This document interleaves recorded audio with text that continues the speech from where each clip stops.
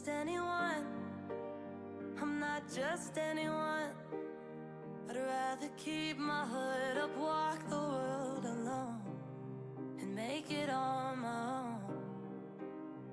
Then you claim that you're the reason that I got where I'm going. And I'm not interested in settling for the hell of it. All these people want convenience, I want more. The wolf is howling at the door.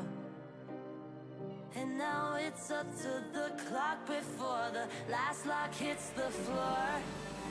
Wait, you got in my way. Think I finally got it figured out. You can take a seat, oh please, I'm busy. I don't wanna let you let me down. I don't wanna let you let me down. Take a seat, oh please, I'm busy now.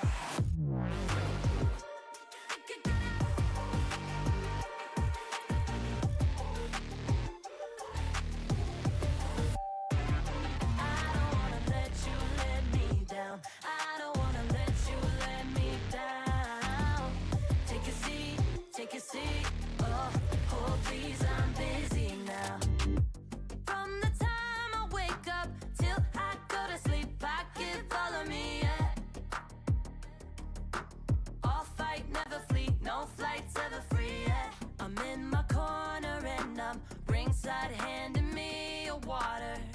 My hands are on my shoulders, got the belt, crown myself the winner.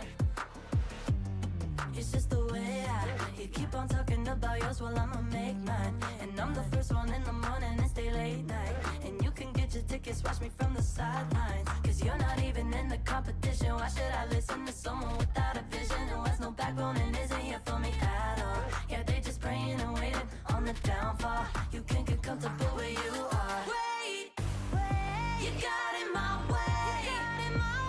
Think I finally got it figured out. You can take a seat, oh please, I'm busy. I don't wanna let you let me down. I don't wanna let you let me down.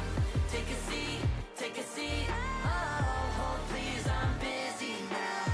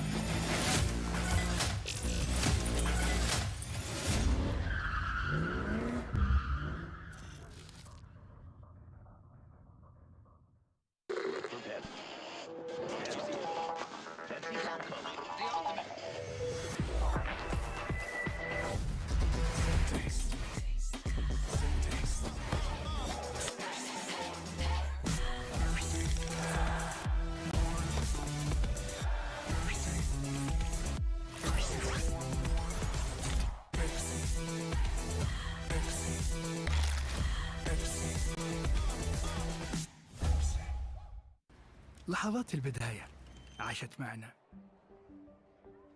كنا نحسبها وقت للتسلية بس، نحسبها بس ذكريات. عبود أعطي أختك اليد يا ولد. ابتكرنا فيها ابتكارات، وإذا بغينا قلبناها خرافات. كنا نحسبها بس لمة وصحبة وسهرات، انتبه نوب ترى نوب. لكن كنا نشوف عالم ما أحد يشوفه. ليته يشغل وقته بشيء يفيده. الله عليك على اليد صوت. عالم كبر وعاش فينا، عالم الحماس فيه يوصلك كل مرة لحلم أصعب، بس ما يصعب عليك. بارت معك وين ما تروح.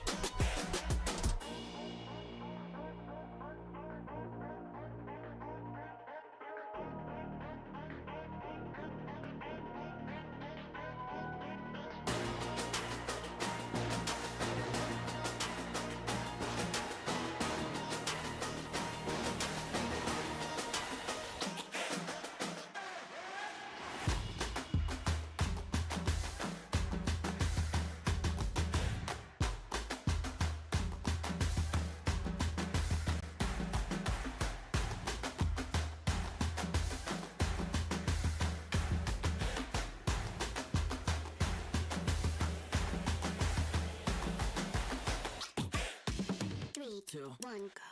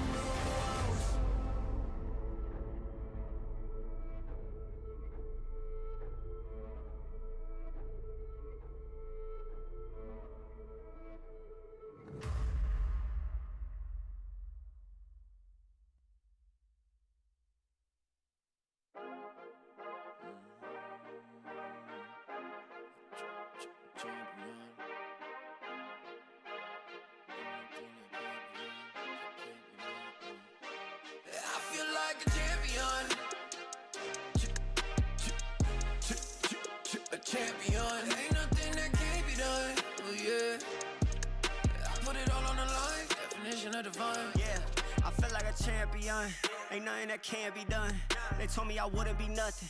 Came on now, I'm second to none. I need me a trophy, I need me a ring. I'm not with the bull, but keep it a beam. You know what it is, you know what I mean. Shit, all I do is win, win, win, win. Haters wanna hate, they ain't make top 10. Double, triple team, what they need to defend. I do left and I'm gone with the win. Gone with it. I feel like a champion. A champion. Ain't nothing that can't be done. Oh yeah. I put it all on the line. Definition of divine. I feel like a champion. A champion. Ain't nothing that can't be done. Oh yeah. I put it all on the line. Definition of divine. Feel like a champ. MVP status. Yeah, the win been guaranteed. Snow, let's see about it. If you gon' speak about it, then be about it.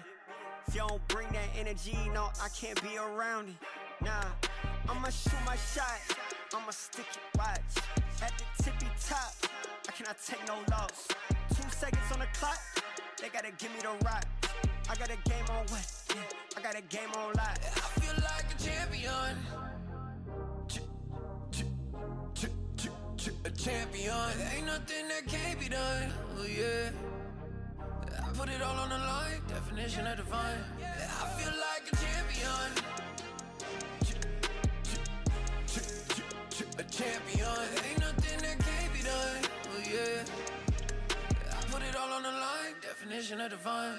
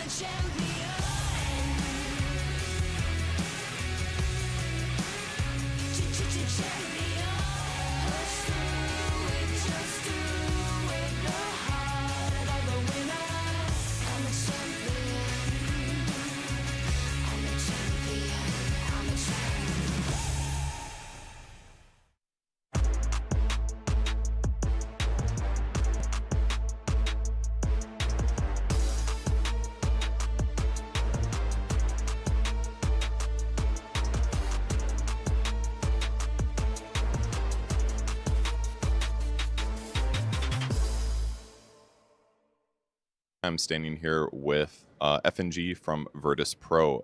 What are your guys' expectations for the upcoming tournament? I don't know. We feel a bit lost because we lost the TI qualifier, and the issue is not that we lost. The issue is that we just lost ourselves in Dota. You know, we misplay a lot. We can't find the right way to fight. Just a lot of arguing, but it's good because when you evolve into something, it's good. And I hope that all the practice we did before this tournament will pay off, and eventually we'll just start playing Dota as we like to do. So how much of this is like normal in the cycle of getting better? Because it's very difficult to win, to be better than every other team in the world because everyone's trying so hard. So is this like a normal cycle in your experience towards getting better on a Dota team? Well, first of all, I was never a world champion, to say if it's the right way or not. But I would say, yeah, it's just play Dota. Play a lot of Dota and work on your problems. Because usually when you especially play against strong teams, they do something that you're not ready to do against them. Or like they do something completely unexpected for you. And at least I would say first step, be ready for everything possible. Or at least if you are not ready, know how to play after one mistake. It's never one mistake and you lose the game. It's always like, this chain of mistakes that happens. And second of all, you can also do some unexpected things, or like the best things in Dota you can do. And if you do them, it puts pressure on enemy team, and sometimes they will start making mistakes because you put pressure. So yeah, you just need to work on those things and everything will be, at least you can say that you were prepared. And then what happens, what happens.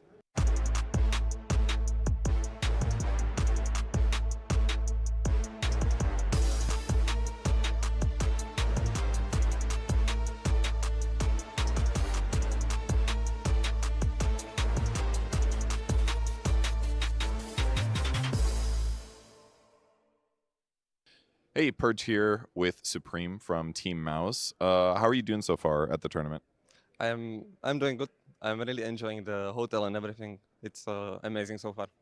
Yeah, can you tell me a little bit how your team's been doing? You guys have been qualifying for some tournaments so far. How's the team atmosphere feeling right now?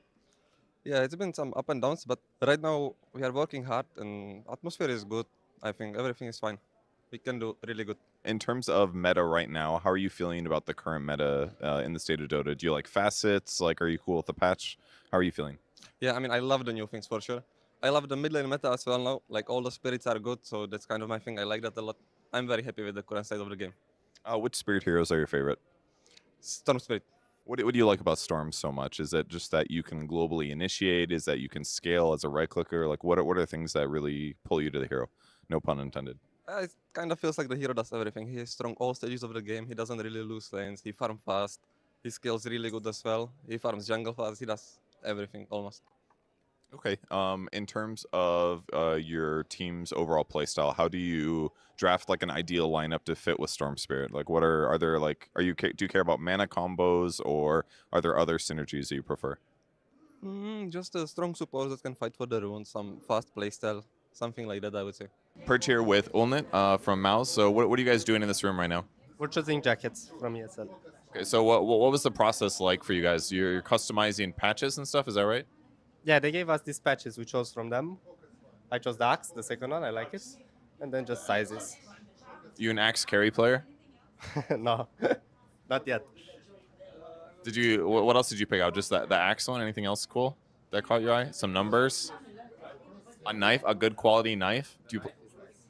Knife is nice for sure. Do you play CS or any other games that kind of drew you towards it? Nah, just Dota mostly. I just like the Axe, play some RPGs. Did you see other players wearing jackets too? How does it feel to get a piece of the tournament that you get to take home with you? Yeah, it looks nice actually. It looks high quality, so I'm excited to get one.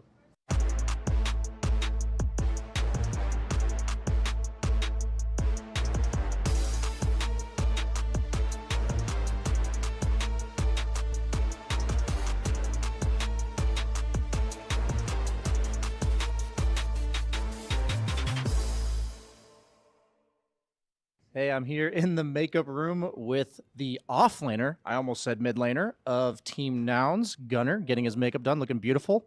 Yep. Well, in the process of it, but we all got to do something in the morning.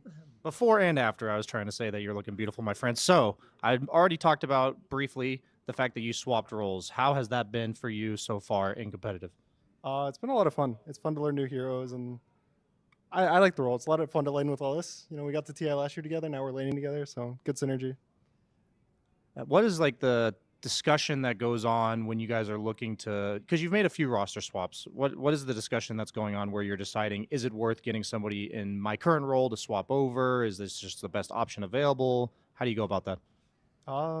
It's kind of just talking about options, like what options we think we have for what roles. And I was also looking kind of to play offlane at the start of the season, so I brought it up as an option, and then we just leaned into it. Why were you trying to do that, if you don't mind me asking? I don't know. It's kind of boring to some extent. It's like you play Pango for 5 years, and then you don't want to play Dota anymore. So, and now Pango's kind of good at offlane, so I'm kind of sad. Like I play offlane for 5 months, no Pango, and now Pango's good again in offlane. And so I don't know. I can't escape the hero. Sometimes in Dota, there's just no running away from your troubles. But going into the tournament, you know, I'd say one of the biggest storylines for you guys is that Shopify has kind of been the gatekeepers of all the qualifiers for a while. But this and TI, you guys are the team from NA coming out. What has been the difference towards the tail end of the season that has allowed you guys to overcome that big hurdle? I think Copy is really good. And playing with him, we lost one best of 5 to Shopify with him, but it was really close. And from our perspective, we kind of threw 2 of the games. So like we kind of won the series 4-1, if you think about it. And then so now we had more time to gel and practice, and then we won the next 2. We'll let you get back to your makeups. Good luck in the tournament, my man.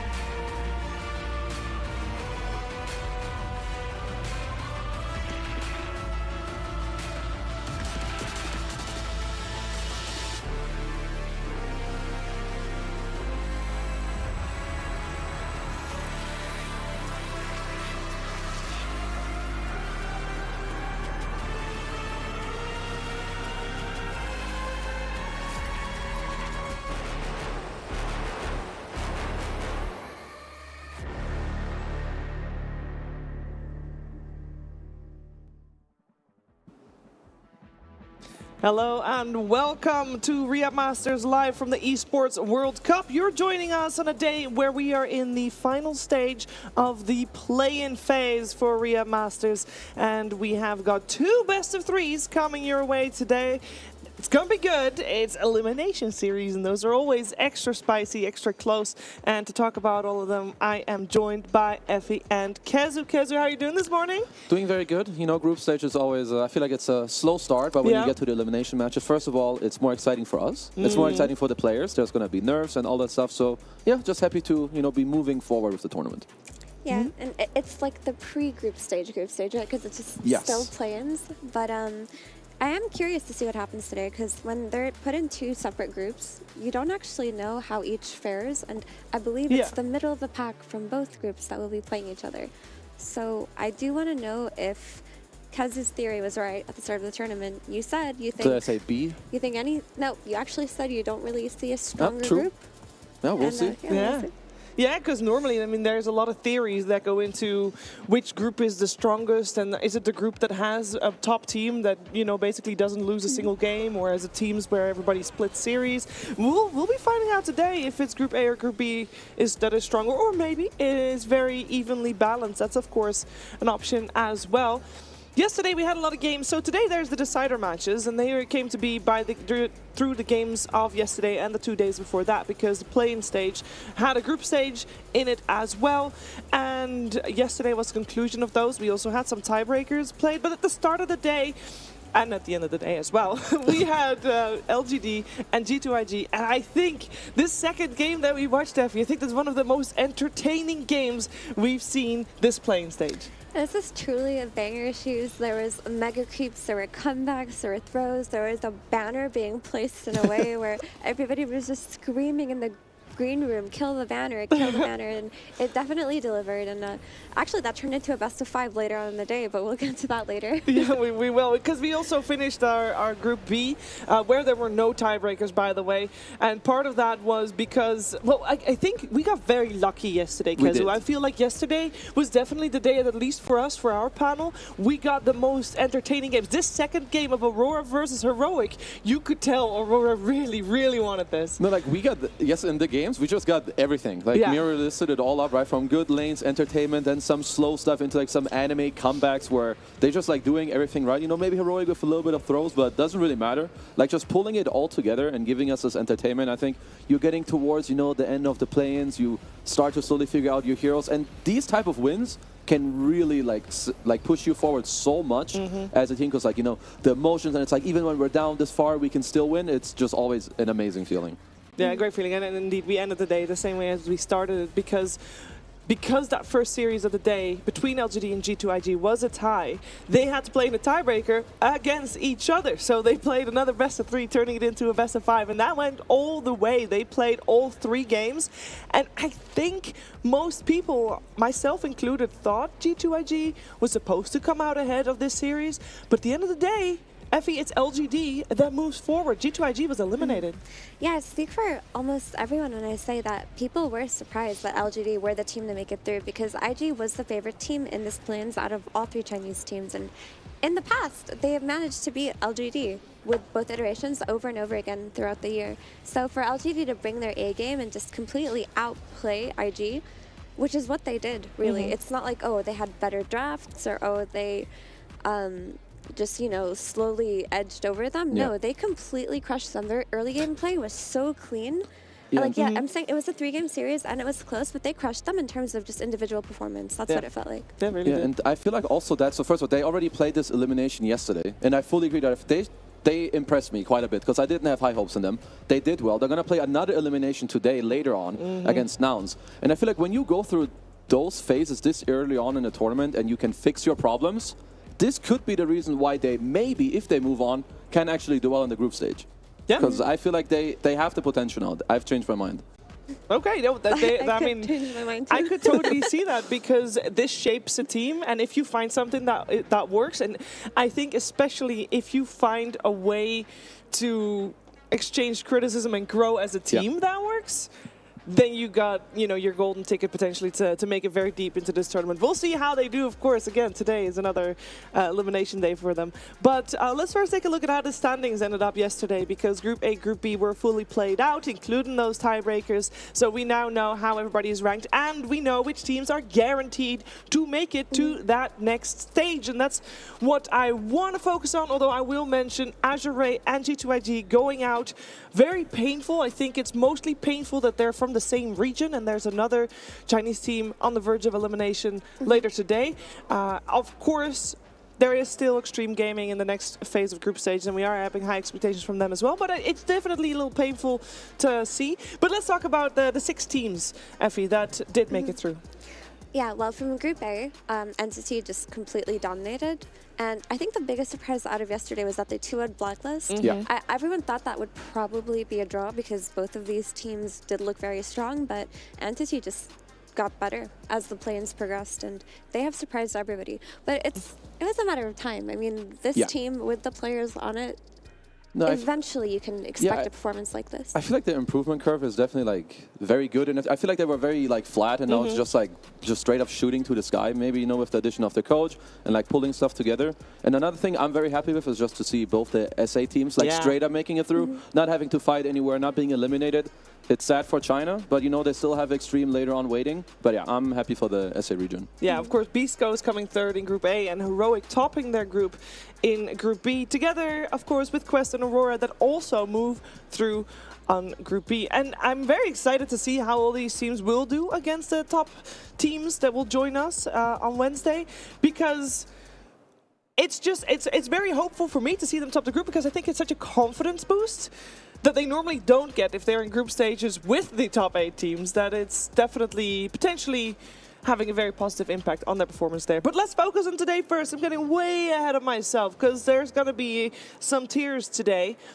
2 best of 3s will be played, both between the 4 and 5 respectively of the Group A and Group B, as in the 4 versus the 5 and the 5 versus 4.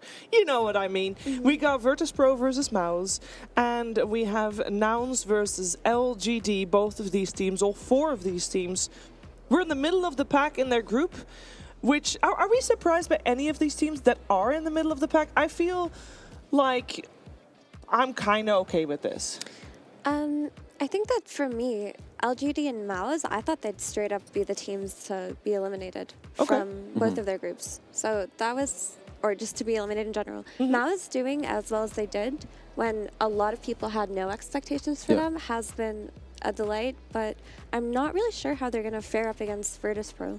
Yeah, I think also like one thing for them, at least when I look at them, is that I don't really know who like takes over the game for Mouse. They're all very young players. They have Bengen, but he's not a veteran. I think he's like 27 or 28, but this is his first real team. Whereas virtus.pro, you have a lot of the young kids. You know, all 4 players apart from FNG are like 21. So I think it's up to him to like kind of take over the game later, because I would say that VP probably look maybe a little bit better, like slight favorites, but Mouse, they're kind of all over the place. I don't really know what to expect from them. Well, we'll have to wait and see what to expect from those 2 teams. We chose the other series for our ALJ match of the day, though. We chose Nouns versus LGD. And if I would have to say something regarding which teams I did not expect to see in these 4 middle-of-the-pack teams, I would actually have thought that Nouns would be in the top. Potentially. Like a top 3? Like a top 3 that makes it through directly, because I feel like they've been on a little bit of a growth. Obviously, they, for the first time, actually beat Shopify Rebellion in qualifiers, and that would, for me, mean that it's an upward trajectory from them. The fact that they are still in the middle of the pack of the play-ins, I think, slightly disappointing. If I were to have to say something. I see where you're coming from. I think that a lot of people expect them to be the torch carriers for the NA region, and because they're considered the #1 team of the region right now, as they're the ones who qualified for TI, you would expect the #1 team of a region to do better. I can see that, but a lot of the teams in these plans are very strong, and it's hard to say for any one team that, oh, they should have made it, or they should have been at the top. Because if you look at their group, they had Heroic, PSG, Quest, and Aurora, which are all teams that, well, I guess PSG, Quest were a bit of a surprise. A little bit, yeah. But Heroic and Aurora have had a lot of LAN experience this year, where Nouns hasn't. Yeah, Nouns was the only team to drop a game against Azure. And that was also the very last one, I think, of the entire group stage. I mean, for me, I would at least see Nouns in like kind of like the 3rd, 4th. Like if they made it straight through, I wouldn't be surprised. But also seeing them here, I feel like it kind of fits. I think they've shown good stuff. But they need to, I think, just continue that and kind of like learn from their games. Like, I guess you've been disappointed by NA too many times to really have high expectations. I think many people have. I'm not the only one. That's fair. That's fair. All right, let's leave that series for later on in the day and focus our attention on our first upcoming series, because we got virtus.pro taking on Mouse. Focusing first on virtus.pro, because yes, everybody, or 4 players of virtus.pro are incredibly young indeed, with Kirtich, Quadix, Notice, and Antares, all 4 being 21.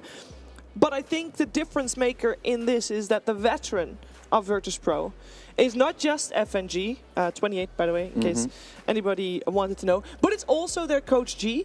Both of those have so much experience that if you compare it to their opponents here today, I feel like that's you can't even compare that, Mira. Yeah, in terms of experience, they definitely have the edge, regardless of how many younger players they have. With FNG has been competing for so long. So long. He's been around Dota from... ever since I started watching. He's always in there. And if FNG is part of a team, you can never count them out, which is actually why I had virtus.pro as a Dark Horse team that I thought would top their groups, because it feels like with this combination of players, at any point it could click for them. Let's not forget that they got 4th place at the most recent TI with the same roster with the exception of one player, which is Sayush, who has switched for Antares. Yeah. But this team got 4th place TI. At any point, it feels like it could click. Yeah. And they could just start owning everybody. And they have the individual skill. You can see it in some of their games. I would say maybe what they struggle with every now and then is like leaving the laning stage. But when I look at like their individual skill and what they try to do together, it is very like S tier when it clicks. Yeah. It's just that, of course, like many teams that are right below the top, it's inconsistent.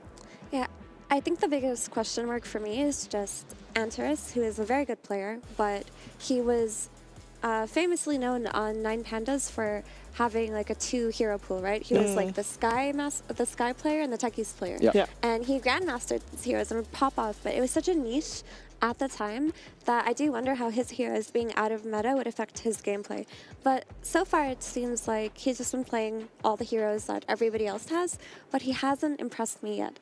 It hasn't popped out to me that this player is just owning the way that he used to. Yeah, I feel like maybe he hasn't found like his flair, like the, I don't know, some standout Rubik performance or like on a different hero.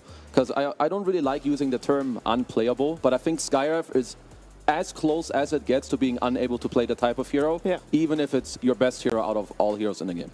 That's fair enough. We'll see if Antares can impress you both today. Let's focus our attention on the other young squad here.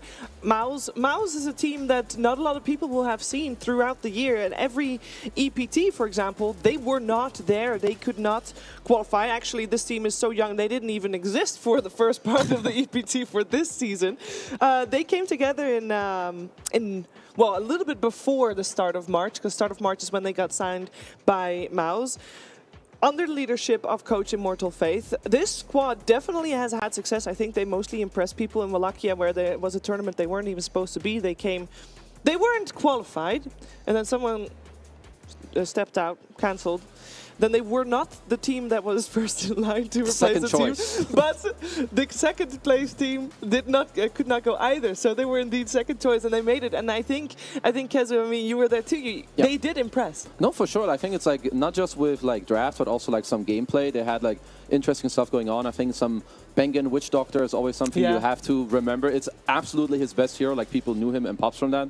I think Narman, who used to be known by the name of Hustler, his Rubik is very good. And Supreme has improved a lot. He reminds me a little bit of Heroic's Dalai Lama. I think they're two players that have gotten a lot of flack, but they're starting to like kind of let their gameplay do the talking, and I feel like shut down some of the haters. And he's been on a grind on their leaderboards. Like Supreme, last time I checked, this was like a month ago, he was top 20, but I think he's top 100 right now. Yeah. So not in that top 20 slot anymore, but he has been practicing and playing really hard. And he did have a brief stint a few years ago in Alliance, where I think that he got his wings clipped a little bit. It felt like his play style was changed from the way that he played in Division 2 I think it was Into the Breach, right? He played there too, 2 years ago. Yeah, he played very freely, it felt, on that team. Maybe because the competition isn't the same as when he had his Tier 1 stint, but he didn't feel like himself. So to see him make a re-emergence and just play the heroes that he likes to play has been very nice. No, I think that's a good point, because the thing is, when you watch players, any player in these tournaments, if they're not confident, you will see them fail. Like, you need to be able to play your own game very freely. So hopefully he can maybe take that experience and now actually apply it in these high-tier games, maybe with his Heimamar as well. Because if you don't have confidence, you will not go far in any tournament ever. Nope, that's very true, and it does seem like Mouse is able to create an environment where all of their players are able to just be comfortable, be relaxed, and just basically play their own heroes. I think that's the main thing that I personally took away from their performance in Wallachia, is that they, even though they are definitely the underdog, they were very clearly having their own style, and one loss didn't make them like throw out the playbook, which I think is very important. If you have your own ideas and you just want to build on what you know can work for you, that's a good way to go about something like that. It is for sure, and it's a good patch for him too. Actually, all the heroes he specializes in, I mean, with the exception of Invoker probably, who I still think feels a little bit clumsy in the patch. The Spirit heroes and Ember and Storm and Earth Spirit, they're all very good in the mid lane. He's a Spirit hero specialist. Maybe we'll see some of that today. Yeah, I feel like all the spirits just feel very good. I think also the supports like that they like to play on their players is very good. Same with Olnet. He's a fairly new and young carry. Like he's like 20 years old. I know him only from pubs. He can play both the melee and the range heroes, but I think he's very good on these AUX, Vents, help your team go in, abuse the fact you have double range support, Supreme on some mid-spirit, and just go from there. Okay, we said a lot of positive things for both teams, of course, because, you know, they made it to this point, which for both these teams is very cool. But I do want to dive a little bit deeper in how they got to this, because we've seen them play over the last 3 days, and one thing that we want to see is improvement, because it's not just like, oh, you know, it's great if you come out of the groups. No, you have to do well enough against the top dogs in the next group stage, which is a tough ask for both of these teams. So I want to know which team you've seen has the most potential to actually grow with the difficulty increase that we will be seeing. I mean, it would have to be virtus.pro, right? Because we literally saw them do that at the last TI. We saw them grow throughout that tournament and claw their way to a 4th place finish, which is no small feat. The issue is right now, from the games that I've seen of virtus.pro, I feel like they are lacking in vision a little bit in terms of what they want to do in the game. There have been some overextensions and some clunky drafts, but that's nothing that can't be corrected throughout a tournament. Yeah, and they came top 8, of course, at that TI, because 4th was Azure. Oh, it's top 6, right? Top 8. I just looked it up. Top 8. But I remember that. They were doing very well. Because it was the first TI that there were that many, I believe, a larger portion of Eastern European teams making it to that stage. Spirit, Bad Boom, and whatnot. Yeah, and virtus.pro. Yeah. I remember it was like there was a game with Spectre. There was a game that virtus.pro played at TI where it was like an 80-minute game with Dark Willow and Spectre.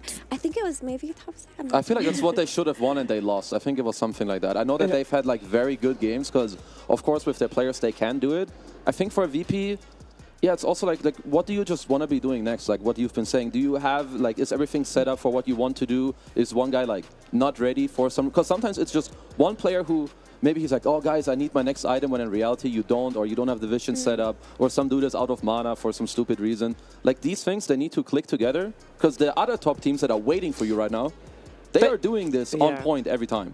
Yeah, but it's going to be a test for every team that came in from the play-ins, honestly. But I don't want to count Mouse out of the conversation, because like you mentioned, Sheaves, bunch of young players do have pop-off potential whenever they start to feel themselves. Like, if you put them in an opportunity where they can finally show their stuff and compete with the best of them, a lot of young players do rise to the occasion. Who are you going to look towards? Because I know you have your eyes on Antares to see if he can prove to you that he's well enough. Who do you got your eyes on for Mouse?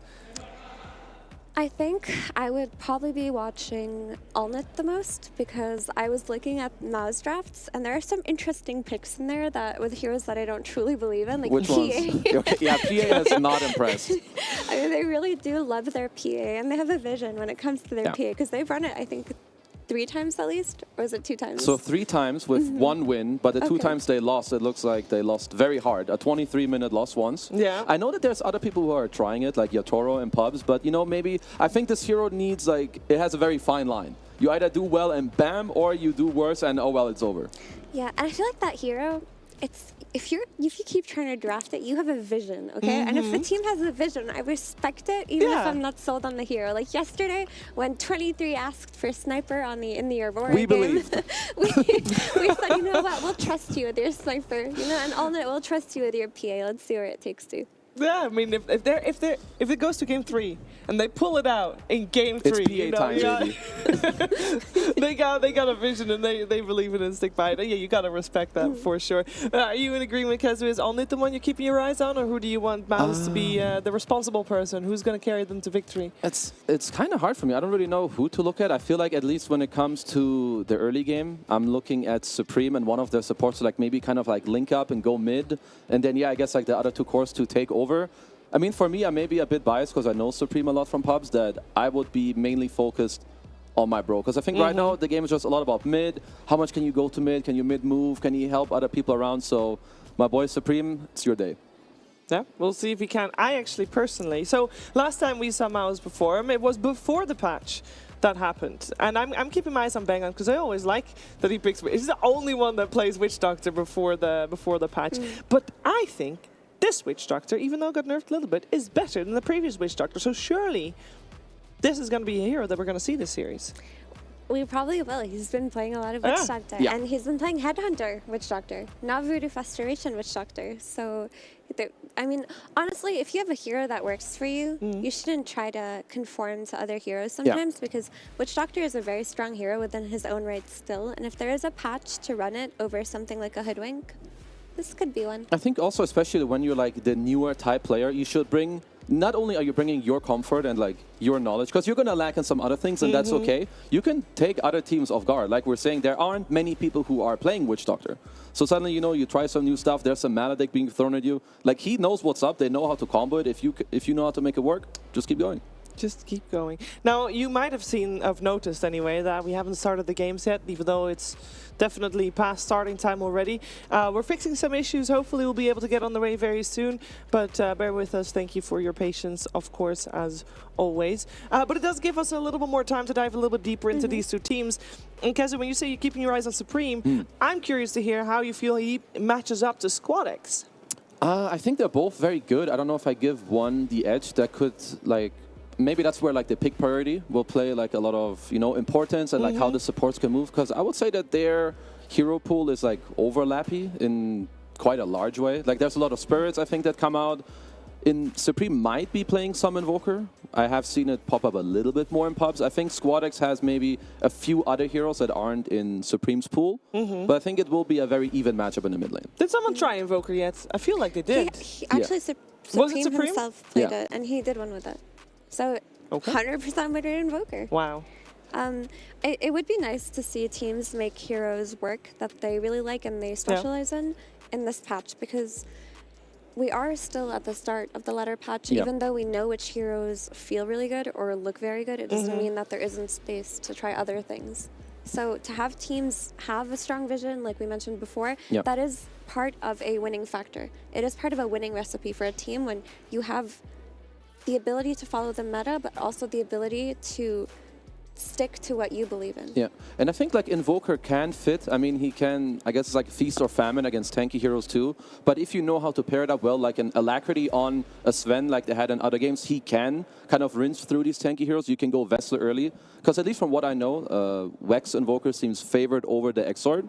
So if you know how to pair it with the others, I can easily see it work. And yeah, like we said, you should be bringing your own vision, your own ideas, and then execute it in order to win games, and not only copy what was Spirit doing last week, what were Gaming Gladiators doing last week. Because those teams are also very different from each other. You need to do what you want to do and execute it. Yeah. Oh, well, it's going to be very exciting to see these two teams go head-to-head. I know it will be exciting. My panel knows it will be exciting. You know it will be exciting. You know what makes it more exciting? They always say, absence make the heart grow fonder. So we're going to make you very fond. Very good. We're going to make you very fond of us and of the series. We're going to take a quick break to fix our issues. And hopefully when we will be back, we'll be having this series ready for you. We'll see you soon.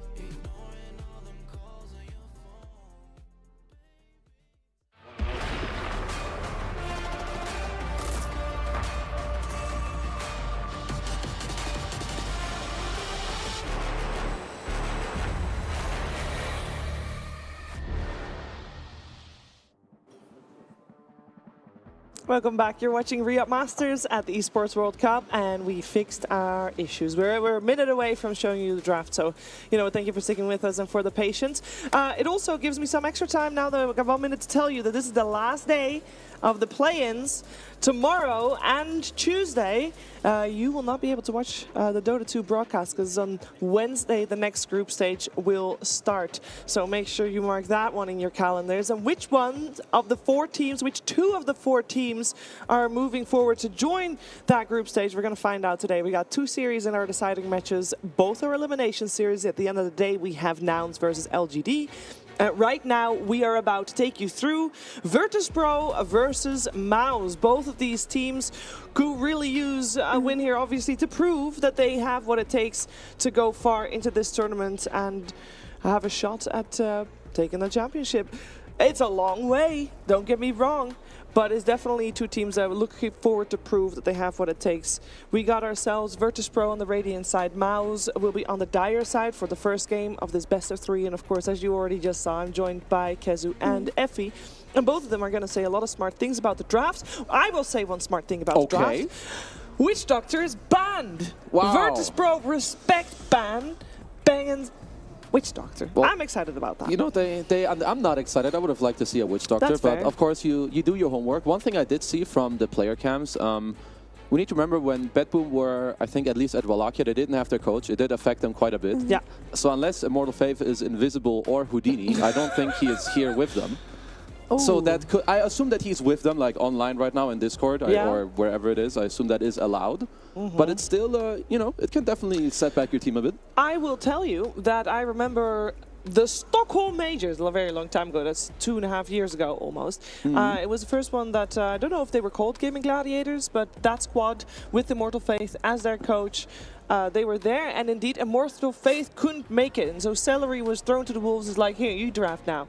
And that team actually grew a lot from that tournament, and they came 4th, which is nothing to scoff at, but it definitely, I think, was a big step into them being propelled forward later down the line, obviously, to be the best team of 2023 as well.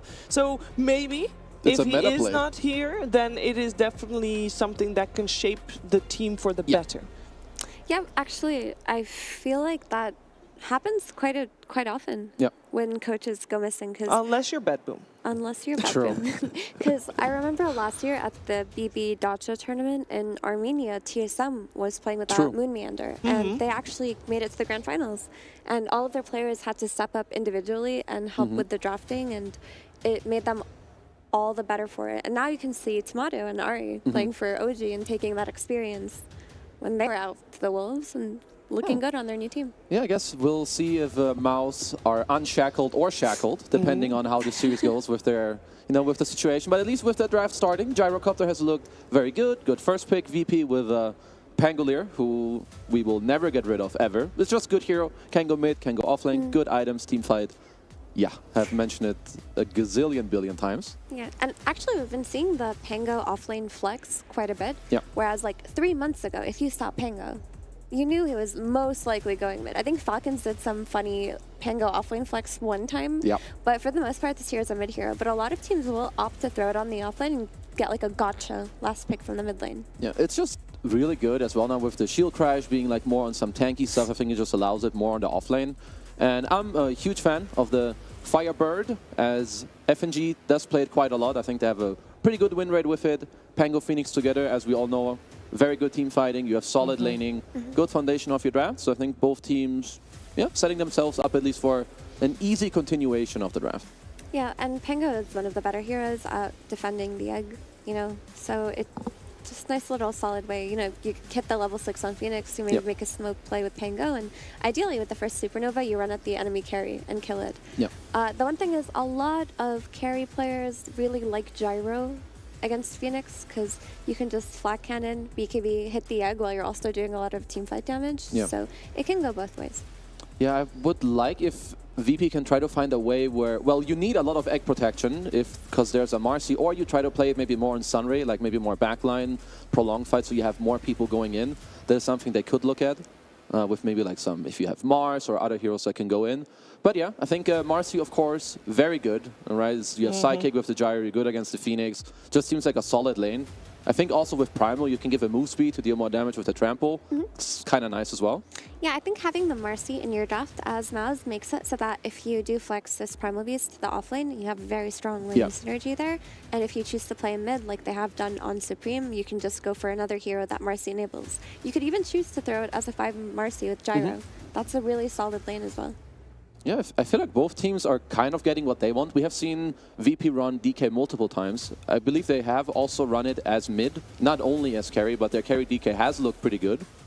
It's overall also, I would say, a pretty good Ruby game. It's a good hero on this patch. Yeah, I feel like if I'm both teams, I'm pretty happy. So these last picks kind of matter a lot if you can find a gotcha pick that's good for you while also countering the enemy draft. Yeah, I think Rubik is super high value when you're playing against Primal Beast. Like, you get this pulverized steal and you have a much better, higher pulverized that you suddenly have a BKB piercing disabled for yourself as Rubik for the enemy carry. It's pretty easy to steal too. It's not like it's not like Primal Beast can stop you. Like, they have some ways to like get in the backhand, but it's like not really crazy. You also have a DK that's in front of you, some Pango that's going to start fights for you.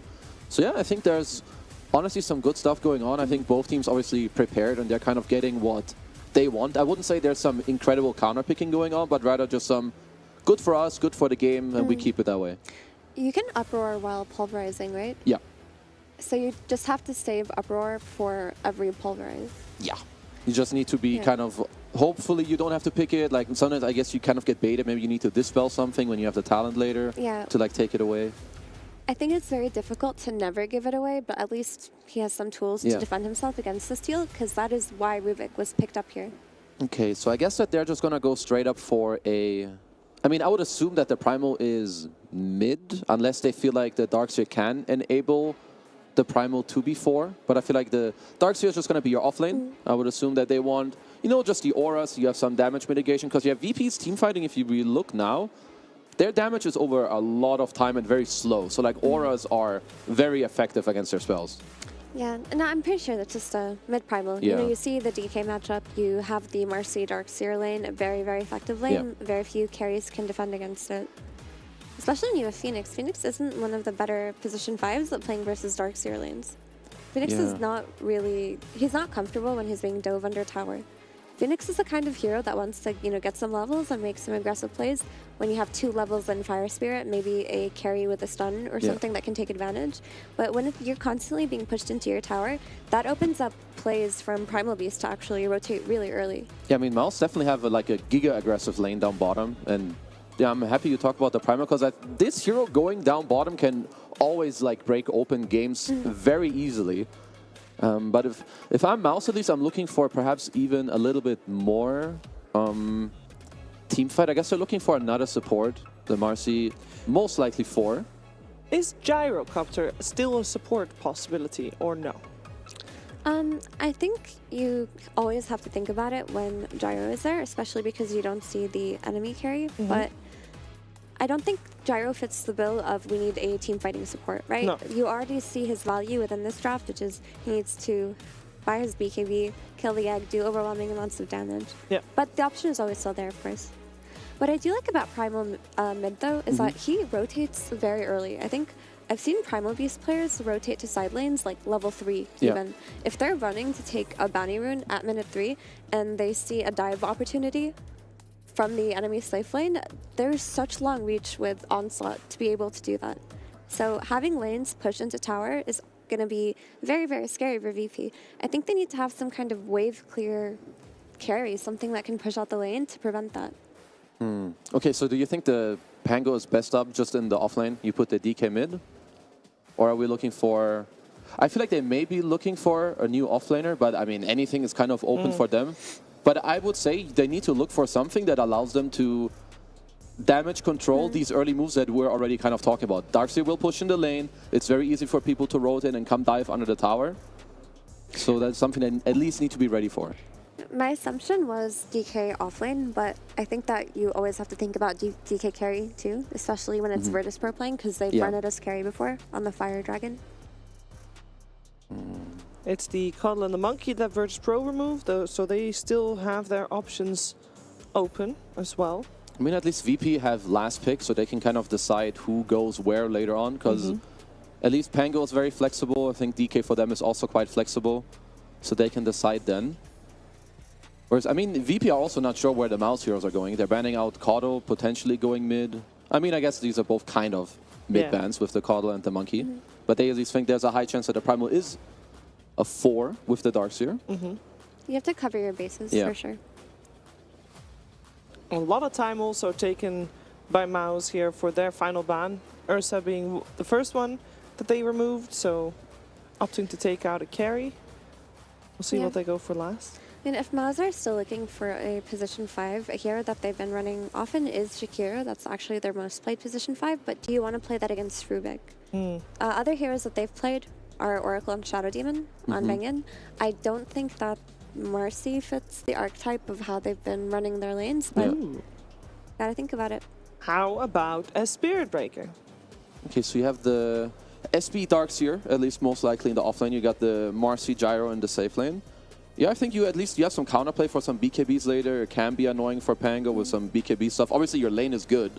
Like, it doesn't really change too much if you have Darkseer with one of these melees. They're all very good in the lane. For me, it's more up to how VP try to tie it together. Well, no more seconds left in their bonus time. They'll go for the Troll Warlord. I have seen this specific hero ran into these heroes because people love going Aghanims later because you aggressively dispel the Bulldoze, you dispel Ion Shells, you dispel the Surge as well. And of course, you're a good lane with Phoenix. I like this Troll because it's got spammable axes that can kind of contribute to keeping the lane pushed out. Because I think VP's biggest fear is that Troll getting dove under tower very, very early on into the game. If they can offset that and just defend this Troll, it's a really, really good game for Troll, like you mentioned, because of the Aghanim Scepter. The Aghanim Scepter is going to be so valuable against 2 heroes. And I've seen a lot of drafts this tournament. The 4 melee heroes +1 draft, they always look so clunky. So clunky in the mid game. Like you're always throwing so many heroes that are high committal into a fight, and if the enemy team has any means of disengage, any means of resetting, it looks so much harder to pull off. But at the same time, they got Darkseer. They do, and I mean, I love this hero, and I think both drafts are very good, but I would slightly lean towards VP. I feel like, sure, you have like a lot of diving potential from Mouse, but I think there's good counterplay. I think there's also tanky heroes with like some DK. So I don't think it's out of reach for either team, really. But I feel like there's a little bit of perhaps ease of execution, at least in my mind, for virtus.pro. I agree. I think this Mouse draft can be very clumsy and has to be executed very well. Whereas with VP, they've got team fight secured. They've got very solid lanes. And as long as Pango can do its part and protect side lanes and they're getting dove by the Spirit Breaker, or the VP's own supports can protect the Pango from getting dove himself, they'll be fine. Okay, let's see if virtus.pro indeed can make a good start to this best-of-3 elimination series. We're finding out what's going to happen together with our commentary duo of Fogged and ODPixel. Thank you very much, Shiva. Yes, getting into the action here of Game 1 of VP versus Mouse. Fogged, what do you make of this? Indeed, we're getting a lot of melee heroes coming out in the lineup from Mouse. Is it going to work out, or do you think VP is going to be able to play their positioning to an advantage and punish this? It's a very aggressive lineup. I'm really glad Mira brought it up because I think we saw now 3 or 4 games where we saw these like quad melee drafts. They look good for maybe 10 to 15 minutes, and then it's like these 2 or 3 overextensions that can get punished really hard. So I think Mouse definitely have to be a bit disciplined with the way that they overextend on some of these team fights because, yeah, VP, they've got a really, really strong overall team fight in particular, and a lot of ways to protect the egg. I think I'm seeing Troll Phoenix a lot where you have this mischance that's just overwhelming because Phoenix always puts out the mischance now, and then you have these axes to cover the egg as well too. So I think they wanted that carry that can also protect egg as well as be able to deal with that lane pressure from a Darkseer Spirit Breaker. So very strong draft, I would say, from VP, but Mouse, they've got what they want too. It's not a weak draft by any means. It's got a lot of damage, and it will have a good damage mitigation in particular versus the VP draft because they're going to have the Darkseer auras, while the VP draft might not. We'll have to see what Notice builds on the Pango because there's a possibility he does go down the aura route, but we'll have to see.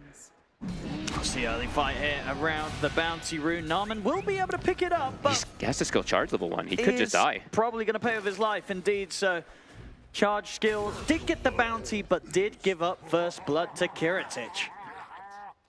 Not a good start. Definitely not something you want to have happen with your lane versus a Troll, because Troll now having an advantage versus the Darkseer Spirit Breaker means that he is going to probably be set up to just free farm down there. Even one of these first bloods makes a big difference. But we'll have to see if those level 3 timing does come out. And interesting to point out. Okay, never mind. I'll wait to say it, but. Now, what do we got? I'll tell you in a second. Okay. Okay. I've been seeing a bit of mix of it, so I mean, I'll point it out fine.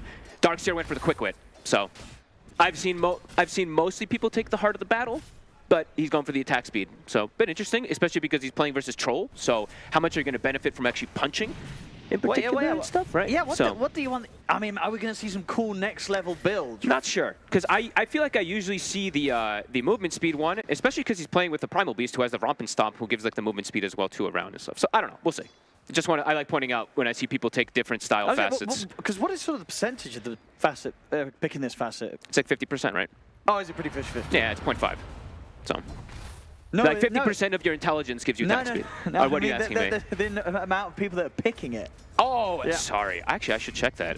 I don't really know. It's got to be pretty low, It's got to be low. I'll check for a second. Right, let's have the mid lane matchup so far. Squadix versus Supreme. It's starting to get picked more. Okay. So, fair Maybe to something say. going on with it. Yeah. I think at the start I saw people grabbing the other one more, but okay, cool. But he is versus Troll, so we'll have to see if like the attack speed and everything does help him in the midst of all of that. Just a random one to point out. Looking at the lanes right now, there's definitely some creep manipulation going on, at least in the top lane. Gyro is starting to suffer a little bit in CS, but he's pulling the waves, so should be able to catch up decently. Notice probably the one that's gonna, he looks like he's gonna start suffering a bit, at least up here, since he is gonna be playing versus that Gyro lane. I think we're seeing Gyro lanes just win almost every time lately. This is a pretty rough start on CS, or lack of it here for the Pango. Absolutely. I mean, is there anything that Rubik can do to make this a bit easier? It's just pulling. Yeah, it's just pulling waves. He actually got the creep camp open too, so he's going to be able to probably deny a couple of creeps in. So he should be able to get some, but it is going to be a bit of a slower start, at least the first few waves. Mid, I mean, it's DK versus Primal. I don't think we want to watch that one. The side lanes are definitely going to be a lot more exciting, unless there's a big mistake that happens in that mid lane. Top lane. Should be okay. Gets the shield crash off. He's not getting much CS at all, though. At all. It's actually still getting worse and worse, and they actually got the side pull themselves on Mouse, so... Yeah, this lane is one of the roughest starts I feel I've seen from an offlane duo really in this tournament. Yeah, just 4 last hits at 3 minutes in on the offlane. And it's a very strong, aggressive lane that they've got on Mouse, as they do hit 3. Dead. They find the chance to get in on top of him. I mean, that's a big kill to find, considering top lane as well, the dive coming in from the two of them, banging and owning it. They're able to get under the tower and take down Antares. Yep, very good kill bottom. They do it as soon as level 3 hits. Even though the Troll was free farming, they're able to just go with the full magic damage. Don't really need the punches of the quick wit. Yeah, 2 Ion Shells. They did 800 damage onto him there in seconds. That level 3 timing that comes out from Darkseer, it wasn't a double wave dive or anything like that under tower. It actually was just a double wave that was out in the mid lane. Or out in, the further out of the lane, not at the tower in particular, so... And now Norman will try to get the pull on the wave too, so nicely done down here. Even though he did end up giving that first blood, is making up for it now. Dragging the wave while Force also just pulls the camp and stacks it, so just should be able to deny a decent amount from Kiritich. A nice little snipe there from Antares. Was able to find out when it's Curry on the way out with the Falcon Blade, so at least able to take some of the stats away from him in this lane where he's getting pretty good farm as the Jarrett. Not quite as good as that of the Trolls down bottom, and that was even with the Troll going down. They're bringing some harassment onto Supreme. This could be close. That's a good amount of burst. Got the control with the telekinesis. Supreme getting body blocked as well by Antares, who try and trample away, but the right hits come through, and VP take him down. Beautiful body blocks from Antares there. So I was going to actually mention this Rubik in this game because overall in particular, looking at his spells to steal, they can be a bit difficult for him to get a very good one. Of course, versus the Primal Beast can be amazing, but he doesn't have these like incredible double nukes that sometimes you do see these Rubiks having in a game. So we'll have to see what Antares is able to steal in that mid game. Of course, the Primal Beast is amazing if he can get any of these Ion Shells or Vacuums, it's super good, but the other heroes, it's not the greatest. Rebound, of course, being very good, but sometimes difficult to steal from Marcy these days. Really starting to see quite the CS difference now actually in that mid lane. Yep. When it comes to the DK and the Primal. And he's at 6, so Supreme could actually get set up on again immediately. It's a very early advantage for that level. Just constantly using stun every time Trample was used is really having an effect after the first few waves, and Antara's setting up for the rune. This tower, they're going to need to help it. And they have double melee heroes to help the tower too, so it's not these deep pushers, these spammers or anything by any means. They need to be there with their bodies. I think it could be awkward to defend this tower. Onlit in the meantime though is chasing down Notice top. He might just be able to finish him off with another barrage. He's got 17-1 charges. Yeah, he gets slowed down. Yeah, so should be fine. Back over in the mid, they're going to bring over the Phoenix as well to continue to put this pressure onto the tier 1. This tower's dead. I mean, as you say, it's just very difficult for Mouse's lineup to defend towers this early. They're double melee heroes, just they don't really contribute much. It's always those ranged heroes with the spam to be able to stop it. Yeah, tower's dead. That's, I think, the earliest tier 1 I've seen. I saw a 7-minute one the other day, but a 6-minute. That's absurd. His bottom, Kiritich. They're going to go for him. FNG's going to come in with the backup. Kiritich, is he able to get away? He's not able to. The Iron Shell ends up taking him down. FNG might be able to find Force in return. Not quite. Forces into the trees. Narman will fall. See if Antares can find Force. He's got a blood grenade, but Force is hiding, and he'll be okay. I mean, does he see the spray paint? I was going to say, did that spray paint kind of give it away? Maybe it's the double bluff, you know. I'm going to spray here and TP here.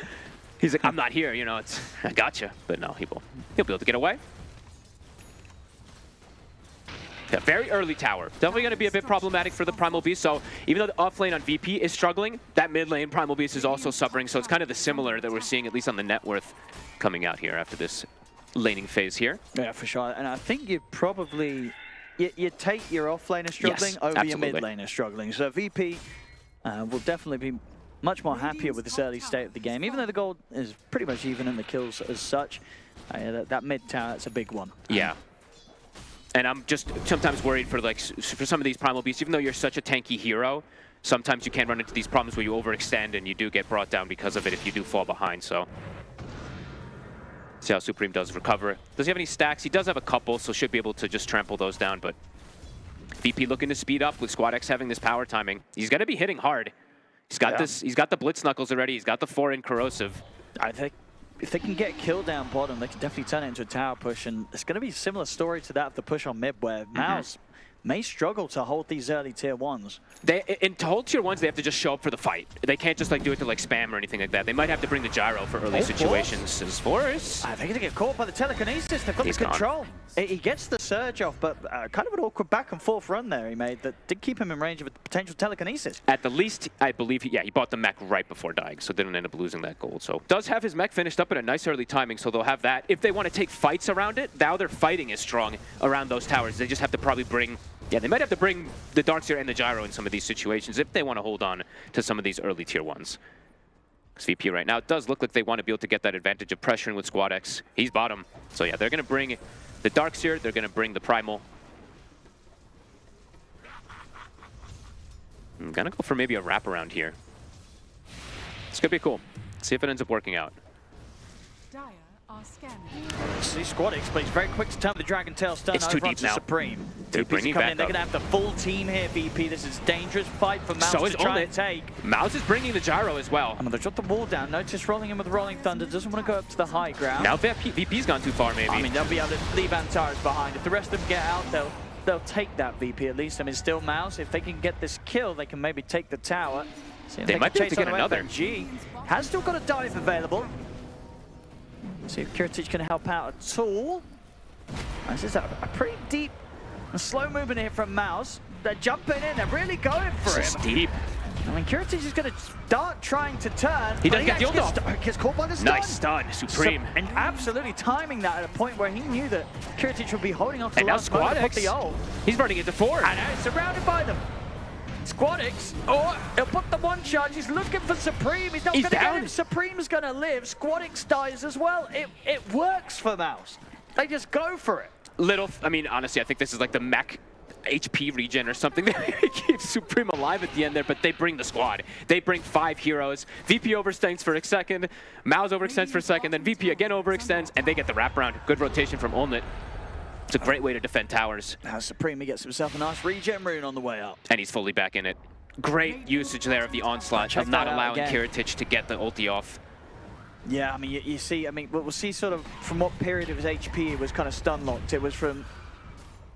He wanted to wait a little longer. He did wait. I mean, he was waiting pretty long there. Probably a bit too long. Yeah. Maybe could have gotten 1 or 2 kills out of it with Squad X coming in, but now the DK also comes in and dies, so... No, I think absolutely. If he gets that off, we had still the DK and the Rubik coming back in to help out. Easily 2 kills, maybe more. FNG? No ult yet on the Phoenix. I mean, Namen is going pretty deep again for this one. They get the ball down. I mean, There's Supreme just comes crashing across. They're able to take FNG out. They're going to look towards Kiritich this time. He's got the ulti. They've got the Pulverize to control him through some of it. Indeed, with the rest of the ult, he should be able to chase down Supreme. Now, Supreme's pretty he gave speedy. Pulverize.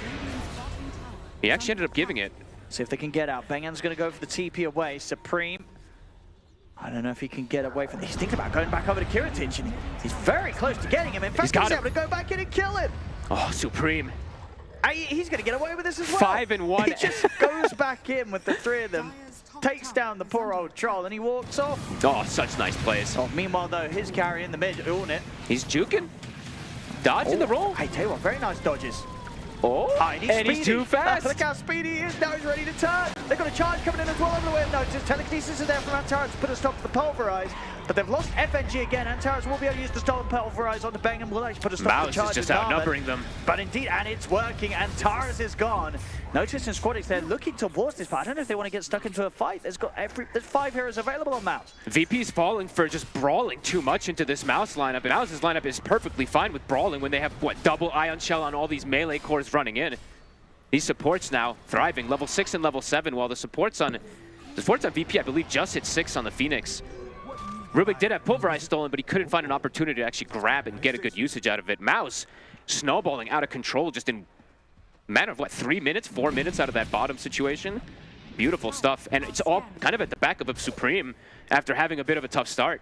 He just charges right through relentlessly, and it works. Yeah, he's making some crazy moves, and it's paying off the team play.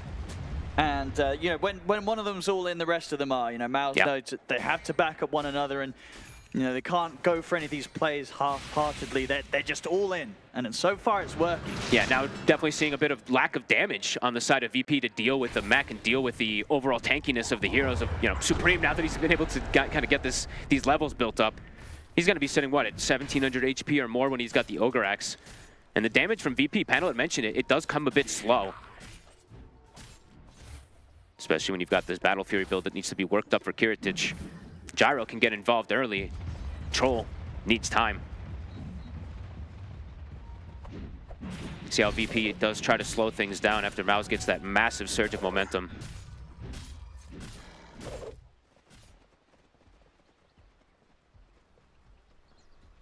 Mouse, I guess with their lineup, can they look for an early rush, or it's kind of awkward with their heroes? It's a little awkward, but I feel like they can just play the farm. After they just won those few fights for Onip, I think they can actually chill. They can look for every single fight, but they can also play quite a bit of that farm game. It's a very strong lineup when they can play as the 5. Especially with this Gyro just having this big separation now versus the Troll. He's going to be able to just keep that lead. That tower defense and that wraparound was really everything for them. Beautifully set up. And they're feeling strong, especially since they're all grouped up here.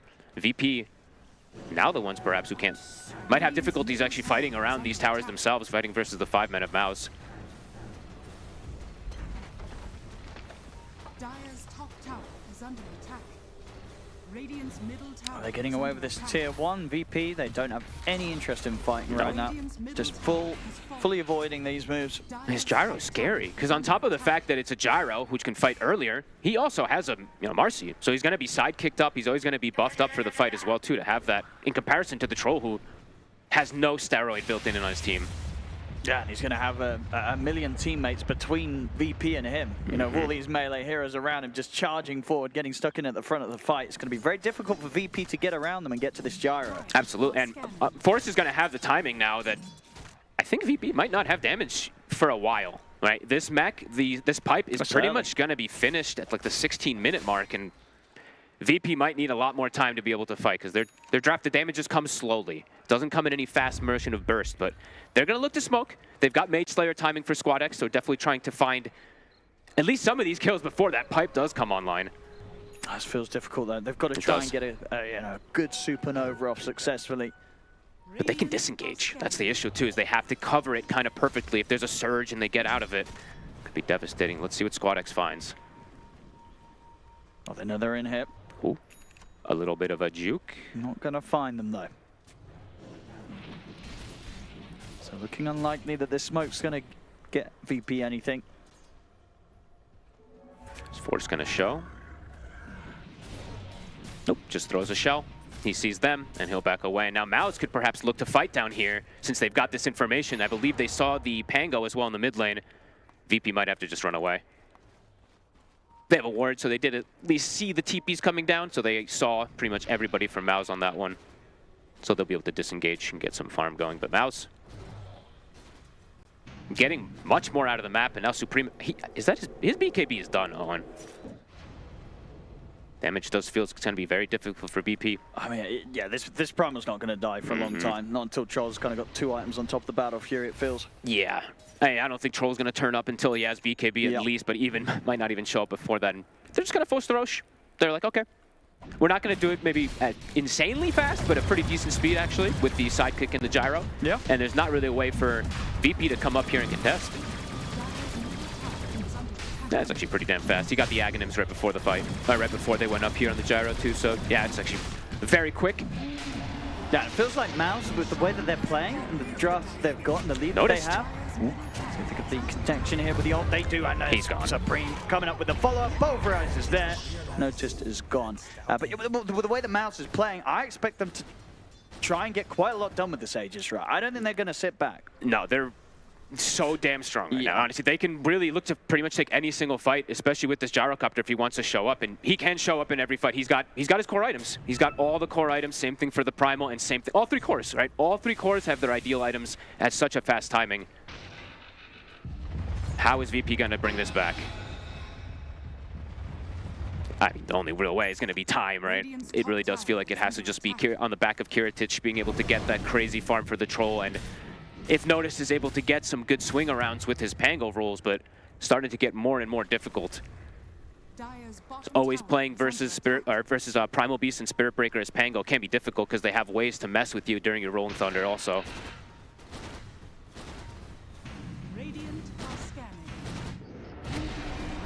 Talking around the Troll. Another one. They've found him. Kiritich got any way out of this? Backup's Another on its way, beautiful but, stun. Indeed, not even a chance to get his ults off. FNG's up to the cliff for the TP. Nothing will stop him, so he'll escape. But yeah, they're finding the Troll, shutting down Kiritich, slowing his farm, and making sure that the Ornate continues to be far, far ahead of his counterpart. Supreme is playing it so well. I have to give him so much credit, really. After he dies first, he's able to make so much happen. And Narman tries to get the setup onto Antares in the mid. Narman, he's going to go down. Supreme, he's ready to find a trade, though. He's able to get him with the trample on the BKB to take down Antares. He's probably thinking about it, but no, he'll back away. A little too deep under the tier 2. If his gyro is closer, I think he might just grab the Pango there, but only not quite in range. 1-for-1 trade. BKB was used from Supreme. Now he has to be a little careful of his positioning. He does have the backup of Force, though, so that pipe is there. And indeed, Force with the vacuum, he's ready to try and help out with the fight. The Supernova's there, they'll opt to kite it out and keep out of range of the Supernova. And now look to go back in. Supreme charges forward, not able to quite get a grab onto FNG.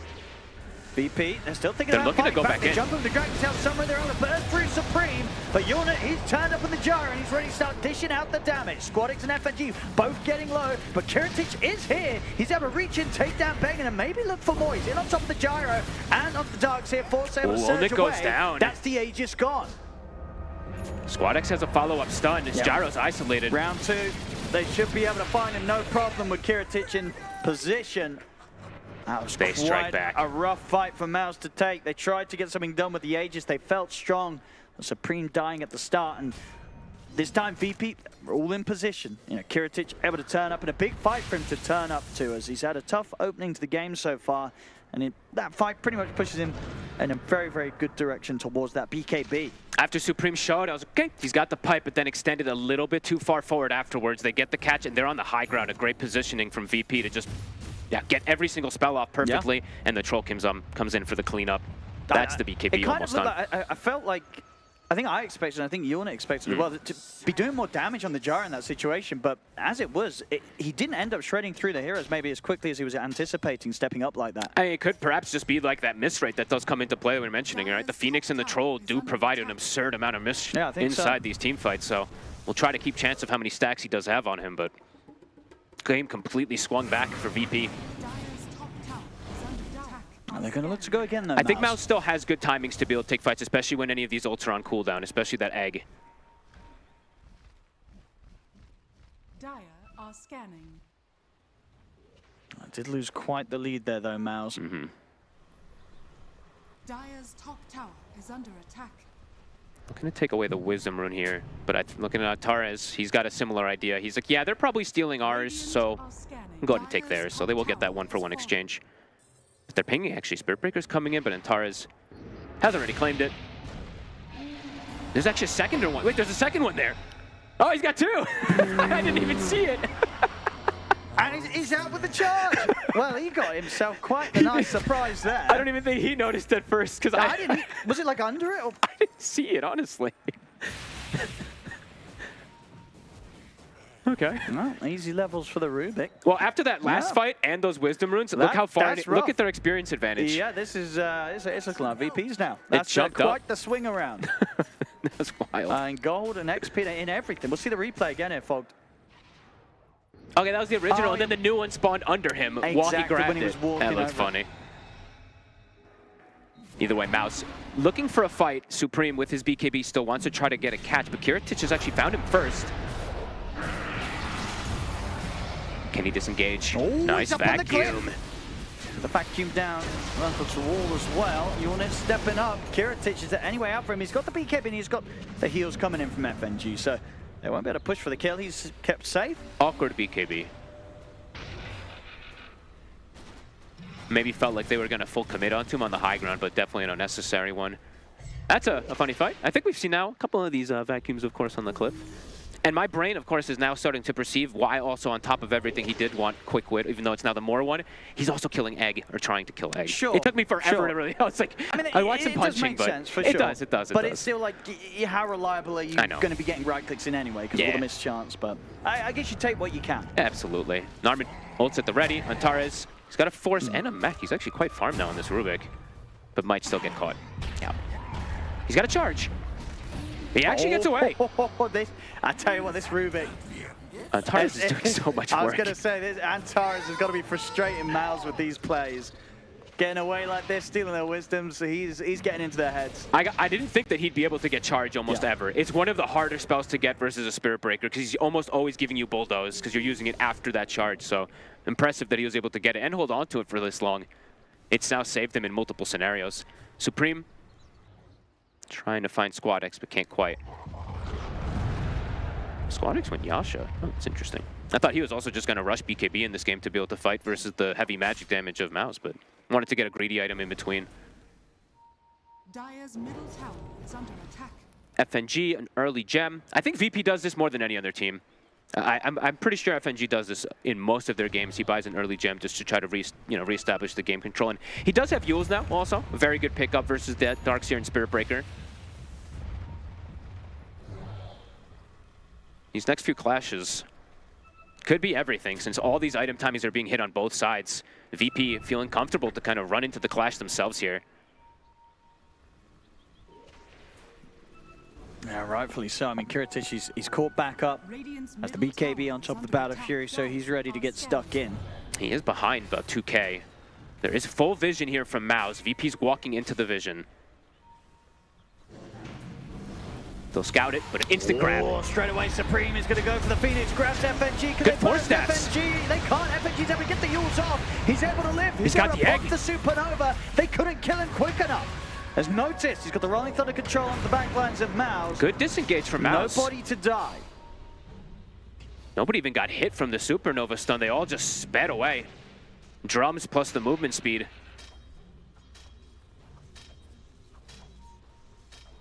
Yeah, they all just completely disengaged, and that was a lot used from VP. That was Rolling Thunder, Egg, BKB from Kiritich. Mouse might just stay down here for this tower. Yeah, it looks like they want to keep it going. They kept their ward alive, too. Great force stabs to protect FNG, to be honest with you, but at the end of the day, it doesn't end up getting them a successful fight. Not yet, at least. But out of some craziness now that nobody ends up dying there. Squad X mid. Looking for Supreme. BKB on cooldown, but he doesn't have backup, and Supreme's fine. Well, I might look to fall back and try for Roshan again. It's back up. Mouse can take it at the top left side of the map, and yeah, they have time. I mean, VP, they are in a position now where they could contest it, but they'd have to start making the move pretty quickly. No egg. I don't know if that's a good choice. I think it's risky. Yeah, I think you need every single little thing right now at this point on the VP, because you are still a little bit behind versus this carry. Like, this gyro is still very threatening. And Mouse hasn't scouted the Roche yet, though. Force is going to go check it out. Okay. They might have time, actually, to contest. This might come back up. They're going to start making the move. I mean, I'm only imagining. Yeah, I think so. You're right. Even without Supernova, I don't know if you want to sit back and let Mouse get this. Yeah, it might be back up in time, too, because it's going to take them a little bit longer to kill this Roche. And it is going to do the yell, so they'll know. Yeah, they're starting to make the sort of tentative movements over there. And I think Mouse as well, they're also a bit hesitant on how they go for this. Kiritich has two components near that Aghanims too. And Noticed has gone for one of these aura items, of course. He has gone the route of the Pite to be able to stop some of this magic damage. Nice. Pretty much kept FNG alive in that last play. Mech and Pipe. Who's going to find who first? Supreme. Got the vision down. Supreme, he's in with the jump. He's going to try and take out the wall, but that means he gets caught by the Dragon Tail. Up as well with telekinesis, they've searched him up. He's still got the grab. There, they grab him, he's gone. Oh, Antares. Immediate play there from VP. I mean, Supreme, he really wanted to try and take that ward that got placed out. But that all but gave VP the chance to just lead in onto him, keep him completely stun locked. Oh, Antares still had it. I don't think that they saw that he still had that pulverize. He is getting the best possible steals ever for this Rubik. Yeah, I mean, we're seeing amazing. Why this lad, he's Grandmaster tier or whatever it is, you know, level 25 plus. It's definitely showing. I mean, great steals. He's been an absolute nuisance for Mouse, this Rubik. We used to talk about Antares' Sky and Techies a lot. We're going to have to definitely add Rubik to his list as well in these next few upcoming games, as noticed. We'll give some information. Egg on cooldown, of course, for 80 seconds. Supreme is going to be respawning soon. TK form ending.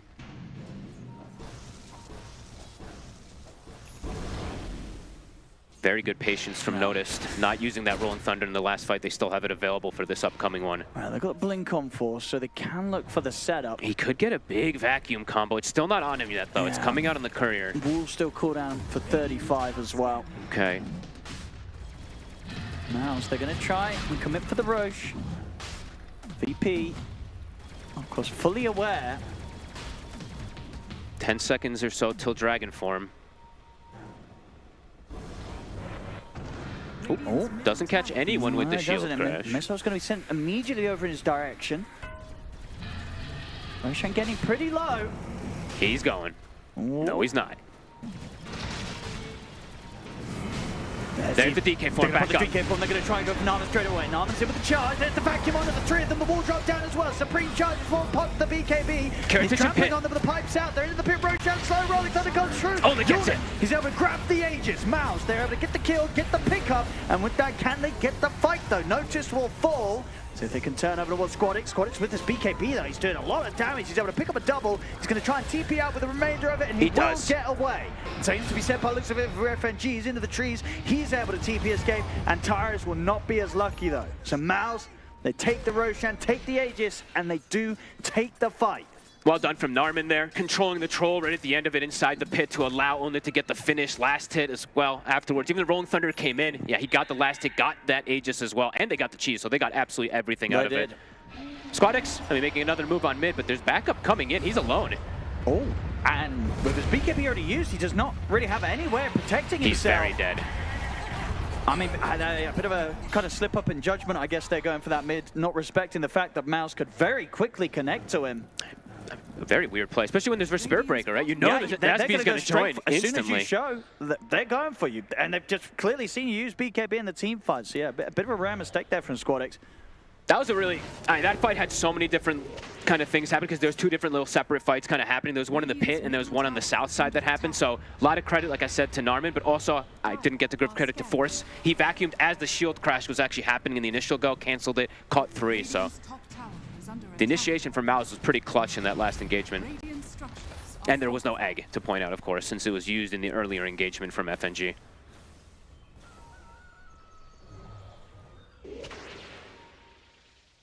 Only Daedalus, of course, it was finished up just after that last fight. Gary getting very, very close to the Satanic as well.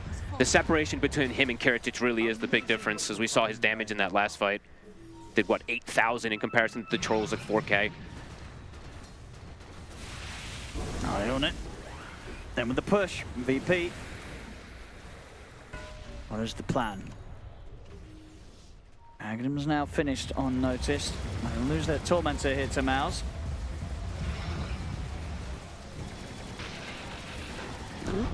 Okay, they got a little low. Can't contest it though. So he does have the Aghanims, or he's about to have the Aghanims now on Karatic. Aghanim's on Karatic. It's taken a long time for him to get it, to be honest. It's one of the slower ones you see on a Troll, since he did have that struggle in the early game, dying back to Supreme. Great for these dispels, the Surge, the Ion Shell, and Solar Crest, etc. It's gonna be able to remove a lot. But at the same time, now Supreme has also found an Aghanims. Yep. Or I say found one, has farmed an Aghanims. It's going to be fantastic versus the Troll and the DK. And even the Pango on is breaking everybody. Next time upcoming fight feels like it's going to be a lot harder for VP. Radiant's middle tower is under Now attack. they're going to be forced to probably take it pretty soon, the fight, because the pressure's coming in down the mid. Tier 2 to fall.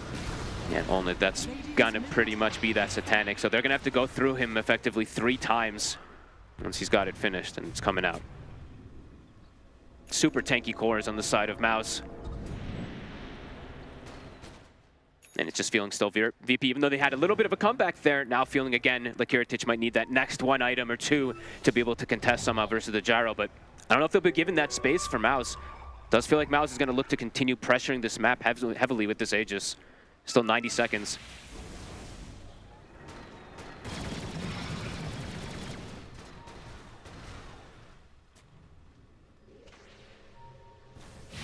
Up they go, Unit.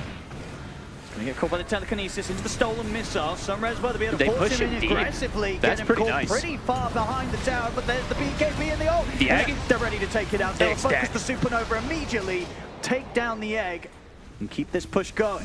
Tier 3 falling. Have to hide the egg a little better than that when the Gyro's right in front of it with a Marcy. That time they can focus fire it pretty easy. Satanic back up to full HP, 45 seconds still on this Aegis. Radiant's top tower has fallen. Difficult to mount a defense here now without the Phoenix, without FNG and his Supernova. Look at this, the uproar. The cracks are going out.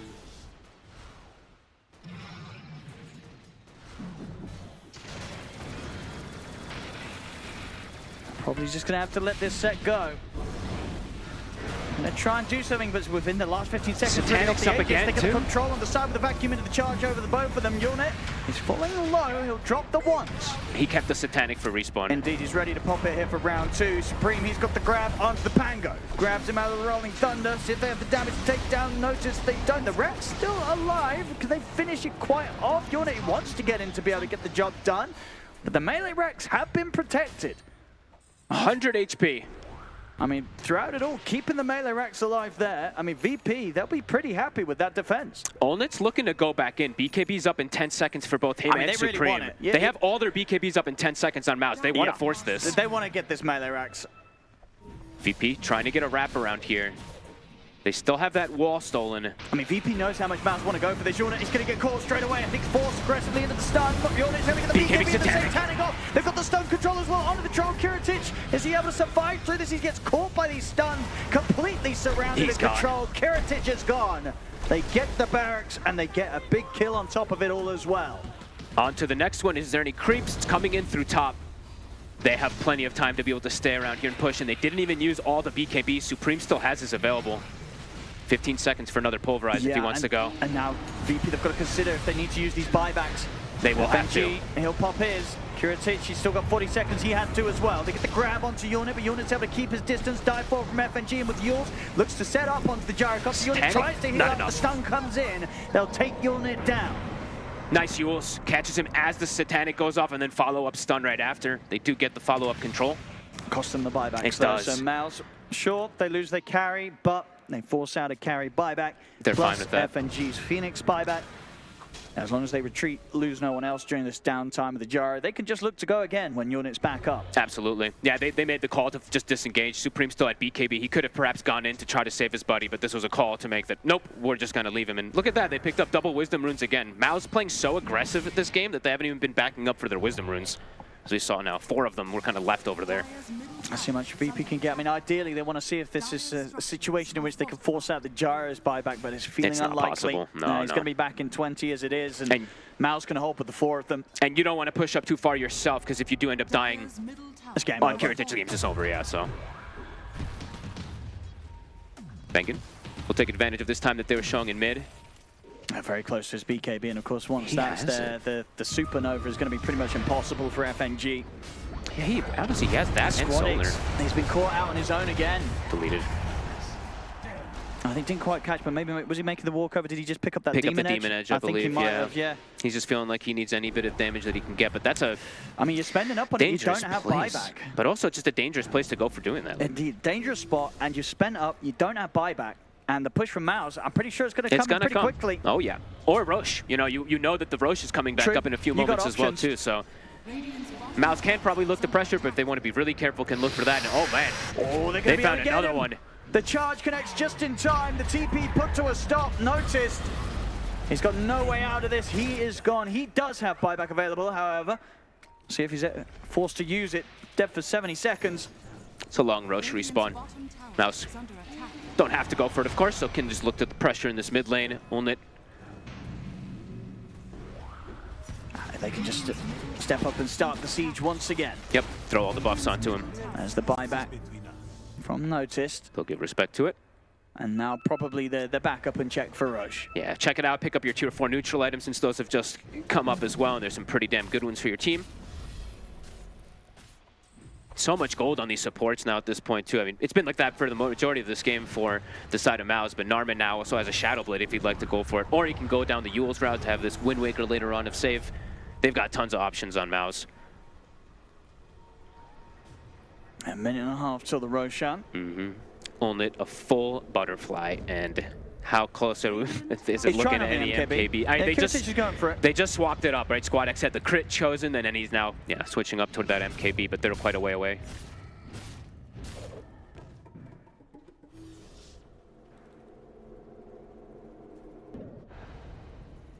Oh, VP. I mean, are they in any sort of shape to try and get out and contest this Roche? Because this being the third Roshan as well, it's going to be pretty brutal if Mao's get it. If you have MKB on Troll, I think you just go. But if you don't, I think you... I mean, you might actually just have to. I think if you don't fight that Roche, it might just be GG. Because if you're giving, yeah, it is Aghanims or a Refresher Shard if it ends up going down. They're both amazing. Trying to get the lanes pushed out in position to maybe make the move over there. Roshan cool. up in 30. Force also made the call to not go Aghanims this game on the Darks here. He's actually gone the route of Octarine just for the consistent fighting, more vacuums in the fights, and then the Spirit Breaker also has switched the build completely. Instead of going down that Wind Waker, he's going Crimson Guard. It's a bit interesting that he did do Crimson Guard because Troll has Aghanims, but either way, you can understand the idea of what he wants, right? They just want to be as strong as possible in the team fight, but that Crimson block is just going to get dispelled from the Ags. More than the X's, but either way, whatever. Oh, and he just used BKB as well on Narman. Don't worry, Narman, we didn't see it. What? Nah, don't worry about it. He was moving items around and he clicked it by accident. Uh-oh. It happens, it happens. Oh, Roche is up. I'm a big fan of Crimson Guard, though, so I still like it this game. It's just, yeah, it's funny because there's that, you know, that constant dispel that's going to probably coming out from the Troll. Roche, though, taken away. Ooh, who do you give the... I mean, you could give it to either one of these supports. I think you give it to Bengen. It's probably nicer in Bengen overall, but Narman has some cool plays. The planar pocket is pretty nutty. Absorbing any of these stuns, lifts, or any of the stolen Rubik spells. It's ideal that they give it to Bengen more likely, but could see arguments. Oh, he's giving it to... Oh, give it to Bengen. Oh, I mean, well, yeah, this was probably prepared for, right? This is why Forces, you say, was buying the Octarine and not buying his own axe. But bless the supports a little bit. He's having a good enough of a game on Force. I was just wondering how much the punch... I mean, the punch is always very, very good. VP, this next defense is going to be a very difficult one. Mouse, they have absolutely everything and they're ready to come crashing down the mid lane. How's the MKBs looking? Troll about to have his finished. DK not quite there. And who found the Ancient Guardian since they're stuck inside the base? Troll did, DK did not. Always have to point that one out, of course. See if they can mount this defense. He still doesn't have the MKB though for 350 gold. Taking down this Gyro is not going to be easy. At least even the once and this mid-Brax. It's dying. They can't do much more than watch them pop the fortification, but who wants to start the fight really on VP? Kiritich, how long? 2 gold for MKB. Oh. They'll get the lift back. They MKB's coming. Pretty deep. There's the charge force straight away. They're going on towards Antares. Antares, he'll be able to jump actually out of the side. He gets out alive. A smooth moves there from the Ruby, but the damage is done. They're going straight for the next. Away. BKB was used for Molnit, but still feels strong. So if they can do anything here on the bottom set, I mean, Squadix trying to step up. They're trying to get some sort of opening to get the telekinesis on. You're over there. The vacuum coming in. Charge forward as well from Narman as VP completely blown apart there. They lose the 2 of them. Kiritich is out. And Tars is gone. No buybacks on those 2. As Mouse. That was beautiful. I mean, even if they lose Bangin, that was sick. There should be them being able to close things up, you'd imagine, with the Troll dead for 90 He's doing it again. seconds. They're in once more. Straight over towards the Phoenix. FNG gone. Squadix to die. That Forrest landed a 5-man vacuum. That's insane. GG. I mean, Mouse. Some fantastic moves. And doing it with this melee draft. They really just brought the action. VP, there's kind of that one moment where they were able to kind of stabilize things a little bit, but outside of that, it was just all too much. Mouse, full control of the game, and I think Unit pretty much stayed at the top spot for the entirety of that one on his gyrocopter. I love how they played with, they didn't overextend. That was the beautiful thing of it. Supreme, he got a little behind right at the first 10 minutes. They made just very good decisive plays and stopped and did some really good like aggressive moves and disengages and re-engages. Overall, a beautiful game from Mouse. VP, they've got to bring better in that next game. They have. They've got to step it up, VP. Some rough points of the game from them from there for sure. Mouse looking hot. They take this game 1.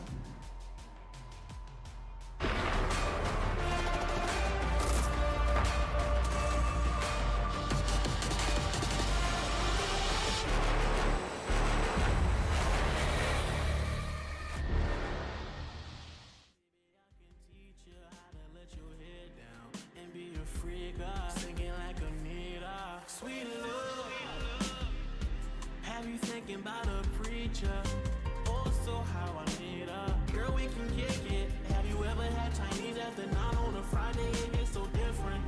Cuddled up tight, perfect like a fitted. Arm around me, then you pick your head up for me to kiss it. You stay on my mental, you keep me sharp like a pencil. You can let your hair down, cause I'm playing gentle. You can let your hair down, cause I'm playing gentle. Girl, you stay on my mind, on my mind.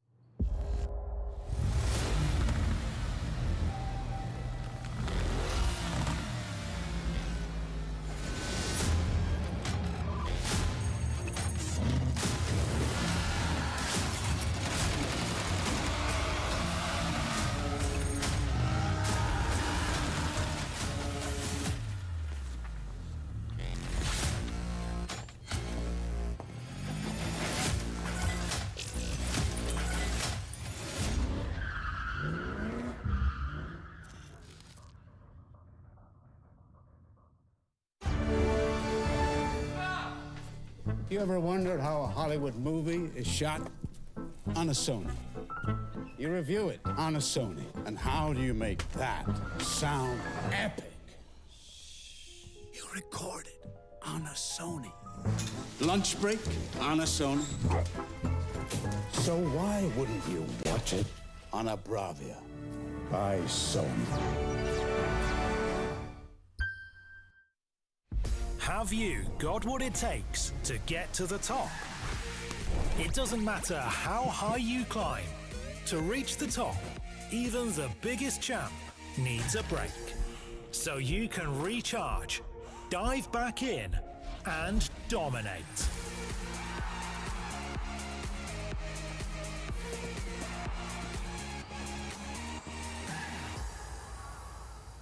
Have a break. Have a Kit Kat.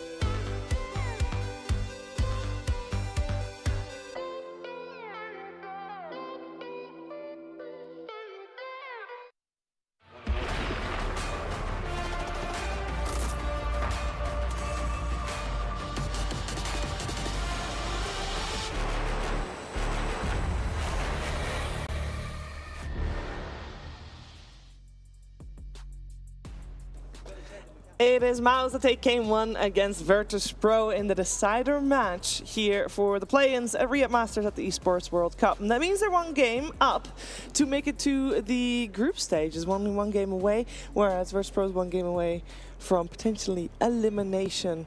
We're going to talk about that game one because that was a brawl, everybody. That was really, really fun to watch. Maybe not the best Dota I've ever, but it was. I think that this was very high entertainment, Kezi. I mean, like, VP had incredible lanes and had like a good lead, and then Mouse, you know, they used their draft correctly to like go together with their heroes like the Supreme Primal Beast and the Darkseer. But I feel like it's also like they're doing the right thing, and it should give them like a tower, maybe a kill. But virtus.pro made it give them like 4 kills, maybe 5 kills with like some chain feeding. So I do think Mouse played very well, but there's quite a lot of things that have to be said about VP's gameplay this game. Yeah, I think the biggest blunder by VP was that chain feed bottom. Actually, there were 2 blunders, I would say, and Mouse played very well. But the initial first dive against the Troll Warlord and Phoenix, when Darkseer and Spiritbreaker dove, the reaction came a bit too late. The reaction, like the TP reaction from Rubik, came after they were both dead. And then here, when Squadix joined to kind of mitigate the diving and maybe get something back, he goes in after his entire team is dead, 1v4s, and does not get the last hit off, which is really unfortunate. But I can see what was going through his mind. Let me just take him down with me. But if you don't get it, it looks completely bad. Yeah, because like sometimes you're vibe checking, right? Like you're doing what your draft is supposed to do, and then you're just checking, okay, how are my enemies responding? Maybe we take a free roach, maybe they come to fight us. So Mouse did all of that very well, where at some point I think VP here, they capitalized on like a Mouse overextension from Supreme, and I feel like they kind of brought the game back. But after this, I never saw a very like decisive fight from VP. I feel like they were always on the back foot, whereas Mouse had incredible team fighting from their Darkseer with nice vacuums. They had beautiful itemization as well. I think here we'll see. And Terry's, for me, is by far the best player from VP in this game. He kind of clutched a lot to even keep them in a close game. But yeah, I think Mouse, they just played a lot better. Yeah, I know, Effie, you were going to look extras at Antares this game because you're like, oh, he never had a really flashy game that I noticed. I think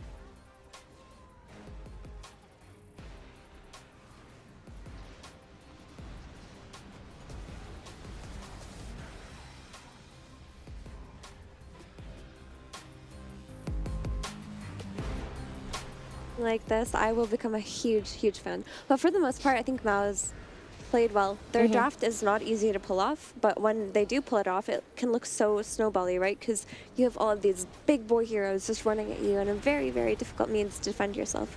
But we didn't talk about that Mao's safe lane. The Gyro Marcy lane absolutely obliterated. So even though DK got the tower mid early and bottom was going well until the dive, they still had the safety blanket of the Gyro, who was constantly top of the net worth around the Roche fight. When they took that fight where the game could have switched if maybe VP got the Aegis, it's because of how farmed and how much damage the Gyro was able to do that secured Mouse's game. Yeah, and what I can see from Mouse, I said, I feel like they understand kind of like their lineup and draft very well, like both early and in the mid game, like, and when to back off. We're playing around Gyro, we're itemizing around Gyro, and that's what we're gonna do.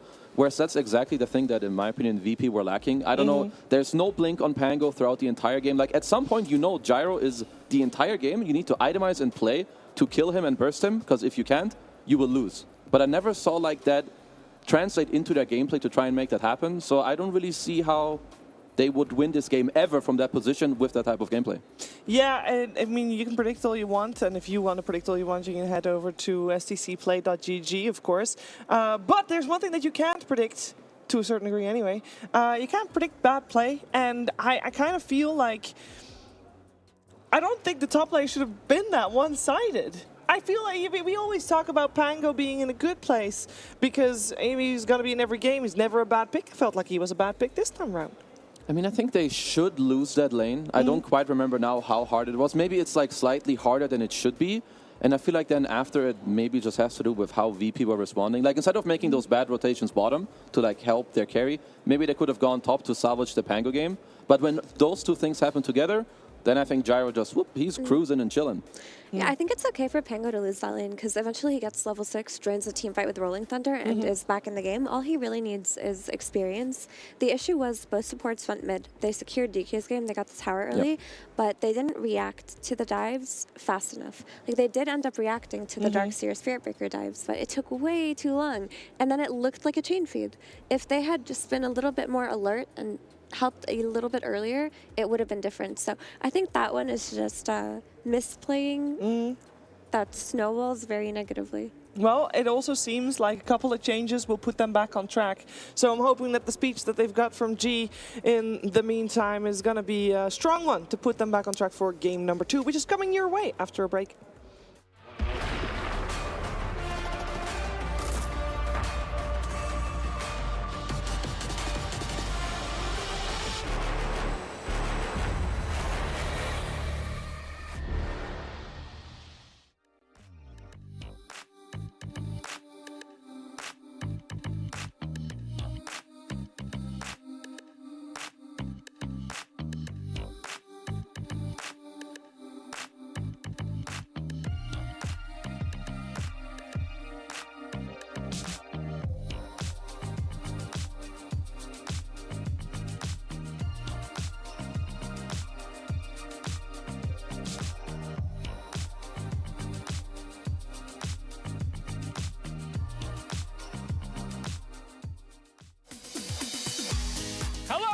Welcome to the Boulevard, baby. We thought we would take you on a little tour for all you suckers at home that didn't make it to the event to show you around the sights and the sounds of this epic place here in Riyadh. First place I want to take you, of course, is the STC Play Gaming Hall. A lot of cool stuff in there that you will see for the first time, so please come with me.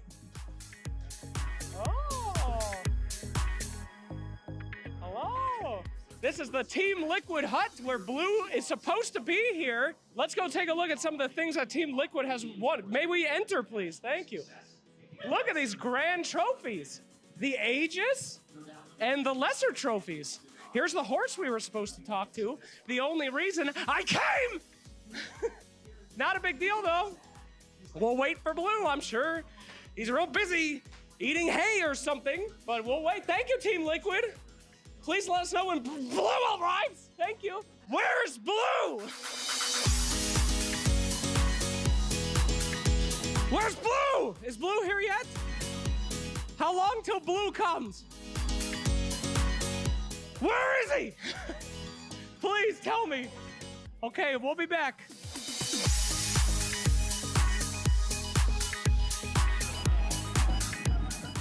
Just waiting for the horse. Just waiting for Blue. He'll be here soon. I know he will. Team Liquid never disappoints. Just waiting for Blue. It's been 4 hours. We're still waiting for Blue. Still hoping for Blue. With my boy, I'll wait all life. I'll wait my whole life. Wait for the horse. Oh! Blue! Yeah! Blue! Oh, thank you, Blue! I love you! Blue, he's my favorite mascot because he can't talk. And he listens. He really listens. I love Team Liquid. I love you, Blue. Wow! Thank you, Blue. Thank you, Blue.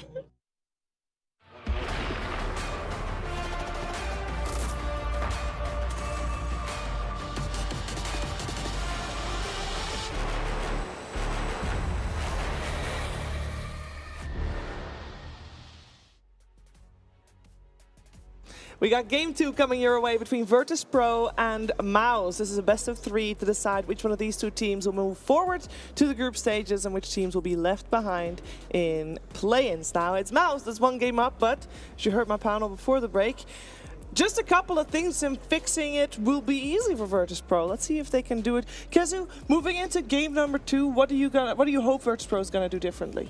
I would just say that they need to understand, I think, 2 main things maybe: when to help each other and when not to help each other. Because in Dota, no, that like seems like you solve. If people could just learn that. It sounds very simple, but the problem is there's like it's a 1 or 2 second difference of you deciding if you should go there or not. You either instantly TP and make stuff happen, or you don't and then pressure the other side of the map. But when you double fail, you go too late, but then still decide to go.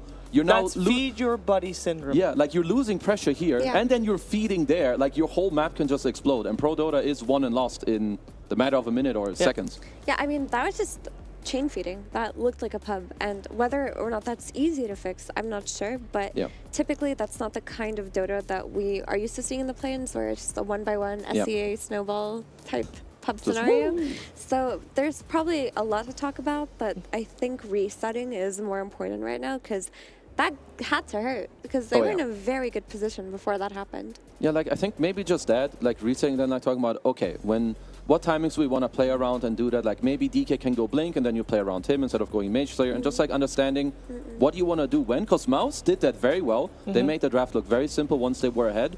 I think when VP were ahead, they didn't really make it look easy either. So just regroup, talk about what you want to do, and try to execute. On the bright side, it seems like the problems that we talk about are all inside the game, gameplay related.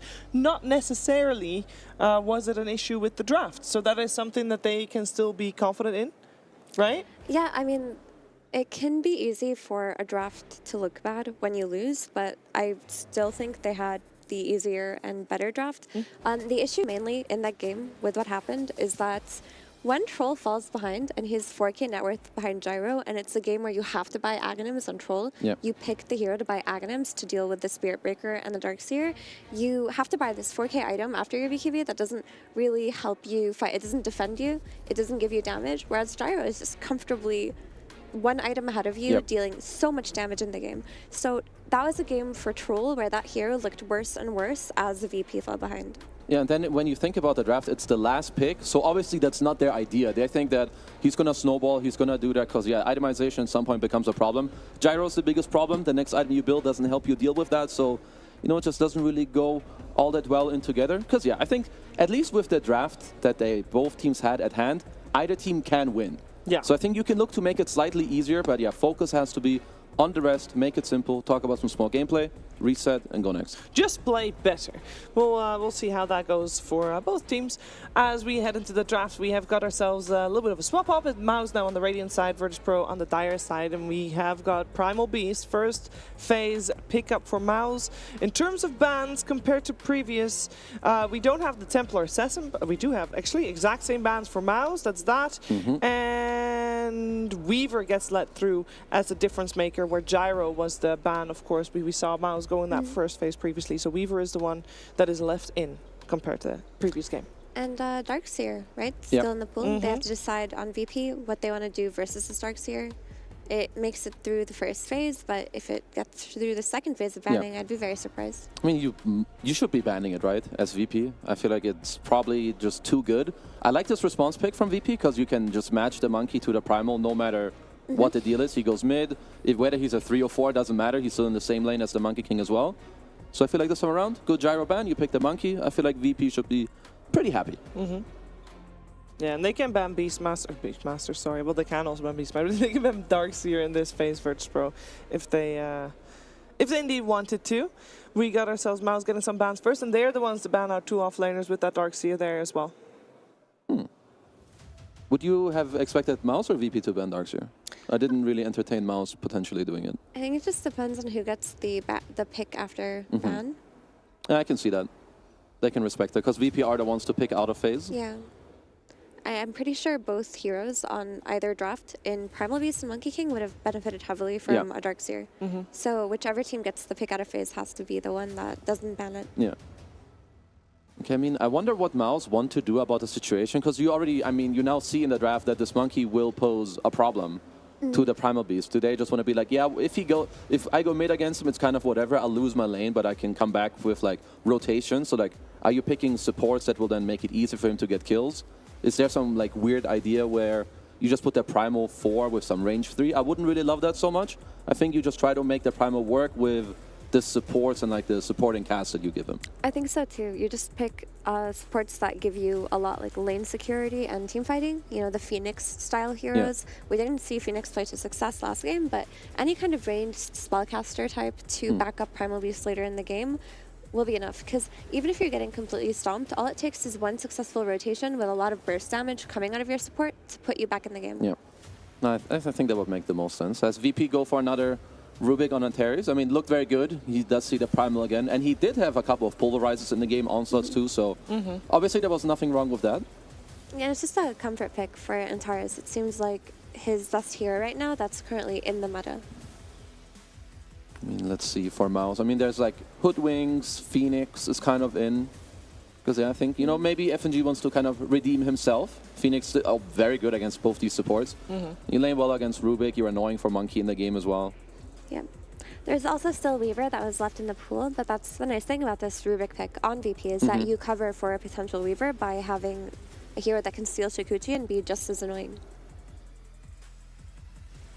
Yeah, Mouse taking for the first time a little bit deep into their bonus time, taking at least a long time to really think about their upcoming pick.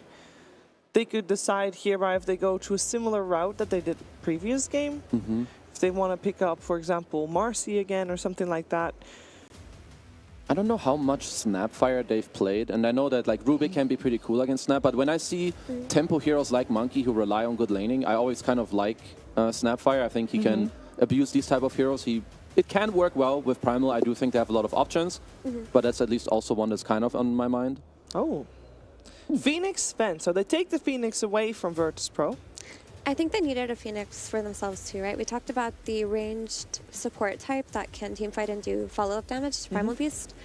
Phoenix is the hero that fits the build best because you can get range damage out of different types of heroes like Snapfire, but nobody teamfights quite as well as Phoenix.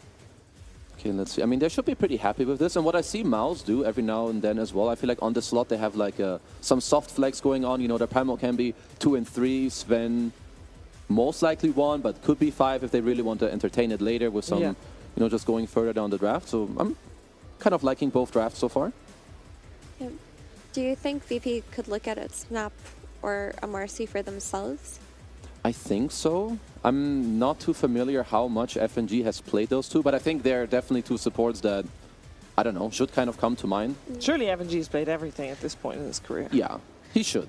I guess at another point, your carry can just be the one to address the Phoenix Supernova. If you don't want to pick something like Snap or Marcy to kill it from the support role, you can go for something like an Ursa or maybe a Troll again. Ursa would actually be kind of lit as well. Like if you're looking to do it more through the carry role, but then maybe do they feel...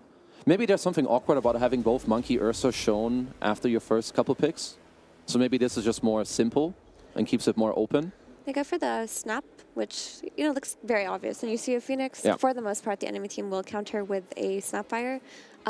We've also seen Snap flex to the mid lane to success. PSG Quest played it recently on Noob, and it looked incredible. Think Nothing to Say also played it. It looked very, very good. So that idea still has to be open. Okay, let's see. At least if I'm Mouse, I would also be looking at heroes that, or even more heroes later that can go in. I think VP has a very susceptible backline, at least for starters. Okay, Mr. Underlord. I mean, VP have pretty solid lanes, at least for now. I think both their supports are very good laners. Underlord is also pretty chill. I'm not sure if Mouse can really abuse it super hard. I think this Underlord is their, it's a very comfortable pick here out of all the picks they could have gone for, because they see the stun. They know it's most likely the carry. Underlord's going to have a fine lane. You have double range supports, so they need some kind of body to throw in, some kind of CC with the Pit of Malice, but also just auras. Pipe goes such a long way versus Primal Beast and Phoenix. Like, if you can get an early pipe on Underlord, you're mitigating so much damage. All right. I mean, at least here we get our little Supreme Invoker. So that means that the Primal is, well, the 3 and 4, most likely the 3. I'm not a huge fan of this hero in the support role. Okay, it's going to give them a Vessel. It should be decent laning against Monkey. Or, I feel like it's kind of a volatile lane. It's not one that I've seen recently, but I would assume that if you're counterpicking it, it should be fine for the Invoker. I mean, you can just put Monkey on carry, though, because you see this Primal Beast, who's most likely going to be a 3. You can just run your Monkey as a position 1, and you're happy to do that. Then you can just either place the Snapfire mid versus the Invoker, or pick another ranged hero to play versus Invoker. Okay, I like the idea. Now, then the only question I have is the Sven Monkey carry-to-carry matchup. Do they feel like that's good enough? Like, can you comfortably run it, or do they need to look for a new guy to solve the issue? Because doing that from mid is maybe a bit hard. Because I like the idea of putting Monkey against Primal.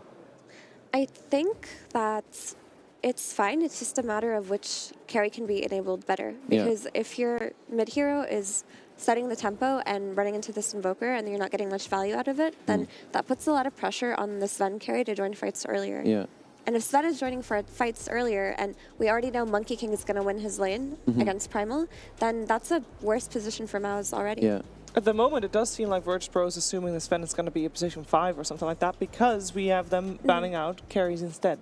I feel like that's kind of interesting, because I like the Underlord pick a lot, because if Sven is carry, I feel like this lane is fine. If Sven is 5 and they pick a new carry, I can't find a single carry that would win that lane, especially the melee bans they're going for. So I feel like that is kind of interesting, because Underlord Snap or Underlord Rubik, those are nasty lanes. So that is kind of interesting.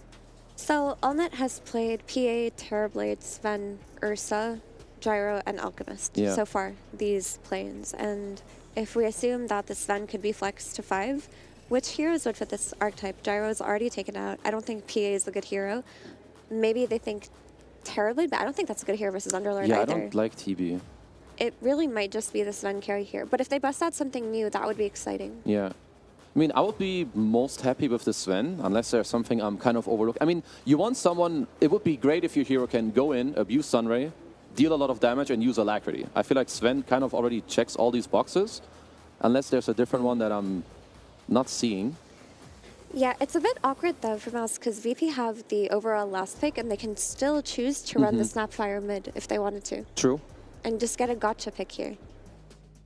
It is Void Spirit that gets banned out by Mouse, so they are indeed respecting the potential flex for Monkey to the carry rule, and then picking a new mid on the side of virtus.pro.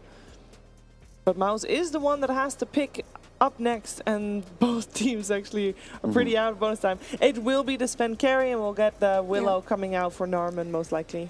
It really had to be the Sven carry just because of the 24 pick coming out of VP. It doesn't help them to counterpick their weird carry flex in the end.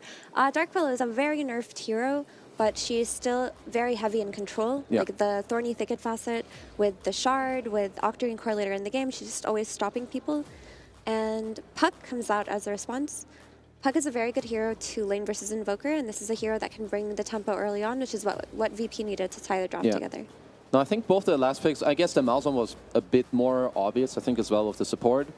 But Puck kind of together, I think the Monkey King carry also does make sense in the top lane just against the type of Primal Beast. But I'm not sure. I like the tempo of VP, but I'm a big fan of just Sven being buffed up. I feel like he has a lot. I personally think this hero is very good. Maybe I'm biased, but I kind of like what Mouse have this time around. Yeah, I'm looking at VP's draft, and I think their draft can pop off too. Yeah. Especially now that you have this Willow that comes out last, and you still have a Rubik on your team, so you can steal Brambles, you can steal a Curse Crown. But I think the idea with Willow is very interesting because they respected the Monkey King carry, and now they have Terrorize to kind of throw Monkey out of his Wukong, which has always been very annoying to play. But the thing about VP is if they get this early pipe timing on Underlord, I don't think Mouse fights into VP at all. Yeah. Yeah, I think for Mouse, they kind of need Supreme to, I guess, have a good game. I would assume that he's going to play Wex with Vessel and like try to run around. But yeah, I think if VP have a good start, it might be a little bit hard for Mouse, but I'm going to hope that they can kind of hold their ground. It is their signature hero, right? Yeah. Getting that Invoker out. Yeah. Yeah, we'll see. I don't think there's a draft win here for me, in my opinion. It's just going to be a timing-based game in which carry gets enabled better. But I do have my eyes on this Underlord. I think an early Greaves and Pipe go an incredibly long way versus Mouse's heroes. All right. Well, I'm happy with that. It also sounds like we could have a little bit of a brawl again, like we did in game number 1. We'll see if this time it's going to be a more controlled brawl coming out from the squads as we head over to our commentary duo for game number 2 of the series. It's OD Pixel and Fogged. Thank you very much, Shiva. Yes, it's game 2 time here. VP versus Mouse. Mouse, of course, up a game, and excitingly so going into this game 2, Fogged. We're getting some very much picks that, at least with the Invoker, that not other teams are really doing right, but Supreme, he loves this hero. Yeah, down his style for sure. They wanted this, they probably wanted him to play it, but also they wanted this EMP and Vessel carrier that can be very strong. Yep. And yeah, his comfort hero, of course. Interesting too, because I think a lot of people don't know how it all works, but your sustain is now pretty ridiculous in laning phase. It's very hard to push Invoker out, and if you do well in lane early, your universal stats just start carrying you. So the Puck versus the Invoker used to be quite a bit better. Nowadays, I'm wondering how much the Puck can actually slow down Invoker at all, because you have good base damage and heal in the lane always. So curious to see how that matchup is going to go, Bang. And they're going to go for him. The stun will come in over the ward's notice, and that will hold him back, so Bangan's able to step away. They missed the Boundless Strike. Oh.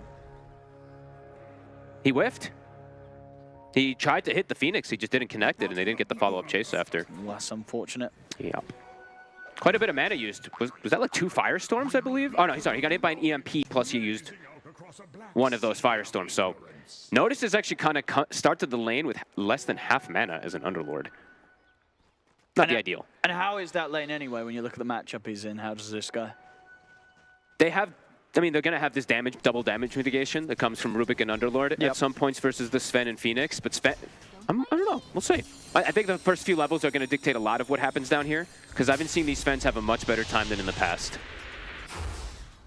Yeah, and as with sort of any time we get these heroes picked up that we don't see a lot, I always like to ask, you know, what is wrong about Invoker? Why are we not seeing other people play Invoker? What are the flaws of the hero right now?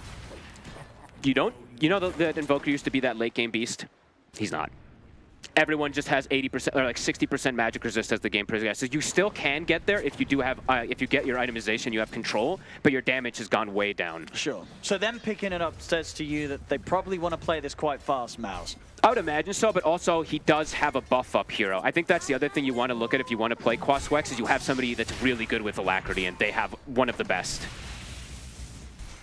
Sven probably one of my favorite Alacrity heroes, him and Gyrocopter in particular, because they both, Gyro dunks out the whole flak, plus has the bonus, and then Sven just does big heavy hits. He just wants attack speed, which Quaswex provides. I'm looking forward to a lot of stuff in this game in particular, but now that Antares has, in my opinion, even better spells to steal this game, I want to see what he's able to do, because he's the only one who really had that like excellent game on VP in the last game. He was kind of the X factor to make them have a chance.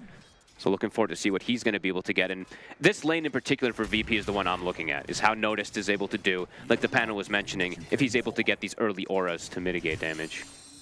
And it's got to be pretty good news for VP, right, that they get the chance to get this Monkey King, because Monkey King's been being banned out quite a lot of the time, right? Mm-hmm. Especially when you want to get any of these, you know, these big tanky offlaners that can sometimes suffer. It's the Ursas and Monkey Kings are gone almost always when a team wants either Primal Beast or Underlord in particular, so they're going to have to deal with that matchup. But I feel like Primal can actually deal with it pretty decently because he has great burst and great ways to cut trees and stuff. As Kiritich needs some heavy harassment. And overall, Kiritich, he had a rough game one. One of the rougher ones I've seen from him. So I feel like Supreme overall is going to do excellent in this mid matchup. I feel like he's going to come out pretty far ahead over Squad X. Because you just can't harass this hero when he has 2 points in Quas. Sure, we'll see how sort of the CS goes. I mean, but so far, indeed, 14 for 4 against the 11 and 1. It's not like the puck's out doing him with the burst or wave clear. No, and it gets better and better for Supreme because just you're a universal hero. So every time you get these stat items, you have like a 20 base damage advantage over the puck. So we'll see how Squad X handles that pressure. Because last time Squad X, he actually won the lane, and then Supreme just devastated the map with the rotations. Supreme this time is going to have an advantage to be able to do so. And the side lanes are, to be honest with you, very gankable for an Invoker. A Quaswex Invoker versus an Underlord Rubik or a Monkey King Snapfire can absolutely set up for kills. It's not like these super elusive side laners. I mean, what kind of build are you going for on the Invoker? You're just getting this Urn Vessel and running around the map? Yep. Yep. Probably could go down the route of Witchblade afterwards if you'd like to be a little bit more scaly and stuff like that. Haven't seen too many other builds, to be quite honest with you, that people have been going. So far, pretty close this time around on the lanes. Nobody getting heavily bullied and still yet to see the first blood. Yeah, absolutely. I mean, mid lane is just the one that has that bit of a difference. Supreme just getting these extra denies. Does it get to the point where the lane actually starts to get hard for the puck? Yes, very. It gets quite difficult, especially if somebody checks a rune. That's the one thing, right? If you're able to get rune control, which Squad X is getting, then you have a bit of a better time. But if one rune gets taken, it becomes hard. He's playing the matchup pretty well, though. Trading effectively here versus Supreme.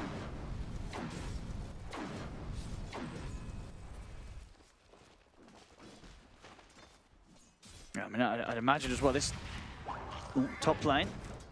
Look at the cookie, but not going to try and look to make any plays. Difficult for those two to make an aggressive move. But yeah, this bottom lane right now that the levels have come in and it's been an okay start for the Underlord and the Rubik. They shouldn't die. Yeah, it's going to be very difficult for Mouse to really ever make an aggressive play with the two of them. I just say, I guess it's really all going to be down to Supreme. I mean, honestly, at this sort of pace, maybe Supreme's rotation when it comes through is going to be the first blood potential of this game.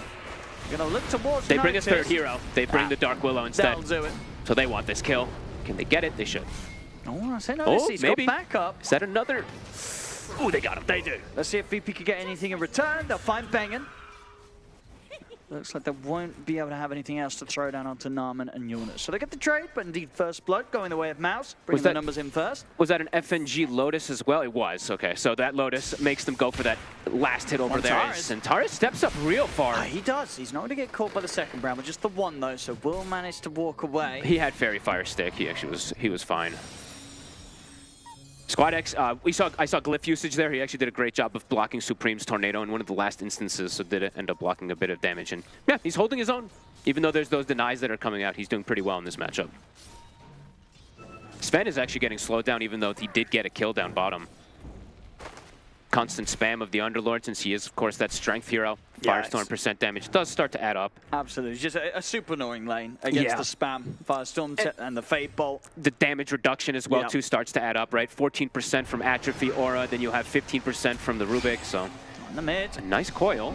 They can do anything in it with the Waning Rip, but a good split here between the two of them. Shadow Realms off, doesn't matter. The burst is there through it, and Supreme... He's on the retreat, but he chased down to the three heroes. They'll get him. Oh, big mistake there. Well, there's a way out of that for him. He broke his Ghost Walk to try to help his buddy. He could have just Ghost Walked and reset, ran away. Sure. Bit surprising of a mistake there from Supreme, trying to help his buddy. But hey, save your buddy syndrome happened in the last game from VP. This time around from Mouse. Squad X with the rotation, able to get these nice kills. Beautiful Dream Coil. Top lane of Kiritich, of course, with the moves that the support's been made. He's kind of been left on his own. TPs are coming in. He's got the Jingu. I see bottom lane, Unit and Bengen trying to chase down Notice, but that's not going to happen now at this point. Notice too beefy for these two to kill off. Only is not getting many more last hits. Might be jungle time pretty soon for this Sven. Any stacks being made either? I don't think there's been any time yet from the Willow, so not just yet, but can imagine stacks overall for Mouse will be made for Olnate, while Monkey King might just look to play aggressive, so I feel like VP might have earlier timings to be able to pressure the lineup of Mouse, and it's going to be up to Supreme probably to stop that pressure, since the Sven, I feel like Olnate's just going to be jungling probably for the next like 7+ minutes or so. FNG Caught by the onslaught from Force and into the bramble. They'll be able to take him out. Rotation from Squadix should give them a solid chance of finding something in return. Nice tree cut there by Force to stop Kiritic from initially being able to chase. And Squadix trying to go for the Willow's not going to quite be able to do it on his own. He wanted to save the coil for a bigger target.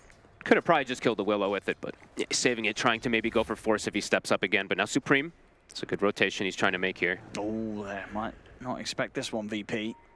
Kiritic. See how careful Kiritic plays. He's got double sentries in the area. All right, should be pretty well set up for this one. I didn't see why they tipped each other. I checked immediately. But interesting to point out also, I didn't get to actually do it this time around with the facets, is notice did go the cleave facet. So we've seen mostly people doing the Necro one in the past. I've actually seen now 3 times in this tournament, I believe, people doing the cleave one. Yeah, I like it. I mean, I feel like prefer every it time myself. that the other facet was being picked up, right, in all the games I feel that we casted, you're always pointing out that these kind of minions would spawn and then just not really do a whole lot of useful things. They kept just running to neutrals. I mean, I know how it's the 1200 radius, Yeah. they just run to the first targets that they see, and it tends to be neutral or creeps a lot of the time. I don't know, it's a very awkward one. But FNG. He looks like dead again. Supreme. They've got numbers coming in. Squadix in with the Dream Coil onto the 2 of them. They'll look to burst through the Phoenix first, take Bengen out. Now they'll turn to chase down Force. If they've got any further jumps. Fade Bolt in 1, they've got the orb. Coming in, closes the gap, final right click, it'll do it, even with the attempt there to salve up from Force. He won't live, Squadix gets the kill, VP continuing to stay on top of these counter rotations. I mean, Squadix is really, he's being that difference maker. That setup that he was able to get with his 2 supports on mid onto the Invoker, and now maybe even again, Supreme able to reset away with the Ghost Walk. FNG has a dust here. Lay down the EMP, but won't connect. And no further control to hold VP in it. All 3 cores looking pretty good now on the side of VP. And they do have really good mobility around the map, as we're seeing there. The puck can be places very fast, but they also always have that Underlord gate to come in and outnumber moves. So Mouse definitely has to be prepared for those movements. As we see Bengen, he's just trying to find his level 6 on the Phoenix. Antares having the Ghost Walk is, to be honest, pretty nice. Just sneak his positioning, be able to find this Sven, get a deep ward down. This is actually a really nice steal. Gonna keep him at full mana as well. Every time he Ghost Walk, he's got, I believe, with this point of Wex, it's like 10 mana regen, so. Super nice for keeping you active. Yeah. On the map top lane, Kiritic. Jump in, jump out. I'm going to catch That's him dangerous. quite. Yeah, I mean, Force is still looking for him in the trees and does find him with the Pulverize. He's got backup. TP's coming in. Sunstrike's going to get dropped down onto him, but at this point, it's not going to be that much damage at all. Kiric doesn't care. He's going to lay down the Wukong's command to make sure that there's no chance that Mouse continue to fight into this. And Mouse won't. They'll back off. They get Pulverize. So Antara is able to snatch it up again, just like in that last game. Radiant are scanning. I definitely have to respect that, as we saw last game. Even though Mouse did get the win, there were fights where that stolen Pulverize did catch them by surprise. Oh, and I just saw something actually from FNG. Bit of questionable, Mr. FNG. No points in Little Shredder versus Phoenix.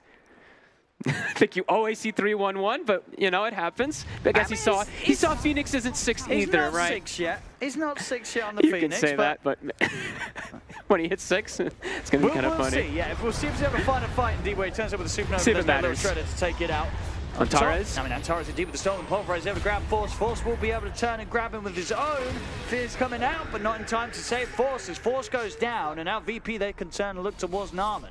Narman did get Kiritic at the least there, so even though the rotation is coming in from Noticed. And Narman should die for this though, so a 2-for-1, but indeed the carry's taken out.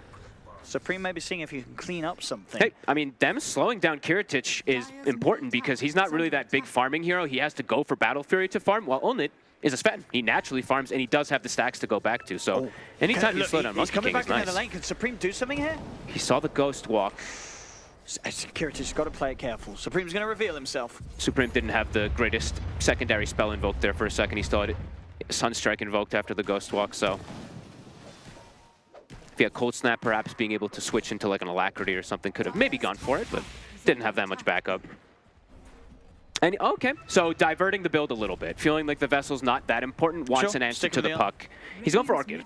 So that makes sense versus this puck in particular. Oh, they're going for him, and they've got him. They've He's got him super in the caught pit. out. Jump forward from Kiritic. Supreme is dead. Nice move, great numbers bringing in. Noticed The Atos this time around is going to be the build for him. So Auras will come later on. But wanted extra catch. Talking about builds as well, do you like this? I feel like we're seeing Monkey Kings kind of stray away from the Battle Fury build, but Kiritich is going to stick with it rather than the Gleipnir rush. I feel that we're seeing more carries take when they get the Monkey King in this patch. I'm unsure. I don't know. I feel like Gleipnir just fits better in most situations, but if he feels like he wants this, it's fine. You know, he just wants to be able to get that farm and match the Sven is what that tells me. Is Bengen? Here comes the Supernova. Can these two take it down? They got can. Easy egg kill here for Noticed and Antares. 0 misses. That's 17% on the Underlord and 9% on the Rubik. Not gonna miss. All 6 hits do happen. I think if they miss one, he actually pops, maybe. It's close. Didn't have backup of any teammates though, so no Tornado to cover or anything as bottom. Supreme, eating big damage. And Eden again, Antares with the stolen grab. Just holding Supreme in position into the pit. That's 3 deaths now for Supreme. Ooh, and that's on an Invoker as well. You know, this is a hero. Not a lot of people are playing it right now. If you start to lose that early momentum, you can fall off pretty hard. Absolutely. They've seen the Oblivion staff too, so they might know. Actually, they might not know which build because it builds into a bunch of different things, but great aggressive moves. Playing the 2 supports playing around Squad X are really that difference. That 11-4, that 3K lead that they have is them moving around right now. Boy, yeah, Supreme. Might need to start moving around it with the supports, with the 2 of them a little bit better, since we did see just some like independent usages of spells right there, like the Egg. Need to have a bit more synergy on the side of Mouse. It's VP this time around with that early lead for 14 minutes, 3K lead.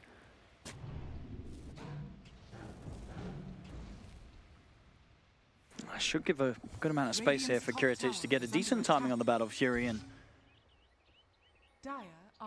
keep on par, at least start to catch up to the Sven. So a bit of a way to go, and you'd imagine that Yulnit's going to be more active and looking to join the fight. I would imagine so, yeah. Before Kiritich is quite ready for VP. Kiritich will be able to jump away. So other thing, I've just been thinking more because, you know, you asked this Battle Fury and Gleipnir kind of question is, he is playing versus Sven and Uproar too, right? So that plus armor that these heroes get, feels like it's much more effective versus a Battle Fury than a Gleipnir too, right? Just trying to think of like all the little things, right? Yeah, that's the Gleipnir just feels so good, I feel like, on Monkey King to rush. I mean, I guess nowadays. We'll have to see if it ends up paying off or not. Sure. And if any of that damage mitigation from Warcry and from Primal, you know, from the Uproar matters. I mean, if he's going to stick to the jungle, continue to farm, having the Battle Fury is going to be more than they've got. They're going to try and start a fight here with the Wukong's command. Immediately caught by the fear though, Kiritich, so will get pushed back out of it. On it, God Strength's popped, he's still caught. And they're considering fighting off the side, forces in with the pulverize, but he immediately gets destroyed by FNG, coming in with the kisses. Kiritich jumps on to take down Nam, and Supreme will get noticed, but Squad X, can he jump out of the fight? Nope. He can't. He jumped into the Sven melee range. I mean, did you feel that he was getting a kill out of it? I mean, no, that was crazy. He wasn't that low, was he, at all? No, he was almost full HP. Some mistakes coming around. Sure, mate. Yeah. Get punished heavily. With that and the dive. Oh! Almost got the tree. Oh, that was close. Bengen dives in. He's going to dive into his own death, though. Baited. They had the ward down. He felt that he could do that. I mean, even if he gets that, that's a bit of a cheeky play. The dive is kind of thin, too. You have to, like, really dive on that specific tree. And, yeah, there's more than enough time for that monkey to react. So, I mean, mistakes all around. That's what makes this fun. 14-6. Okay. Yeah, Battle Fury is complete. So we'll see how Kiritich's farm is able to pick up. But only got, honestly, he got gifted Squad X. That was crazy. And that's a lot of golden experience that goes his way. So he's level 13 to the level 11 of that Monkey King. So he's going to have really good item timings now after that kill. Might even be able to just rush a BKB if he wants to go for the disassemble on the Echo and just look to get involved in every single one of the next fights. We'll see. An amp damage right now on Squad X, and they have the Rift up in about, or Fiend's Gate up in about 15 seconds. See if they look to make another move with that. And Supreme, Orchid's done. So let's see if that catches Squad X off guard, because there's not a Dispel, and he has, does he have the Yules coming? Okay, he does, just kidding.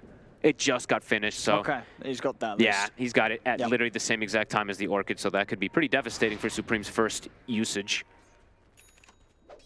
Oh, they're looking for Kiritich. Oh. He should know that 3 heroes are now. As soon as that Wild One casts that, you know there's 3 heroes around. Oh yeah, he's smart. He's fully aware. Neutral griefing the gank. I like it.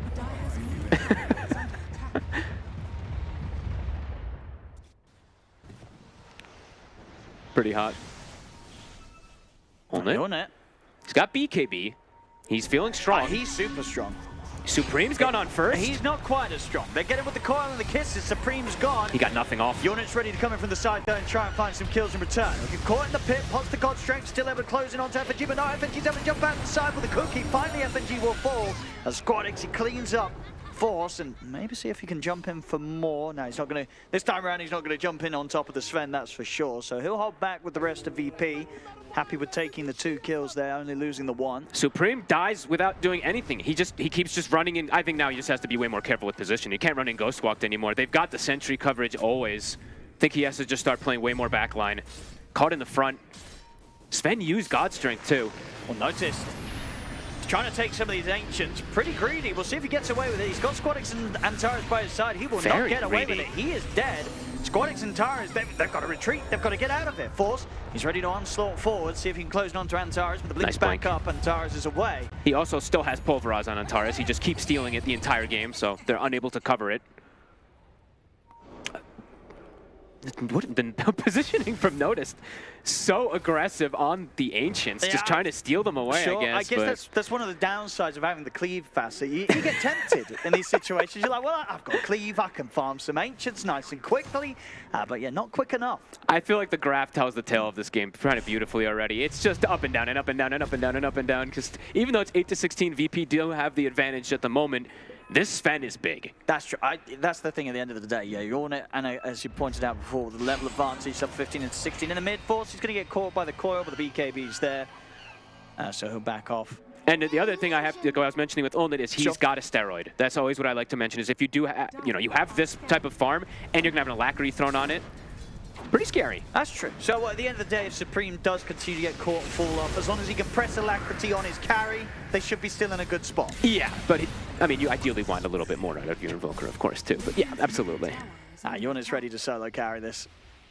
I want to get themselves that kill onto Notice, getting caught a couple of times now in the Underlord. I want to see them, honestly, just more buff ups for the Sven in particular. Just maybe even get him like a Solar Crest. Not the most likely item on a Dark Willow or a Phoenix, but I think there's arguments to just make the Sven try to go absolute God mode in this lineup. He'll kill everyone. Because he is that farmed at this point. He's 2k advantage. Yep. He's going to be, he sees the item, so pretty sure he sees that the Battle Fury's built. He's just rushing an AC now, so even more physical damage mitigation he's going to provide for the team besides the Warcry.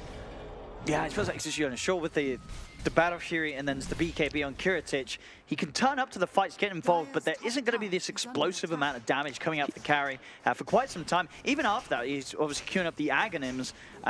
He'll be able to live. If he gets the ult off, he'll have the armor, he'll be able to survive, but he is not going to be... It feels like he's going to be tickling this Sven. I feel like, the damage I feel like is going to come from everybody else for the most part, which they are also quite farmed. They're having very good games here, and Taras in particular have to, of course, mention him having a blink and a 4-step pretty much done. We saw what he was able to do when they were behind in the last game, so they're still with this advantage. Could still get some pretty damn good steals. Smoking up. That should help. Radiant are scanning.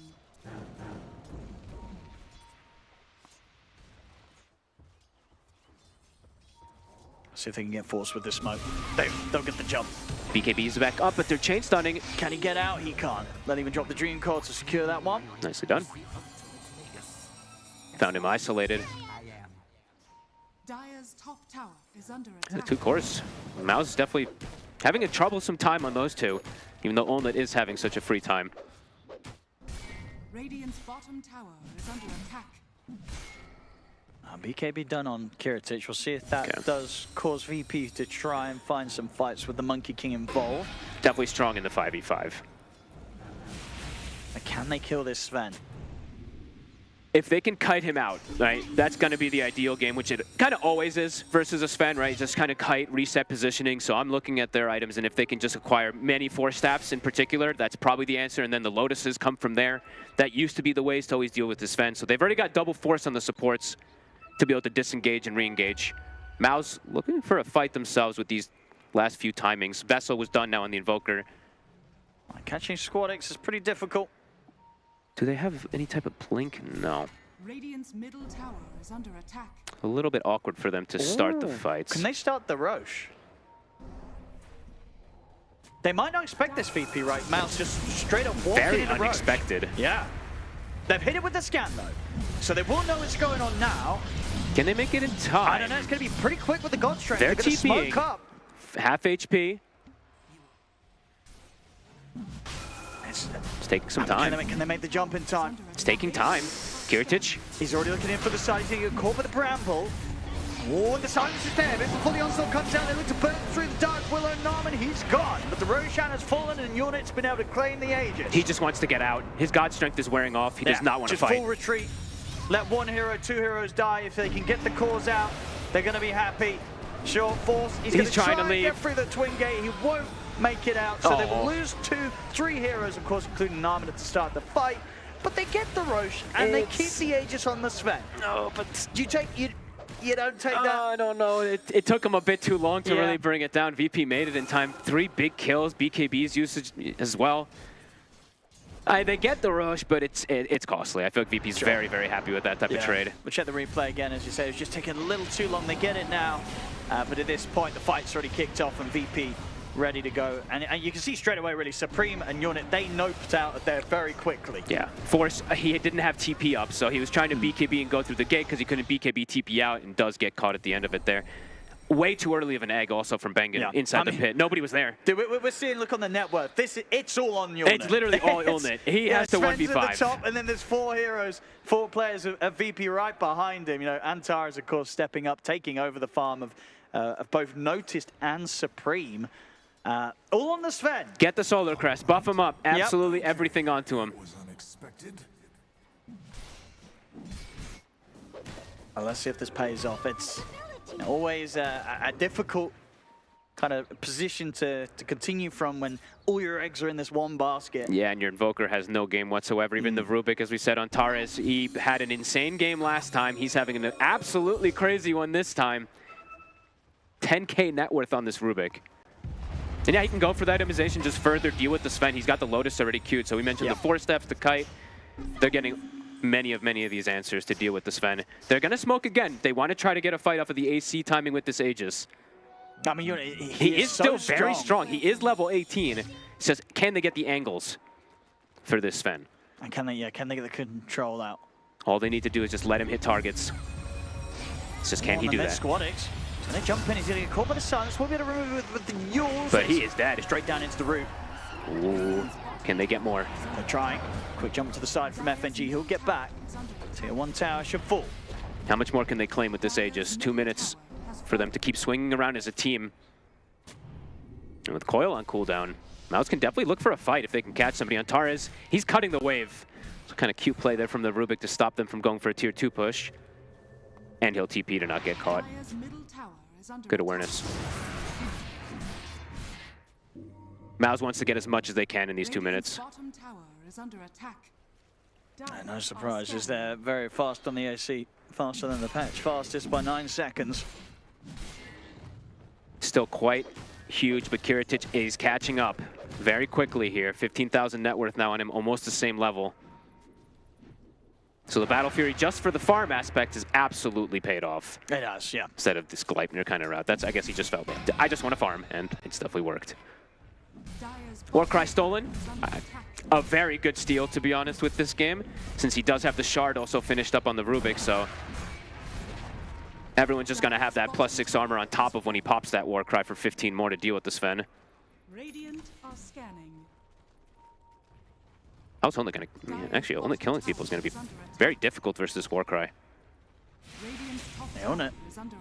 He places the ward himself. I see Kiritich, he'll get the stun out, but not really able to have any follow-up this deep.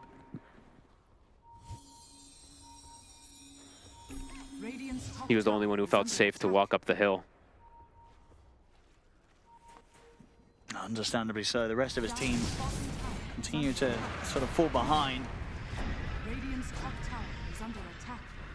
Smoked up, VP. How long on Aegis? 50 seconds. Yonet's got to do so much in this fight. Can he find the backlines at all is the question, too, because they don't have these blinks or anything to be able to jump the back, so it's kind of difficult for him to pierce into that back. He has to go through Noticed. Radiant's middle tower is under attack. This Underlord did just find himself a Dragon Scale also on top of Grieve, so quite a bit tankier. And yeah, the Warcry aura will be there. Hold it. With the opening, with the Atos, I mean, Antares has stepped up as well. Over in the trees, they managed to jump the backlines. Kiritic straight on towards Nama. The Supernova comes out. It's early again. And VP, they're kind of not able to take out the egg, but at the same time, they can wait it out to the side. Supreme and Force, they're just having to run for their lives here. They get the root connection on towards the Phoenix unit, out to the side. He's trying to get on top of these heroes, but he's getting kited and controlled. Cannot get on top of Antares. Kiritic in with the boundless strike onto the both of them. Unit puts the BKB. He'll look to notice first. Good damage. See if he can get on top of another target. Turns over towards Antares. He's got the pullback here. Will be able to take out a double. Big hits. Now looks over towards Kiritic. Kiritic standing his ground against the Sven for now. Cooking forward from Alacrity. FNG. Drop the ball down. Let's get the stun out. He's Unit. buffed up. He's moving in. Can he cut down the Monkey King in time? The boundless strike comes out. Unit, can he get this? Yours is there. A bit awkward timing with the Sunstrike coming in. It doesn't matter. Unit's damage alone enough to bring him down. He is really doing it. He got onto Squad X at some point during this fight. Even though they sustained for the initial go with the Warcry, owned it. An actual unit. It's worked. We'll see Force actually try and see if we can get something more from this. He's able to get the catch onto FNG. He should have him. They're going to effectively get the team wipe. Oh, they're back, and that's a gem. They're fully back, Owen. I'll see it again, the start of that. I mean, as you say, Squad X time very early on in the action. The Wukong, though, look where it's positioned. It actually ends up catching kind of nobody, and they're able to kite it out and own it. Great patience. He held his BKB forever. Yeah. And good stuff from Supreme. He got brought incredibly low quite early on in the fight, but being able to control and mess around with Kiric, it's just that little bit extra at the start of that deafening blast. And at this point, yeah, when Kiric is on his own, no chance against these heroes. Mao's with that's a pretty big outplay of a team fight overall. That positioning that they're able to set up there. As the Aegis is expiring too, like VP's kiting out the Aegis and stuff like that, but Yolnit got great patience. He is playing super well this game. The X Factor, 6K difference or 5K difference between him and the Monkey King now.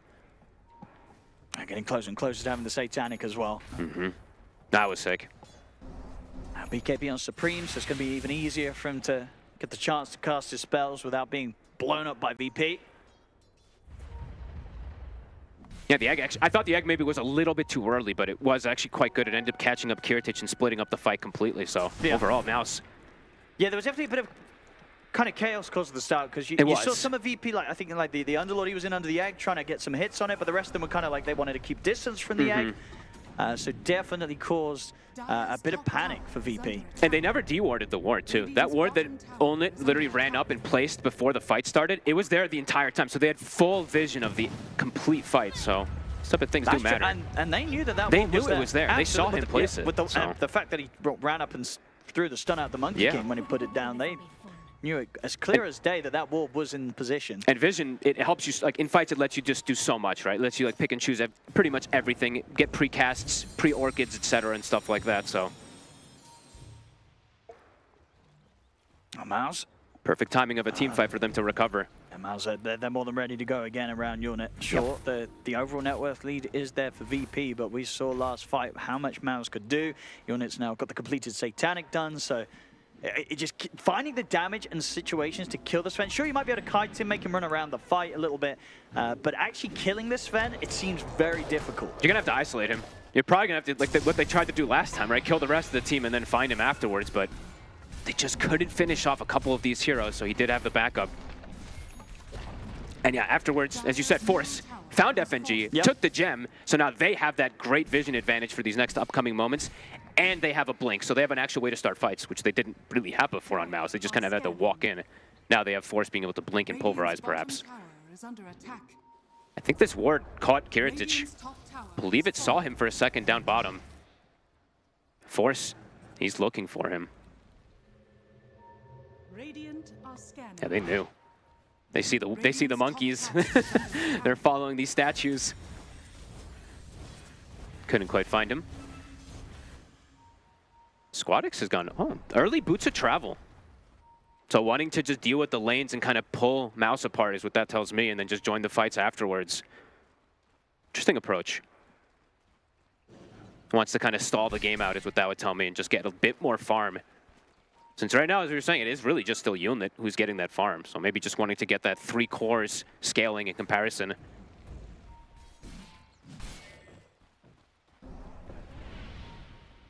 But I love that Onlit has a casual gauntlet of strength.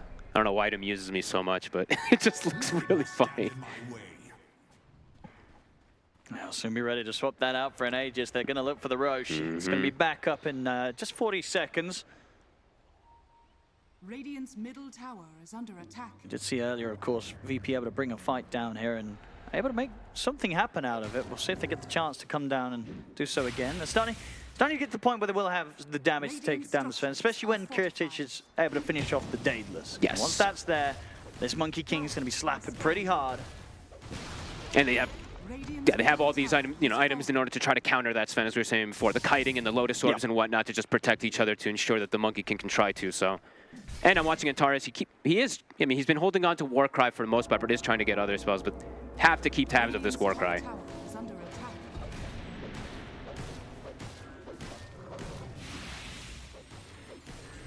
Small crit now for Ulnit, approaching at 25. He's 23 at the moment.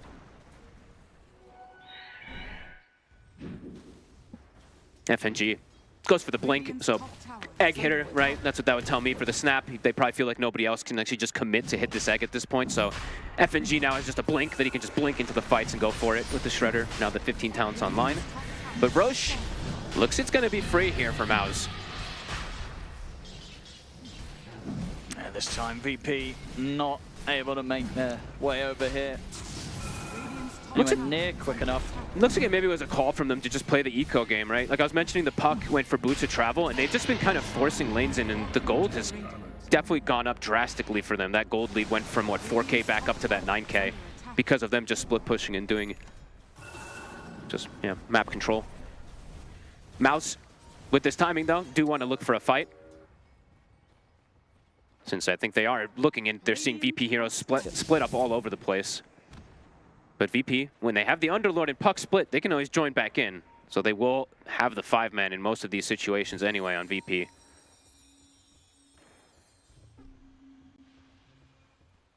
They want somebody.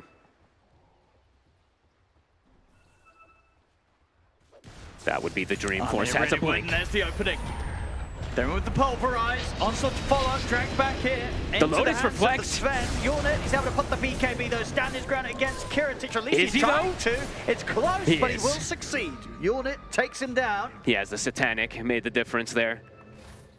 Nice try on Tares, throwing that Lotus, I believe, onto the Monkey King. Almost gets him with that reflected stun, but a big kill. They get Kiritich.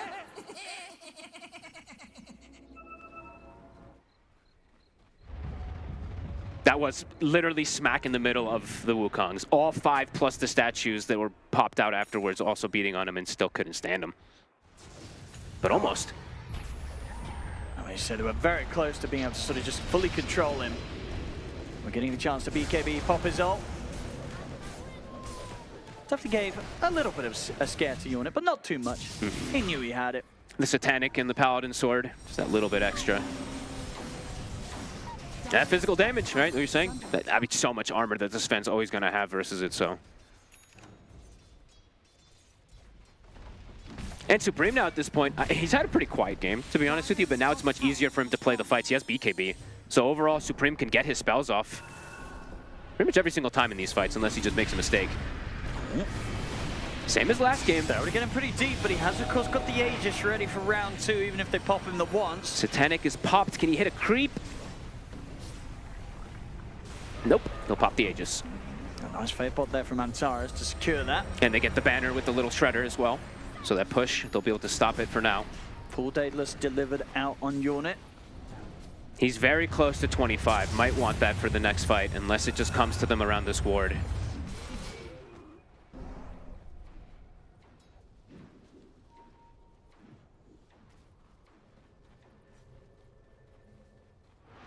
Definitely might have some element of hesitation with the Aegis gone. They're actually smoking up. They're going to go for like the smoke ahead of where their Invoker TP, because they're maybe expecting a rotation to come because Supreme showed bottom.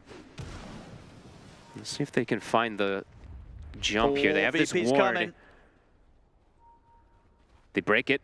Kiritich shows. They're going to be able to jump over the walls, but he's able to get the BKB off. The pulverizes. He's held in place. He's gone. Cut down the Monkey King. 80 seconds. That's a painful loss there. The rest of them just having to run. Squadix should be able to make it away with the orbs and the blinks, but yeah, no Monkey King for 70 seconds. Caught at the front of the fight. He's the one, he was leading the charge as well, too, perhaps needing to play a little bit further behind because he's the one they want to go for. It feels like in every single one of these fights, he's the damage dealer. If he dies at the start, there's no damage from the rest of them. So I think he has to be a bit more patient with how he jumps forward. Because there's very little to do. If Force pots BKB and goes in with the pulverizer, They can't do anything. Unit puts BKB and God Strength. Yeah. That will just kill the Monkey King every single time, and there's very little, if any, play to counteract that.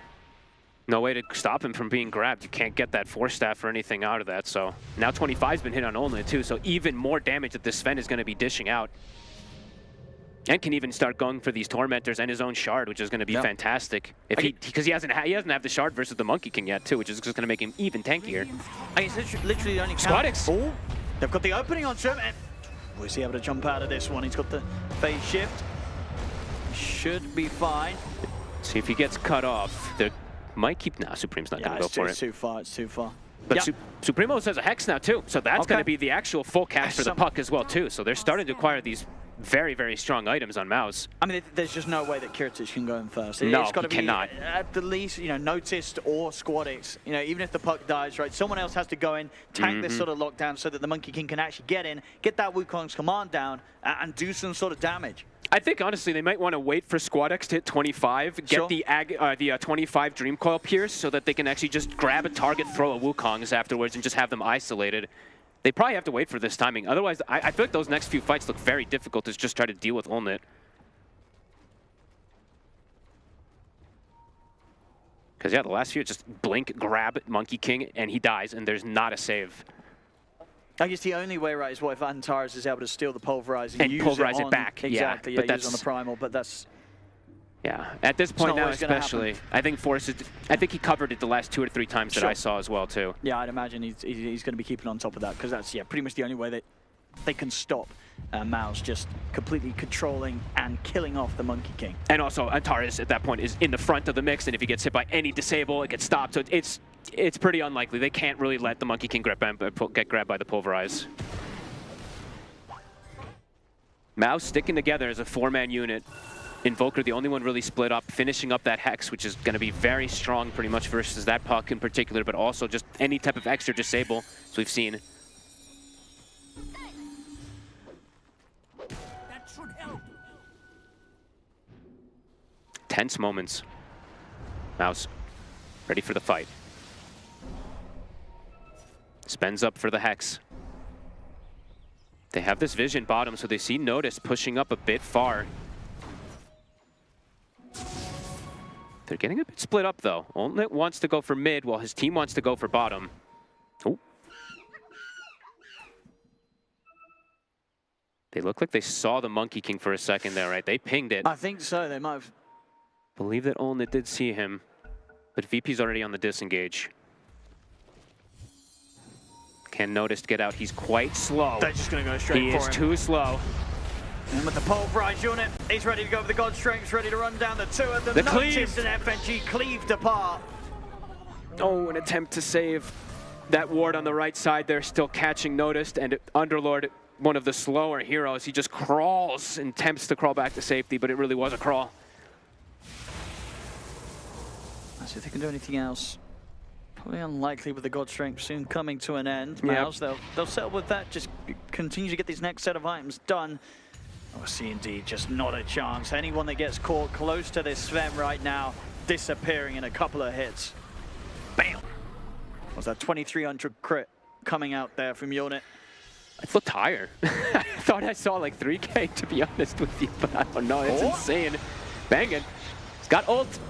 Doesn't want to use it. Yeah, doesn't want to do it. 25 hit on puck. So they do have that Axe coil now. Well, they have the 25 coil and they have the Aghanims 2 for his damage. I keep saying Axe coil because it's muscle memory, but it's the 25. But that could be a big difference if they can catch these targets inside of that coil plus a full Wukong's. Might be the only way to bring down Olnit. Yeah, Olnit's got the Blink Dagger swapped in now for the Tread, so even easier for him to find his targets in the fight. Yep, Swift Blink, of course, being super ideal if he's able to get that.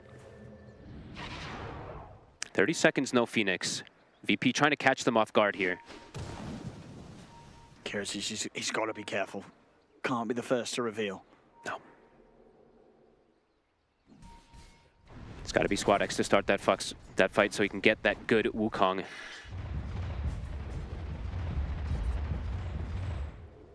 Back and forth they go. Go through the portal, drop a ward, go right back to bottom. I mean, Roche, it's long. Yeah, it is, but it's within that potential spawn window, at least from the perspective of VP. So they know that they've got to try and hover around this area, not let Mouse get the chance to take it. Both teams playing around that ward. Supreme bit off the mark there with that tornado. He's gonna waltz in under a ward and sentry.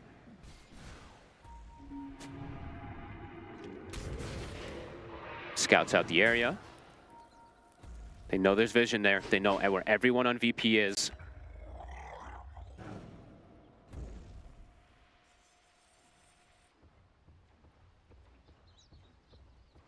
Just patience. Checking for smokes. They do have one on the side of Mouse for Bengen to go for a potential big wraparound if they want to go, because they know they're going to be parked there on the high ground.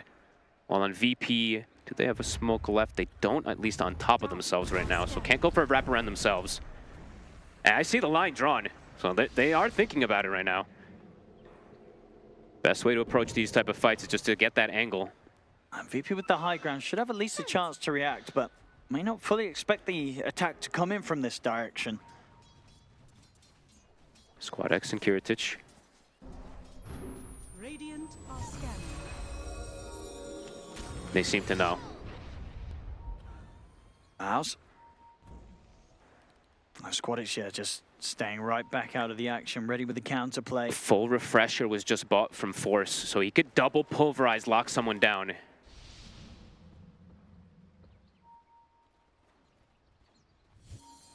Oh, Force. He's in. He's going to go straight away over towards FNG. FNG's able to get the Lotus off out to the side. He's caught the Bramble, and one hit from Yornit takes him out. He's got another BKB if he'd like to on the Primal Beast. Can they D-ward on the side of Mouse? They're scared to still walk up to go for the D-ward even on that cliff. Olnit's God Strength, it's halfway. VP, I mean, can they look to try and fight when they know the God Strength's gone? Look at the mid and the top lane. They've drawn the lines. It's a hefty amount of range creeps pushing in. 10 seconds till Roche. God Strength is gone. Roche is going to start shifting positions. It's going to be going toward top. They're going to start making the move. Both teams preparing. Yeah, Mouse back off to deal with the lanes and to try and push at least this top one out at a speed that's going to allow them to get over to that Roche spot. God Strength up in 30. It's going to be back up for the fight. Hex also, oh my, wait, what? Narman even has a Hex now too, okay. This could be difficult for Squad X to survive. If he gets caught from an initial Hex, he could just die. I don't think okay, they will see Narman with it too on the creep wave, so they will be aware of that one at the least. Force, looking for an angle.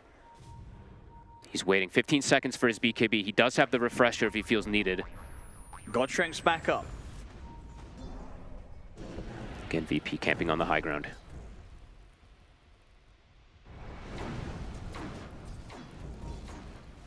Supreme trying to get info, sending Forge Spirits in.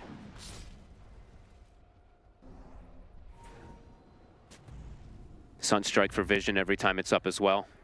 Tense moments, I mean, they're both just know how important this Roche is. It's pretty much everything. FNG, you can see his positioning since I believe he's one of, I don't know how many people have buyback, but he definitely does because he does not because he had to use it before. So he's all the way in the back lines. He is still pretty important because killing the egg for the rest of their heroes is still kind of complicated.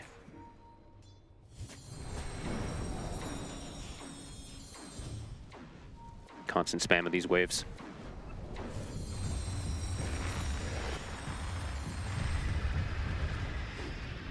Force. He's definitely going to be tempted to go as soon as he sees someone. Both teams are going to continue to do this, just hover around this Roshan point. For VP, if one person steps too far out of position, they're just going to get completely exploded. Kiritich did just hit 25, so he has that additional Wukong. But have to be very wary of their positioning.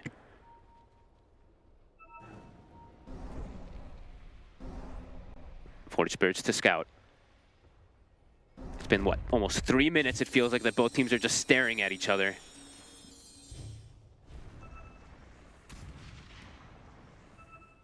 something to pierce through more. Force, he wants to try to get a ward down.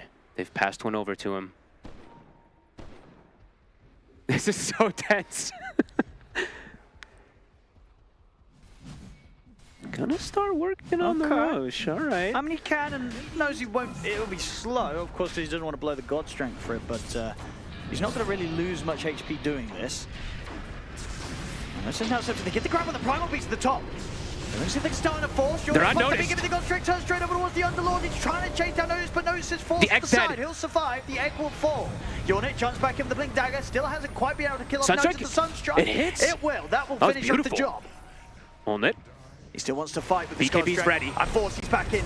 He puts the refresh, the BKB's ready. Onslaught across towards the two supports. FNG's gone. They look to Squadix. They caught him with the Hex into the Pulverize. Squadix is gone. He has no buy either. Force. Maybe seeing if he can catch Antares as well. Antares will buy himself some time with the Soul and Pulverize, but the Hex comes in from Nam and into the Tornado from Supreme. They'll catch and kill off the Rubik as well. And Noticed is caught on the left side as well. It's a dieback. Back for this. They put everything into this fight, VP, to try and make it work, but it just has not. Mouse with so much patience. They wait to strike, and they do perfectly. That was a beautiful Sunstrike for Supreme, but overall the catch onto the puck, the Hex, the double Hexes, all it takes is one disable. Oh, they want to kill Kiritich.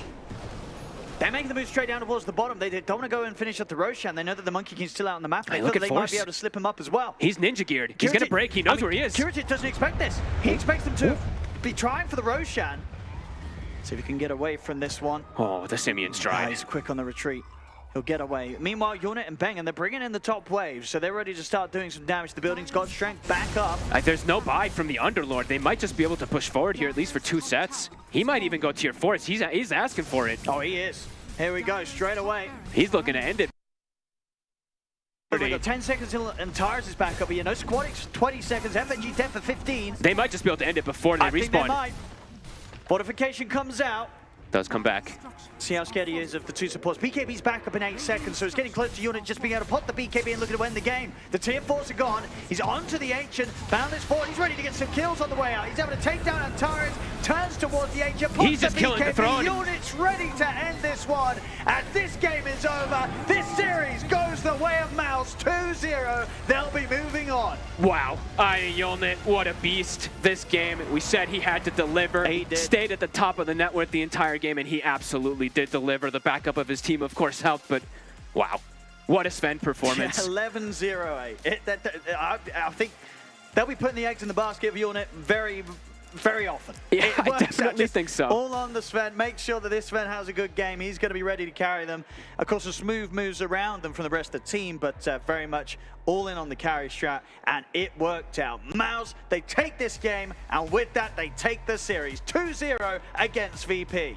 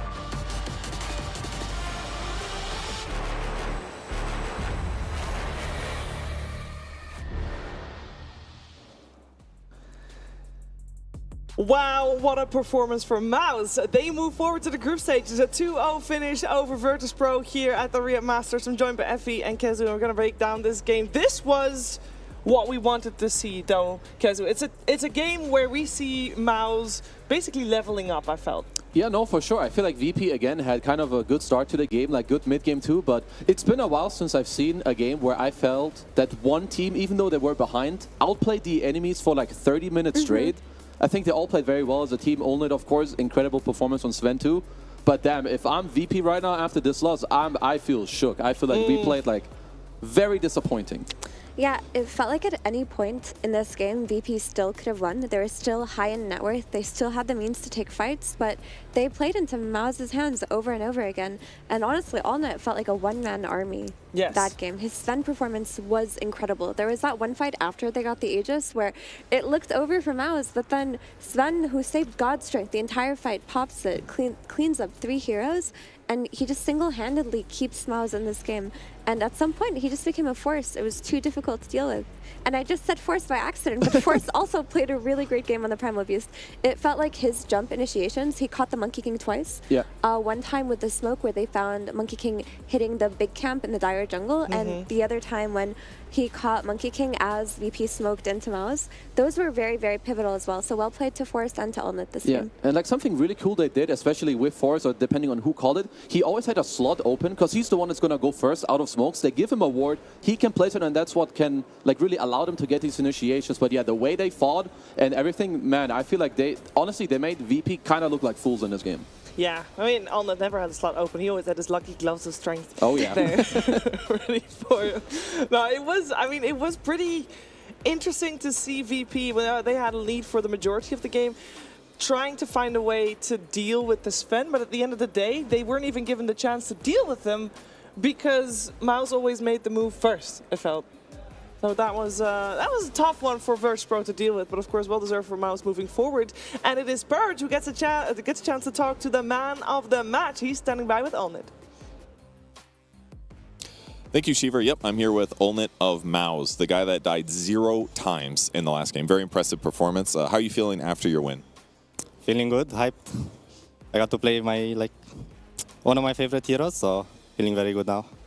Yeah, you said Sven is a hero that you like a lot, and you hadn't been able to play it so much on this team so far, but now it's in the meta. So what changed about Sven that got him to that place where you guys are comfortable picking him?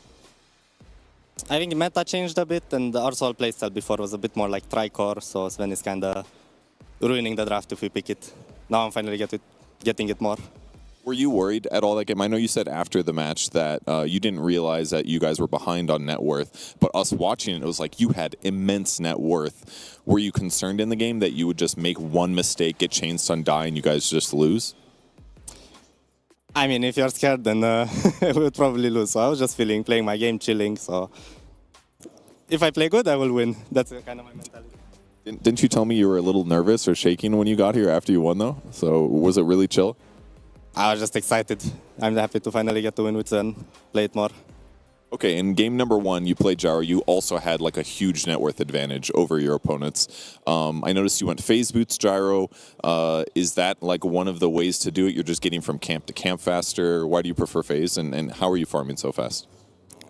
In that game, I liked it against their hero, and I just like it for the fighting early. I can like connect to plays more, do more stuff early with the hero, because it's very strong early with the barrage. Phase just enables it. So you're just getting faster, and then you're using phase to get even faster on top of that. Is that right? Yeah. Okay, gotcha. And then you also mentioned before we started the interview that you were actually excited to play against Falcons in the next group. Can you talk about that a little bit more? I like playing against Maldrin, so I used to play with him a bit. I played one tournament, and now I want to face against him again. All right, well, great. Well, hopefully for you, I think you're the only team that actually does want to be in the same group as Falcons. But thank you for joining me for the interview. I appreciate it, and good luck in your next games. Thank you.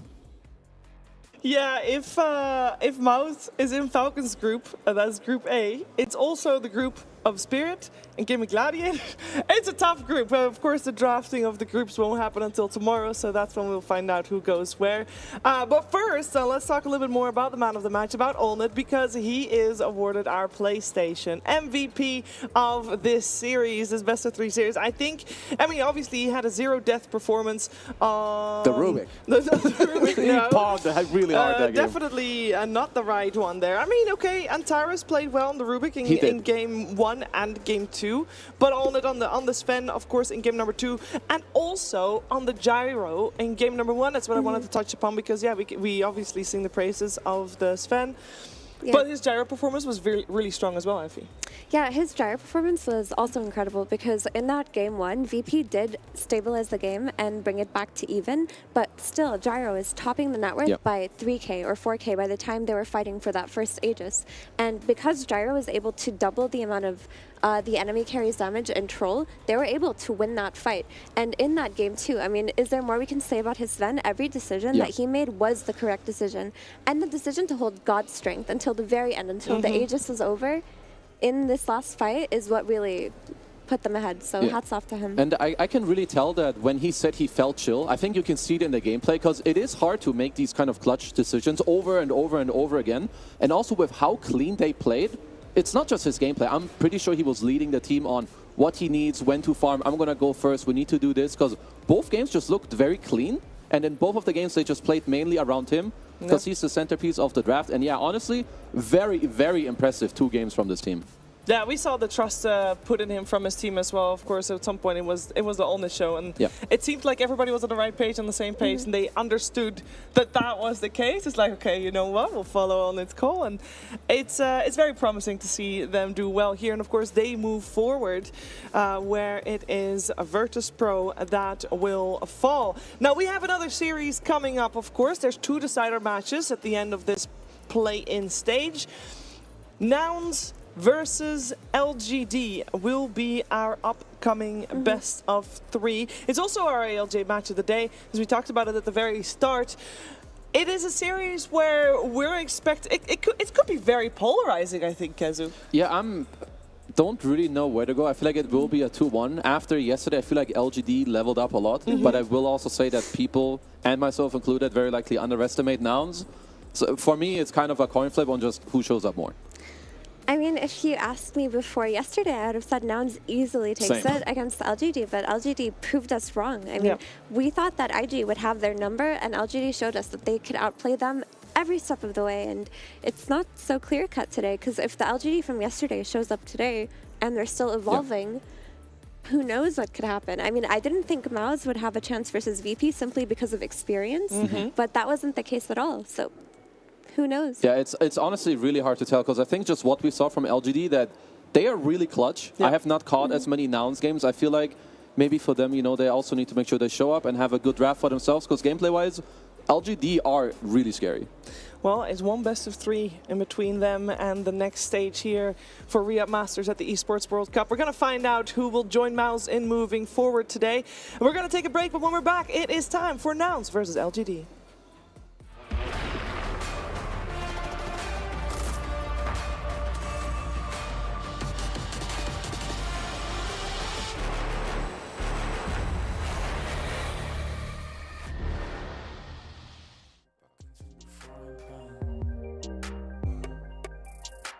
I'm trying to disconnect from the stats and the spray tan. Just a piece of data.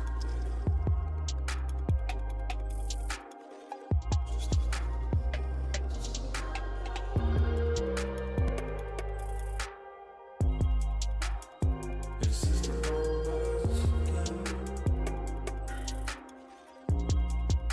The fights, the fears, the fear. It's just the numbers again.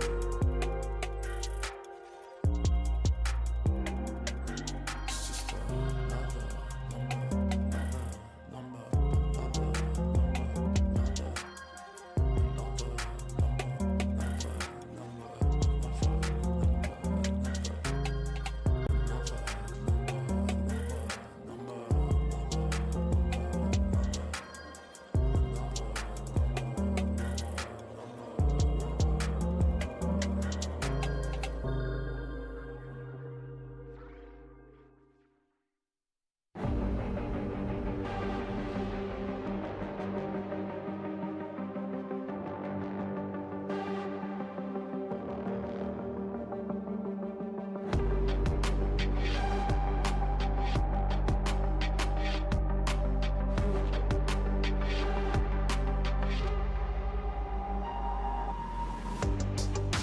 life without reason is no life at all. We are taking over. We can change it all. We can change it all. We can change it all. We can change it all. Hey, hey. We can change it all. We can change it all. Hey, hey. We can change it all. We can change it all. This is the moment.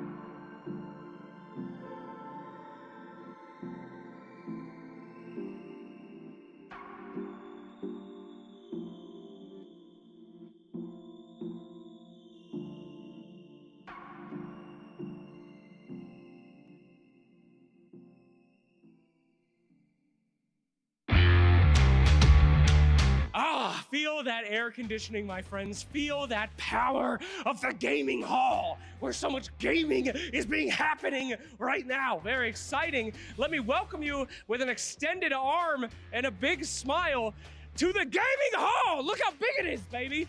There's a lot of games, a lot of things to do, a lot of people to annoy. So let's get started, huh? Oh, okay, all right, that's pretty hype. I don't know any dance moves. I do know one.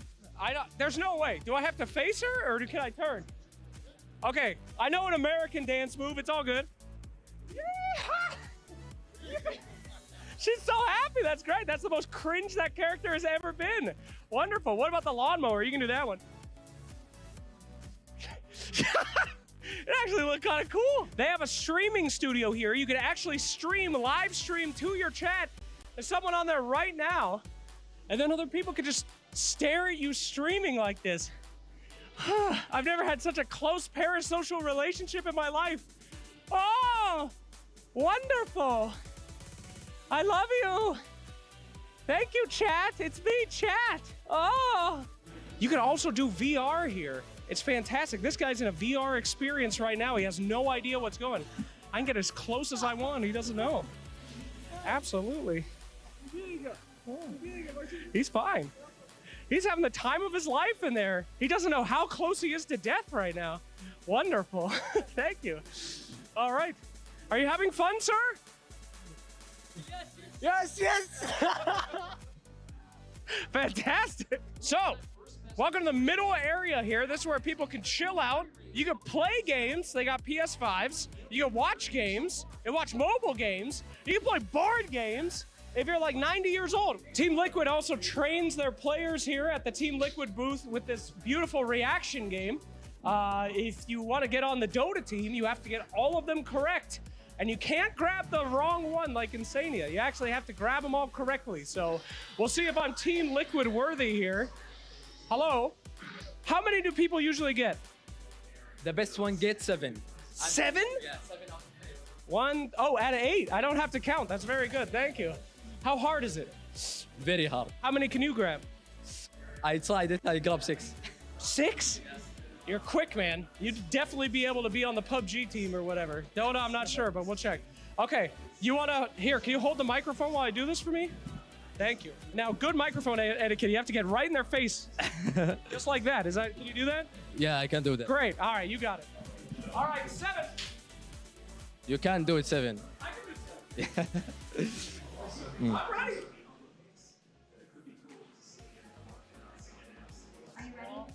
Yes. 1 miss. Thank you, expert. Call me, Blitz. Call me, baby. Hello, yes. Hello. Did you guys get lost? I told you it was big. I wasn't lying. Over here. Follow my beautiful voice. Over here. Please. Yes. It's a very big building. Come, my friends. There's so much to see, so much to do. It's very large. Don't get lost. Come. Come, my friend. Now. So here at the center, there's so much stuff you can do. You can go into the center of the center and play a bunch of games. You can even go on a little LAN here. They got a whole area to play if you want to relive the LAN pub environment. There's many games. In fact, we got the Mobile Legends Bang Bangers. So good to see you. I'm a representative from Dota. I bring peace and love from the Dota scene. Are they throwing plates over there? What's that game? Sorry.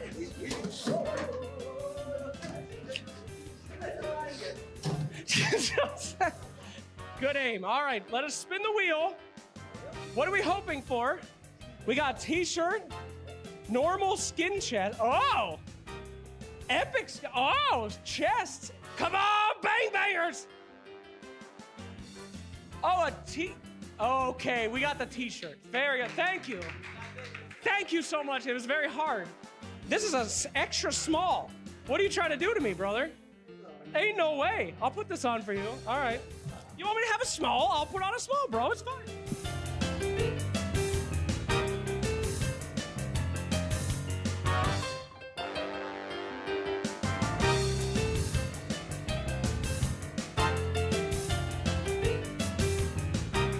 This is the hospitality you show to a Dota representative?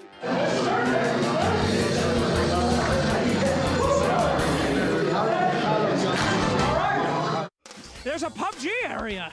It's very cool, very modernized. Hello there. They're fighting to survive in here. They're fighting for their lives to be the chicken dinner. Ooh, the iconic pan and level 3 helmet. I'm not gonna take that. What do you think? No, are you serious? You can put that on? Oh, sick! Hell yeah! The best way to use this is on the belt if people try to shoot you. And then you can run around. It's very good. Thank you. Winner is me. My friends, it's a beautiful place. Very fun, lots to do. If you're at the Esports World Cup, come on by. Air conditioning's great, lots of fun. If you're not at the Esports World Cup, hope you enjoyed exploring it with me. I sure enjoyed exploring it with you. Back to you, host. Yeah. Great.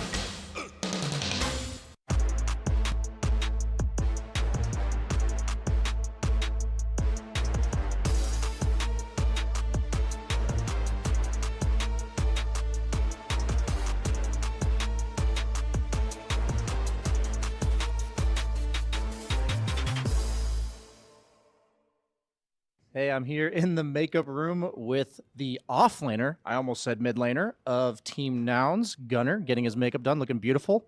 Yep. Well, in the process of it, but you know, we all got to do something in the morning. Before and after, I was trying to say that you're looking beautiful, my friend. So I've already talked about briefly the fact that you swapped roles. How has that been for you so far in competitive? It's been a lot of fun. It's fun to learn new heroes, and I like the role. It's a lot of fun to lane with Ellis. You know, we got the TI last year together. Now we're laning together, so good synergy. What is like the discussion that goes on when you guys are looking to, because you've made a few roster swaps. What is the discussion that's going on where you're deciding, is it worth getting somebody in my current role to swap over? Is this just the best option available? How do you go about that? It's kind of just talking about options, like what options we think we have for what roles. And I was also looking kind of to play offline at the start of the season, so I brought it up as an option, and then we just leaned into it. Why were you trying to do that, if you don't mind me asking?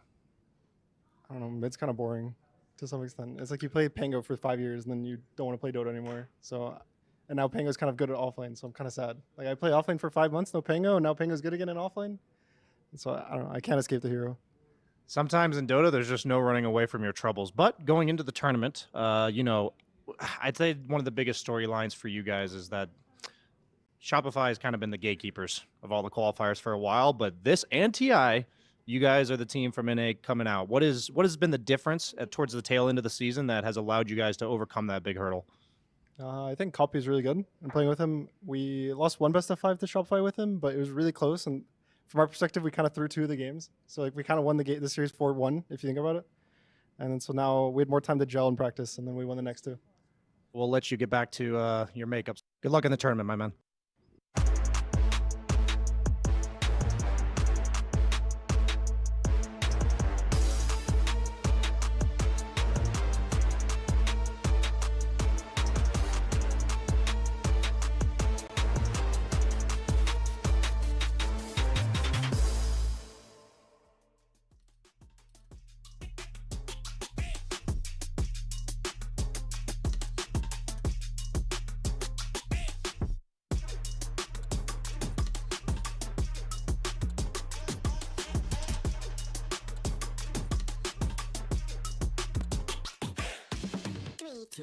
Go.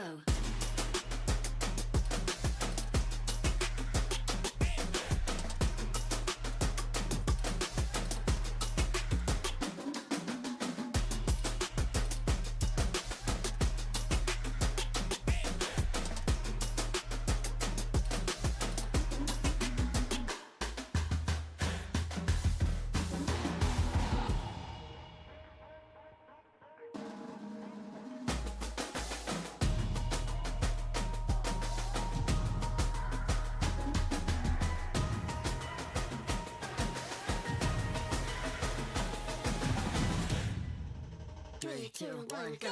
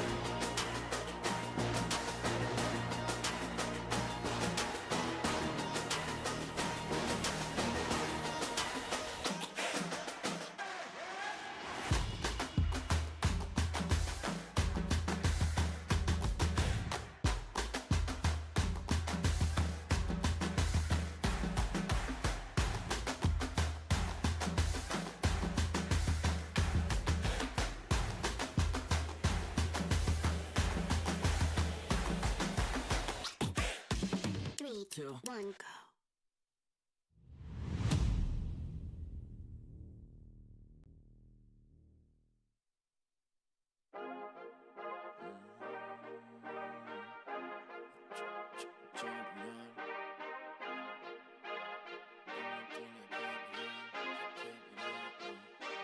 I feel like a champion. A champion. Ain't nothing that can't be done. Oh yeah.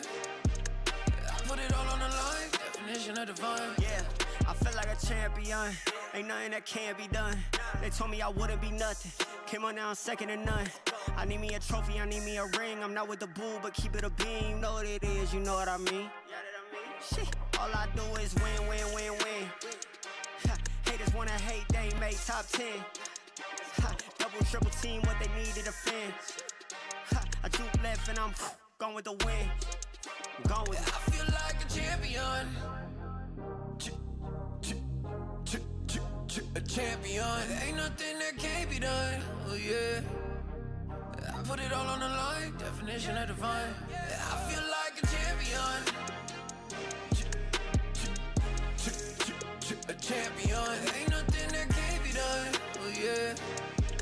I put it all on the line. Definition of divine. Feel like a champ, MVP status. Yeah, the win been guaranteed. So let's see about it. If you gon' speak about it, then be about it. If you don't bring that energy, no, I can't be around it. Nah, I'ma shoot my shot. I'ma stick it, watch. At the tippy top, I cannot take no loss. 2 seconds on the clock, they gotta give me the rock. I got a game on what? Yeah, I got a game on lock. I feel like a champion. A champion. Ain't nothing that can't be done. Oh yeah. I put it all on the line. Definition of divine. I feel like a champion. A champion. Ain't nothing that can't be done. Oh yeah. I put it all on the line. Definition of divine.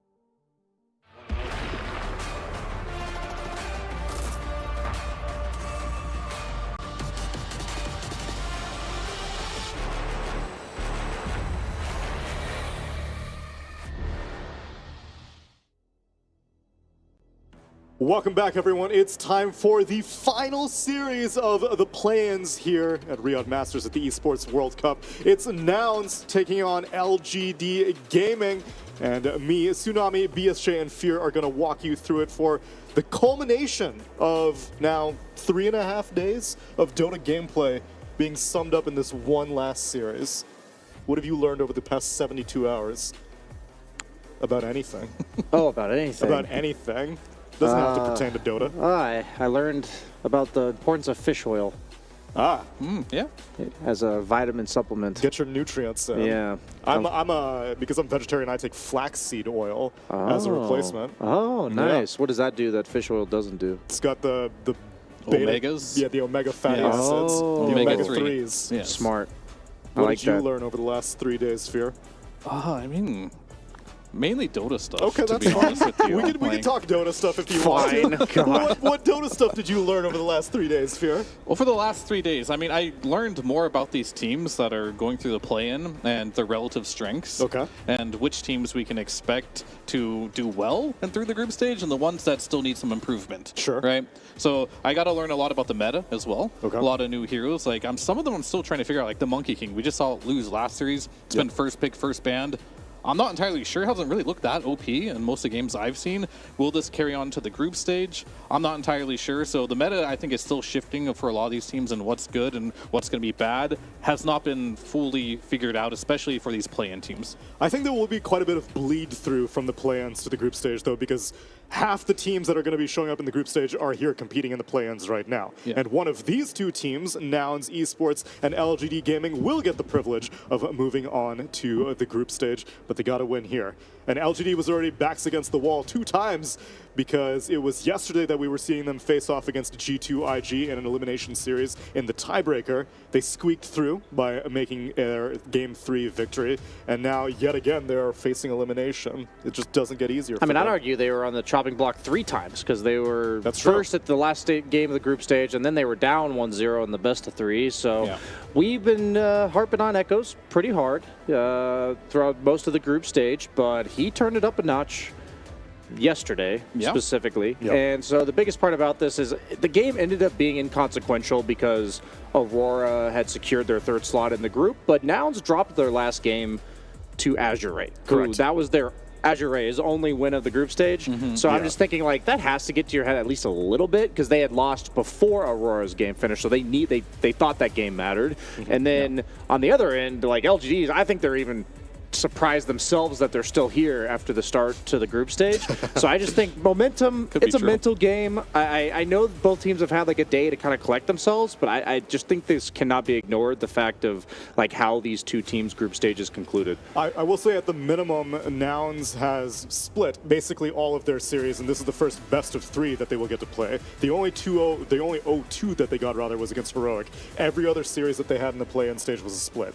So if they're the team that can learn over the course of a series, then that's more encouraging for them in a best of 3 situation. Yeah, I mean, for sure, I think this Nouns team has a lot to prove. They've proven a lot within the region, knocking out Shopify Rebellion recently, the biggest competitor they have. The one thing that they do need to prove, though, is the fact they can overcome these elimination type of series. Throughout the year, they've been to 2 other lands. They failed to get out of the group stage both times in the other lands they played. This is just a plane. We're not even in the group stage yet, but they're very familiar with these, backs against the wall, and unfortunately they have not been able to make that leap to get in, even though it is just the group stage, to stay alive. So I think it'll mean a lot to them if they can actually get this win and a boost of confidence that they can survive the first round. Yeah, the part about like finishing the series that Neil mentioned, combined with you saying like the confidence to get past this first round, I just looked at the group stage just now, and Nouns is 4-1 in their first game of the best of 2, and they're 0-5 so in the second game. Yeah, they're game winners apparently, which is interesting because you were mentioning like what happens over the course of a longer series. Like if this series goes 1-1, who's favored? And I would argue like Nouns. It seems like they come into the series with a strategy, catches the enemy team off guard. I think this is like an easy narrative to craft based on the results. I mean, anecdotally, an 0-5 in game 2, that's a trend. Yeah, it absolutely is a trend. So I'm just wondering, like, why that is. I'd almost want to discuss that with them, but obviously we'll have to hear it if they're in the winners post-game interview. But stuff like this, it's funny how that works. I guess that doesn't build confidence. In particular are very good at theory crafting. Right? Like, they spend a lot of time sitting down. I've been on NA teams myself, obviously. We spend a lot of time theory crafting the game, and a big critique has been like, overthinking the game, maybe just play more instead of just going through strategy. So they're probably just very prepared for that game 1. And then also, I think for a lot of NA teams too, a loss can hit hard. because you are a theory crafter, you overthink why did you lose, and that can bleed over into game number 2, right? So that could be an issue. I'm not saying that is an issue, but historically with some NA teams that has been. And we were wondering about the theories that LGD would have, and specifically what they were going to do with their mid laner Echo. If you are just now tuning into our coverage of LGD, Echo has been a little bit of a polarizing character for us. At least day 1 and day 2 of the play-ins, we were quite critical of him. He seemed off balance. He did seem like he wasn't very comfortable. And then day 3, he really bucked the trend. I gotta say, he exceeded expectations, and it wasn't even on heroes that we consider him comfortable on. I think Ember Spirit is his signature, but we saw him do work on a Shadow Fiend, which we had not seen an impressive performance from him on previously, and then Earth Spirit mid, which is not really in many mid laners' arsenal, but he proved competency on it. Yeah, you mentioned a lot about Echo, and I agree with everything you said, but I want to give a huge shout out to PYW. Also true. First off, in those pictures, I love Why You Smile and PYW's smiles. Like, they just look, I don't know, those are just some of the purest smiles I've seen in a long time. But PYW yesterday, if you guys missed the game, some of the sickest, tiny, toss a guy into a group of like 2 or 3 other people, setting up like the Echo Earth Spirit to roll and get a 4-man magnetize. And there were some fights where they were playing 3v5, 4v5 because G2IG got the fight, got the upper hand at the start of the fight. But those tiny plays, I think, are why they're still here on top of everything we mentioned. But I think without him on tiny, we would be seeing G2IG today. And then that's exactly what we needed to see. Even before the series yesterday, I said the one thing with LGD that they're lacking right now is playmakers. Yep. And throughout the entire group stage or early play-ins, they didn't do too much. No one really was a standout. They'd play well as a team, but PYW and Echoes really stepped it up, I want to say. And they're going to have to continue to do so, because I feel like Shiro, he's always pretty consistent. I think you can't expect too much as far as plays from your POS 5, but from your mid, position 4, off-laner, these are where plays can happen. So we'll have to see if New, if he can step up as well, if he can get his Timber, these type of heroes, he can generally do it. But for right now, he's been a little quiet, I want to say. But maybe now is his time to really step up to the plate. And with Shiro as well, in the last game that we saw, he was playing the carry Morta, which at the end of the series, I don't even think I was just like, oh yeah, the Morta made a big difference in that game. He was very quiet for that victory against G2IG. So at least different parts are starting to pull their weight, but we need all 5 players to elevate. I got you. Yeah. Potentially not now, but at some point, if they want to beat like the Falcons and Gaming Gladiators of the world, everyone's going to have to step up. But maybe for this match, I think it's going to be a combination of who's having a good day, at least some combination of 2 players really have to step up on that team, and I don't know which ones it'll be. Maybe it'll be Echoes again, maybe it'll be PYW, maybe it'll be Shiro's day. We'll have to see. Nouns, same type of story. They do have a lot of playmakers as well. I think Copy is one that comes to mind for me. He's their newcomer. He's generally playing some heroes that are pretty flashy. And as far as Yuma, he might pick out a Meepo too. Then if he gets last pick Meepo, it's very scary. Reactivated, I don't know if it's enabled again yet. Oh, even in Captain's mode? I think even in Captain's mode, it's not that's a nerf to Nouns. It is a nerf to Nouns. I didn't think about that one. Uh-oh. I don't think they've selectively enabled it in different modes. I think Meepo is just outright banned, which if anyone's unfamiliar with, there was a series of exploits being used with his Pack Rat facet, where you would be able to swap heroes, disconnect, and then sell the item that he had in his thing. It was... If you would deal with it was all the illusions basically. If you started with Meepo, and the most expensive item you can buy for 600 gold or less is chainmail, so they'd put the chainmail in the neutral item slot, then swap to a Naga Siren, who would then spawn illusions in DC. And okay, the point about all this is who the heck is trying this stuff? Why? Just play the game. Anything for the MMR. Seriously. We'll try anything. You could be out there getting better at the game, and you're doing this. No. So I'm looking at you, whoever you are, that started this. Use your powers for good, not evil. Yeah, seriously. There's so much potential there. It's tapped, but it's being tapped in the wrong direction. Yeah, exactly. But that is, I suppose, somewhat of a nerf for Nouns. And then we talked about Copy. How about Gunnar? How's Gunnar been stacking up for you as an offlaner? Obviously, at this point, it's a bit of an old hat because he's been an offlaner for about over a year now. So. Yeah, I mean, he's good on the heroes he plays. He plays the meta now, too. At the very beginning, I thought his hero pool was a bit smaller, but that's just only natural. But he's caught up to it. He's playing all the heroes you see in the offlane, the Beastmaster, the Darkseers, the high win rate heroes. So he's caught up. He's officially an offlaner now. He's no longer... Nice. Everyone's just like, oh, he's a mid lane to offlaner. I think he's been playing enough offlane at this point. He's had enough exposure. He's just a full-fledged offlaner. So maybe he doesn't have all the Grand Masters that a lot of these other players have, but he's played enough pubs, he's played enough tournaments now that I think he's comfortable in just about all the offlaners right now. It does take me a while to detach players from their, in my mind, signature roles. Yeah. It took me, even to this day, I see Toronto, Tokyo, and I'm like, no, you're a mid laner. You're What not are you a 5 doing over there? position. But, I mean, BB team seems to be doing exceptionally, so who am I to judge? I firmly believe that obviously in the short term it's going to be a bit of a rough transition for anybody and there's going to be bumps along the road, but if you swap roles, like your vision of the game is just expanded dramatically. Like, yeah, especially Toronto, Tokyo. It's like a lot of 5s. I think every role has their traditional, you know, the tropes of like the mid laner being overly cocky, the 5 position maybe being a bit too selfless sometimes. And it's like if you take a cocky individual role and put them in the 5, and they're still supposed to support, but now they'll never do the overly selfless role on the team. And it's the same thing with like a mid laner who your job was to make space before, and now you're doing it from a similar, like the 3 is not that much different. It's just a different style of accomplishing the same thing. So he'll get a different vision of the game. He knows what to expect from his mid heroes, when they're going to rotate to him, when they're not, if he's like allowed to recover in the triangle, or if he has to give that to the mid. Like, there's just sometimes where you're going to grief your teammates by farming in some weird way, and that's just something you're not going to do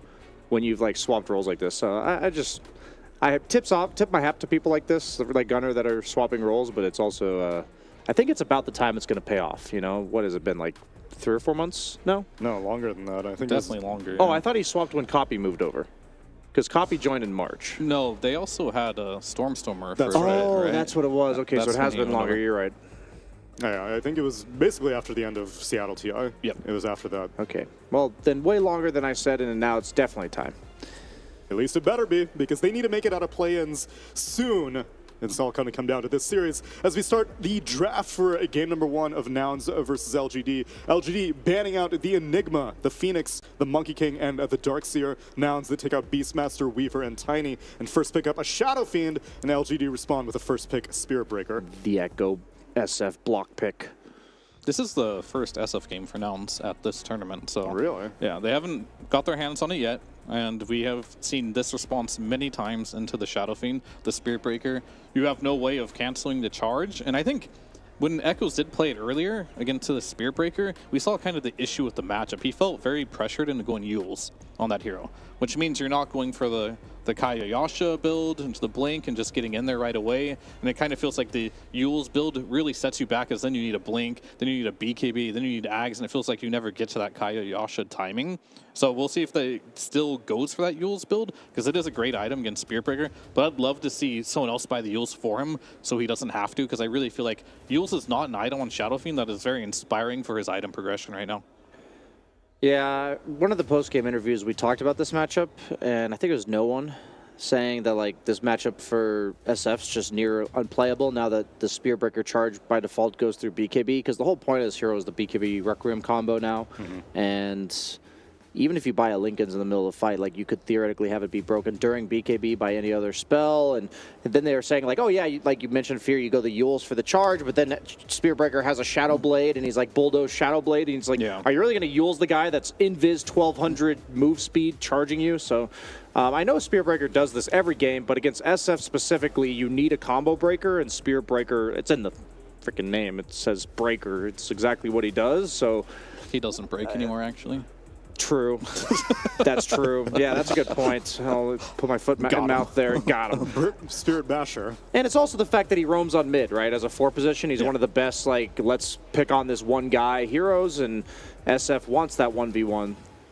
That's why they're dedicated quite a few bans to protecting it. They take out the Wind Ranger and the Snapfire on Nouns, and LGD take out the Clockwork and instead pick up a Coddle, which is one of the other few heroes that Echoes has shown success on. Prowess, yes, that was the game they were on the chopping block in the group stage last game against G2IG. Play-in stage. Yeah. Or, sorry, play-in stage. Not at the group stage We're not at the group yet. Not quite there. But yeah, the Keeper of the Light is a hero that also, it makes a lot of sense against the Shadow Fiend. When I think of Keeper of the Light, there's a couple things that come to mind if you want to counter him mid. One of the big ones is, can you cancel the Illuminate, right?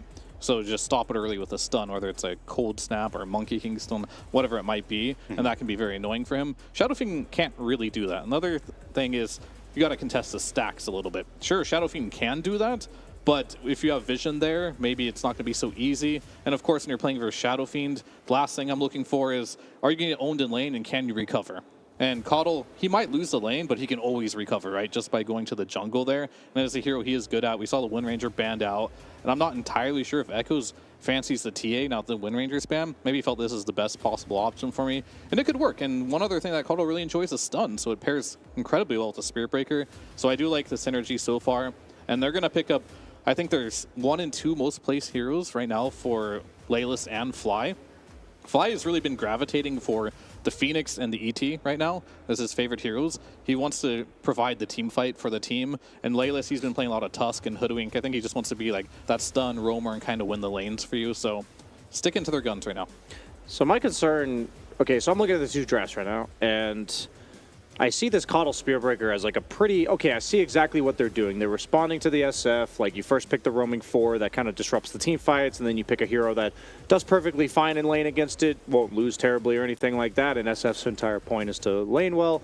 And then I see like Hoodwink ET, and what I don't see is like, how do you stop the Spearbreaker charge? Like neither of these heroes really do that. Yeah. And then how do you catch the Coddle who's in the back? And neither of those heroes do that either. And then I look at this Mars, and it's like, what is Mars traditionally known for as a offlaner? It's like in the early game, you're going to use your arena for some cores sometimes because they don't have like BKBs or blinks yet. But in the late game, you're blinking into the back lines and arenaing the supports and just taking them out of the fight. So it's like, I'm looking at LGD's draft, and as long as they can play it like it's comfort zone for them, then their heroes one-to-one counter what Nouns is doing, while I feel like Nouns is just picking. Do you know what I mean? Like their strategy, if you ignore the LGD heroes on the side, makes sense. Like there's nothing wrong with the synergy of the heroes they have, but do you know what I mean? Yeah, they're just picking heroes they're comfortable on. Yeah, I think that's what they're going for. Like, that is what I'm going for. They're playing like their most played heroes for Laylis and Fly, and it just happens to be heroes that aren't particularly good versus Spirit Breaker. I'm sure there are ways you can itemize. I mean, Gleipnir can cancel charge if you're quick, but it doesn't really feel great to use because of the Bulldoze. Maybe we'll see a Yules on the Elder Titan at some point. We'll have to see about that one. I mean, they do have good team fight, but yeah, it kind of does look like a free Spirit Breaker game at the moment as far as like him getting into the fight. But the question is, like, do they have enough stuff to, like, even if he's in, to counter-initiate? Because, like, you're going to have Requiem, you're going to have, like, ET, Stomp, and Splitter. So there's a lot of stuff that you can kind of counter-initiate the Spirit Breaker with that is trying to follow up with the Spirit Breaker. So, I don't know. It might be a problem, but then again, there's just a lot of huge AoE. I think the big thing is the Shadow Fiend. Are they able to protect him? Because it looks like LGD do have to focus him down. If he doesn't get the Requiem off, the team fights might be hard. LGD looking for a carry for Shiro. Nouns, they take out the Troll Warlord, and meanwhile, Nouns looks like they need an offlaner, which is why LGD ban out the Pango and the Centaur. So LGD is doing what we see a lot from these Chinese teams right now, the double melee in the offlane. This is something I don't feel like the Western teams do a lot of, where you pick this heavy nuker, for example, in the mid lane, whether it's the Shadow Fiend or the Coddle, and then you run some Spirit Breaker Mars off. It's not a strong lane at all, right? But they really rely on these heroes on just getting a quick Yules or Spirit Breaker in general, just items, and then they're going to have stuns and the damage to follow them up on. But that, however, is going to give free lanes to the carry. And Yuma, he will be playing TA most likely in this game. And with a free lane with TA, we've seen what this hero can do. A little problematic. I think the onus is on LGD to initiate fights. Like I think Nouns is just going to take a page out of LGD's book yesterday, which was just sit behind the tiny and hit buildings. I think they're going to do that with the TA. You have a lot of counter initiation. You have the Aura Buyer of the Underlord. You have the SF, the follow-up damage to anything that breaks out. So, yeah, I think you're going to see Yuma present himself with an Aegis, hitting towers 15, 20 minutes in. It's going to come down to how do they approach the fight from LGD? Do they make a smoke wraparound and catch the crucial targets in the back? Because you're not going to want to focus the TA. And the question is, like, how do you slow this down? Like, they banned out a lot of the strong carry laners right now. Monkey King first round, Ursa's out, Troll Warlord. How about Sven? They could do that. Sven would be fine. It's not the best, I think, on paper against, like, the SF combo and, like, the TA, but what I look at is you have this Mars arena, and you're probably going to have the Coddle Ag, so you have like this AoE control, and maybe Sven is the damage you need. You do just need somebody that kills them now, because you're lacking like the finishing blow. Shadow Demon low damage, Mars medium damage. They are. They're definitely going to pick something that does a lot of damage here, but I'm a little worried here for Nouns' draft as a whole. Sure, like, you can always look at the laning stage and be like, Mars, Spirit Breaker, kind of weak lane, but we've seen time and time again, things can happen randomly in lane. You can pull the wave, support can rotate through the gate, and they can like swing the momentum of that lane. They have a lot of catch, they have a lot of kill, and this Coddle, he can make one rotation to any side lane here, and that's pretty much a kill in either side lane. Now, sure, TA is pretty good if you save your refraction, you might be able to survive it, but this Underlord could feed. You can rotate mid. The Shadow Fiend can feed to this Coddle as well, and if you don't win all 3 lanes, what are you doing on this lineup for Nouns? You have to farm a lot. Like, TA needs so much farm. Shadow Fiend needs tons of farm. Underlord needs a lot of farm. Who's your playmaker in this particular game? If you get behind in the laning stage, this draft from Nouns will probably fall flat. Sure, their heroes are great at the laning stage. Maybe that's what they're banking on. But in a high-pressure situation, in an elimination match, that's putting a lot of pressure on yourself, making a draft very single-dimensional for the laning stage. And that is one of the heroes that I mentioned is very hard to play into as an Underlord. But of course, you do have Hoodwink, so maybe it'll be enough. This hero's only been picked once. Only one Lifestealer picked throughout this entire tournament, and it was Low, who on Azure, take a guess if he won or lost. They lost. I remember that game where he like died with a triple wave, and then it was a disaster. What happened in like the first 5 minutes? So we don't really have any evidence on how good this hero is. Yeah, we have no that real. Game was not a good example. I mean, the fact that people aren't picking it has to say something, meaning they've seen it in pubs or scrims or something. This is also a hero I would be very curious about what happens in the group stage moving forward in this tournament. Like, is this just these teams, or is it the hero itself? I agree with everything Fierce said.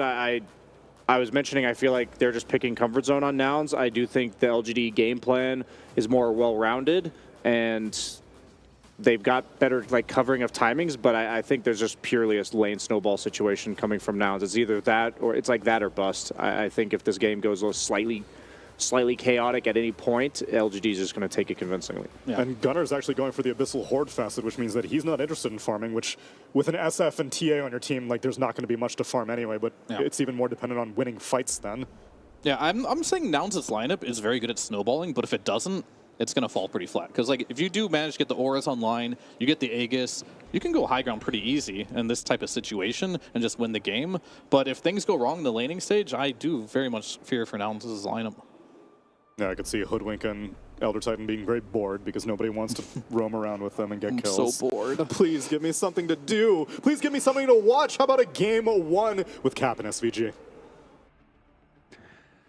The one and only North American team matched up against the last remaining Chinese team from the play-in stage. These are 2 regions that have suffered lately, Avery, but one of them is going to be able to move on into the group stage. Just a question of who will rise above a play-in that was not too successful for either of these teams. And I guess you could maybe argue LGD have a little bit more momentum going into this series, considering the series yesterday. They started to find their footing. They were getting pretty hyped. They were yelling in the games. They looked pretty happy after the win. Outside of Echo, I guess, is, well, that man always looks the same, win or lose. True. He is stoic as they come. But definitely finding some heroes that worked for them. That Tiny in the series yesterday was pretty big. This Coddle has worked for them in the past. They had that really nice push game with it, with the Tiny combination. So maybe this team is starting to find a little, not only momentum in their gameplay, but confidence in what they want to play in this patch, which seems to be a trend for a lot of teams in this play-in. Whether it was, for example, virtus.pro and what FNG was saying, or Nouns and LGD in this series, or like we saw Mao's earlier, it feels like the play-in teams that are near the bottom of these groups are the ones struggling to figure out what their hero pools look like at this event so far. And if you can get that out first, well, it might make the difference between going further and going home here. Now, maybe this is asking too much for you to delve into here, but nothing is too much for me. Okay, if a team, is that a result of them not doing well, that they came into this confident and lost confidence because they lost all their games, so why wouldn't you lose all your confidence? Or do you think that they lost all their games because they came into this tournament not really knowing, not being prepared enough, not being solid enough on their ideas. I mean, that's too much for me to get into. Okay, Let's look at this mid lane. I think this is going to be the big lane for LGD. How much can Echo get in terms of outranging the Shadow Fiend, getting to a fast vessel, getting the early levels 8 or 9, and really punishing him with the outrange concept? Especially if he can rotate around the map. SF's not the best hero at rotating. He can shove the wave in, but he doesn't really take advantage of power runes too well too early. We've seen people try and do it. So I feel like Echo has the tempo advantage here. He should free farm the lane, and then if he can get some runes, get some jungle camps up, should be doing pretty well. To go back to your point, because yes, the of course chicken I and was the being egg scenario. sarcastic. I mean, basically it boils down, do you think these teams were underprepared or not? I feel as though China was definitely behind on this patch compared to the other regions, and they're struggling to catch up. So in that sense, yes, I'd say they're unprepared. I think if you look at LGD and G2IG in this group stage, I felt a lot of their picks were just all over the place. They were trying to figure out what worked for them, but also trying to figure out what's good in general. And some of these European and MENA teams just rose to the top really quickly, which, you know, not a surprise. Those regions have been pretty dominant throughout the year. You look at like Quest and Entity, they both looked very confident in what they wanted to do and were just jamming it through. Yeah. So yeah, I would lean towards, you know, the preparation wasn't as good, but it's hard to fault certain teams in certain regions that are more isolated like that, because you can just get in these bubbles of, okay, well, we're owning our region with these picks and they seem really strong, and you get to LAN and you go 0-3 with them to start, and then, well, do you just abandon those ideas? Yeah.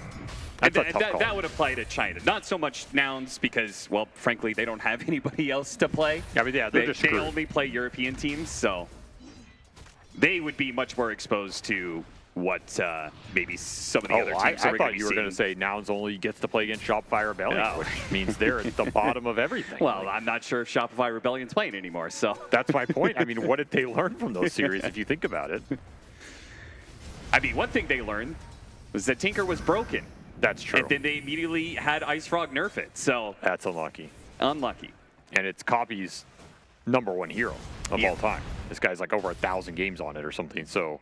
It's also that's his a big blow for first LAN event with potentially an audience if he manages to make it through into the following stages where we actually get to an audience. Now, he's been to a LAN before. He went to Wallachia, but he has not gotten the chance to experience playing in front of people. Whole different beast entirely. Also first TI for some of these guys. So if you do well here and you get that experience, it's going to help you at TI. Yeah. Another tournament where you're only going to play in front of the audience if you do well enough. Seems to be a common trend. Yeah. Still pretty quiet early game. Early start to this series in general. 0-0 across the board. Everybody farming up. SF getting a little bit of an advantage in that mid lane against the Coddle, but the net worth's pretty even here, so it's kind of what you expect, right? You're going to invest some extra mangoes in region and the SF to win the CS battle, but still fairly even on that mid lane. In fact, it's Echo just free farming. I mean, 3 back-to-back denies certainly changes that Feels a little good. bit. Jesus. Copy. He does have stacks though. Like that's the big thing for this mid lane is I think the Coddle can more reliably stack than the Shadow Fiend. Yeah. I guess you can walk over and raise up the hill, but we don't really see people do it a lot. It's kind of expensive compared to infinite mana, man on a horse. Wow. Laylis knows that this is going on, so he's going to try and interrupt the stacking. That's obnoxious. Echo not happy about that one. He's probably crying to his team right now. Guys, you have a 2v1 top. I don't see first blood. Help me. Now I'm going to die. Ooh. Copy is the one to get the first blood instead of the top lane, which they are trying to pressure the Underlord. I say try, they're not even touching him, never mind. I saw 2 heroes on top of the purple icon on the midi-map, but they have done literally no damage to him, so. The lane's just not really a kill lane. It's a lane that can wear him down over time, but not the best lane to take advantage of the 2-on-1. I mean, you can disrupt them into maybe force the TP, but that's the best you're going to get. Nice rotation from Lelis, opens up this first blood for Copy, and an otherwise even lane. He's might gonna even go go and take his steal stack. Yeah. Should have let him stack it. Yeah, seriously. This is really nice. This is opening up a super large gap on mid just off that one move. Okay, TP in, way too late. Sorry why, but the damage is done. Copy is taking it and run. He left the skeletons too. Gotta kill those. You're gonna miss the spawn. No. Why'd you do this? Also, he changed his name back. Oh, yeah. We'll see what it is when it's in chat. Might still be Wayu's smile. Oh, no, it is. Just why? What's with people changing their... We saw Yatoro change his name. Come on, man. You can't... That's iconic. You can't change Yatoro. I mean, I'm going to be honest. I'm calling him Yatoro. Yeah, me too. Me too. He can lawyer up, but I don't know what he wants from VBAT. Yeah, we'll go ahead and have that appeal in the court of opinion, public opinion. I'm sure everybody will back us up in Yatoro being much better. I mean, honestly, I feel like most of the time players change their name for them. They actually don't care what people really call them. Yeah. It's just, an inner thing. But Yeah, cool to see why. Change get a different anime profile picture because the latest season of whatever anime you're watching, that protagonist really just hits your personality perfectly. Sounds like you know a lot about this. But I've watched Dota players for a really long time. I I've meant gotten the into their anime. psychology. But okay. But for me, it's cool to see Y back to this name because this is an iconic name in Dota 2 for me, right? Yeah. Y apostrophe. This is some old school Dota nameology, and I mean, it's a name that is on the Aegis in that fountain. So true. Kind of cool to see him go back to it. I guess he's not smiling anymore. So maybe after this play, there's not much to smile about. But Nouns pretty happy with this early game. I mean, again, a quiet early game, but I don't think they mind that with this kind of lineup because, as the panel was alluding to, not really a clear playmaker between these three cores. So if you don't have playmakers, you want to win the lanes. And, I mean, they're just cruising through them right now. One mid handling off the rotation. They're getting farm on their two side laners.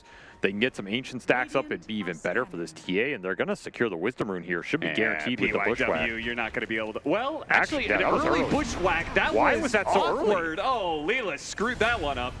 Not good.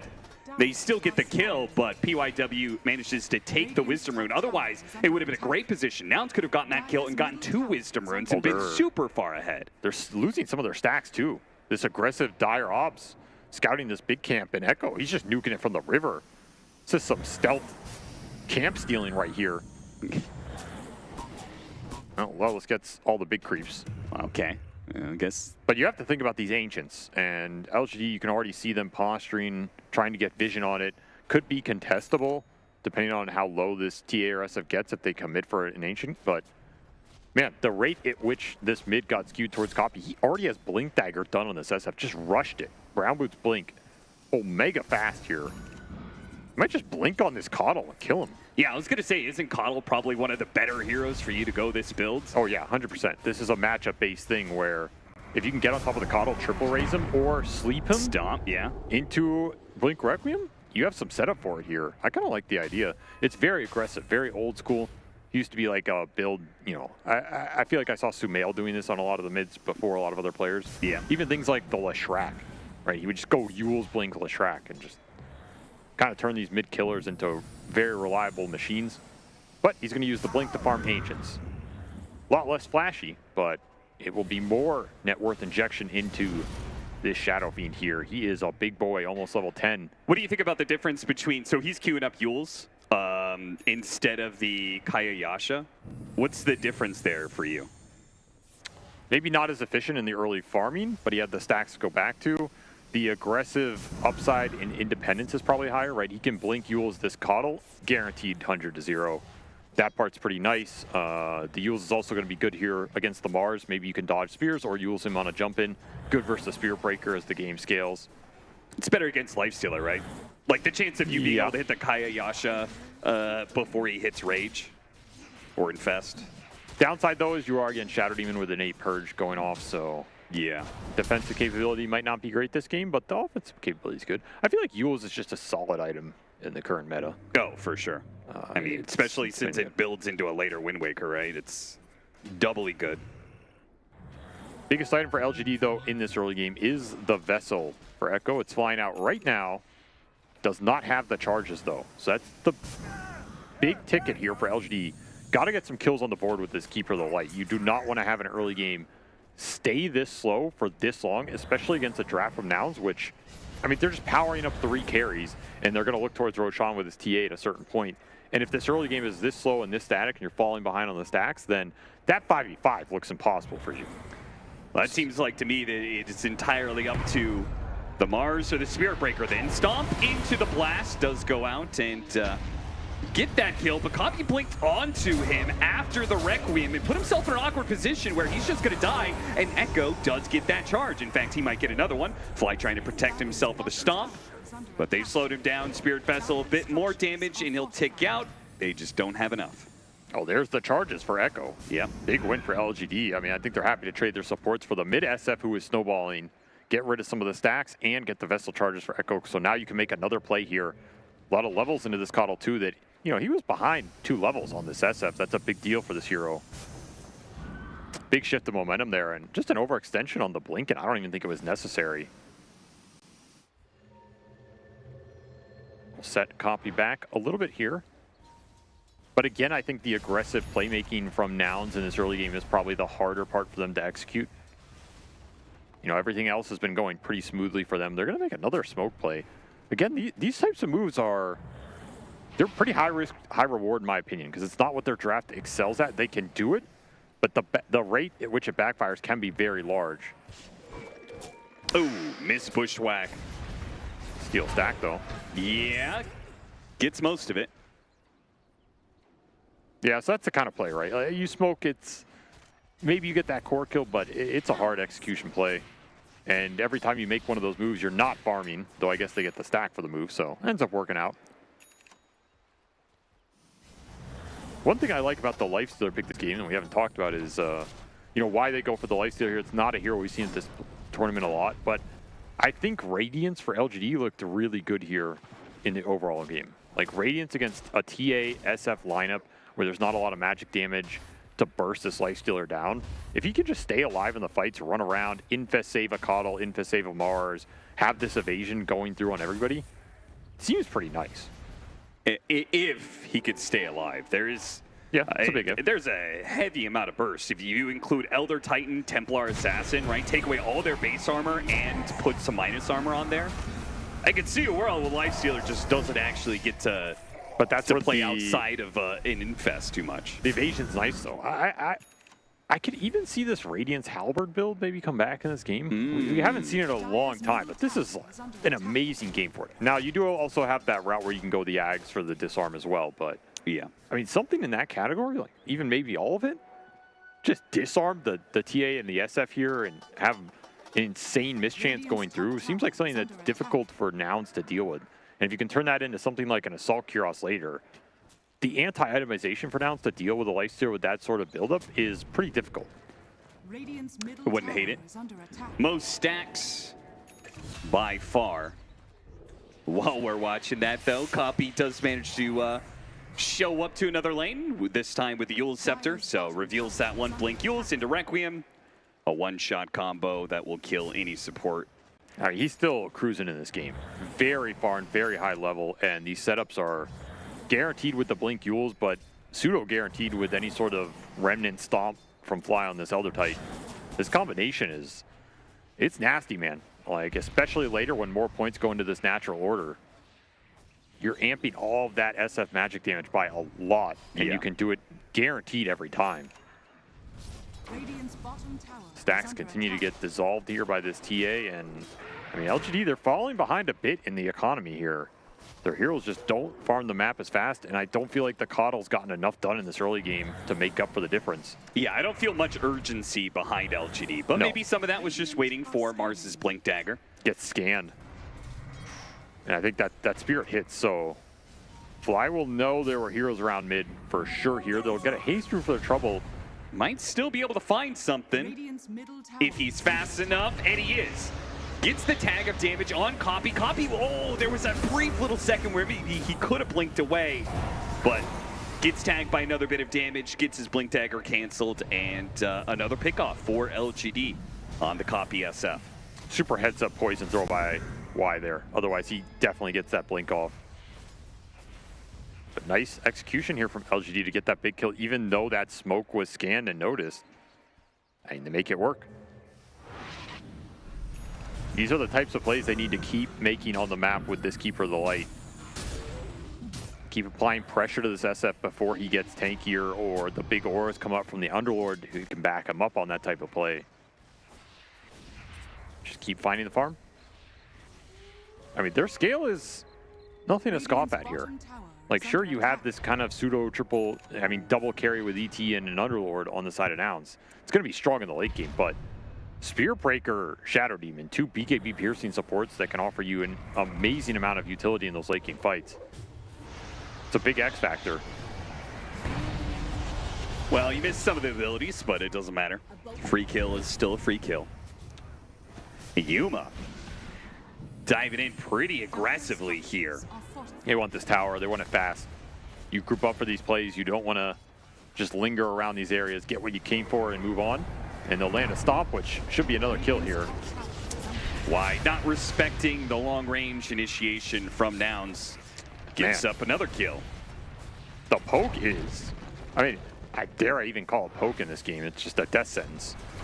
The amount of long-range magical burst coming out from this lineup. Really a nice lineup for this Elder Titan to play through. Oh yeah, Elder Titan Hoodwink sounds particularly gross. And now you got those levels on the AT, so 3 points in the natural order. Your base magic resistance is gone on all these plays. And how do you make up for it if you're LGD? Traditionally, versus these types of Elder Titan lineups, you're looking at the big auras to buff everybody up. You're looking for a pipe, you're looking for an AC, maybe some disarms.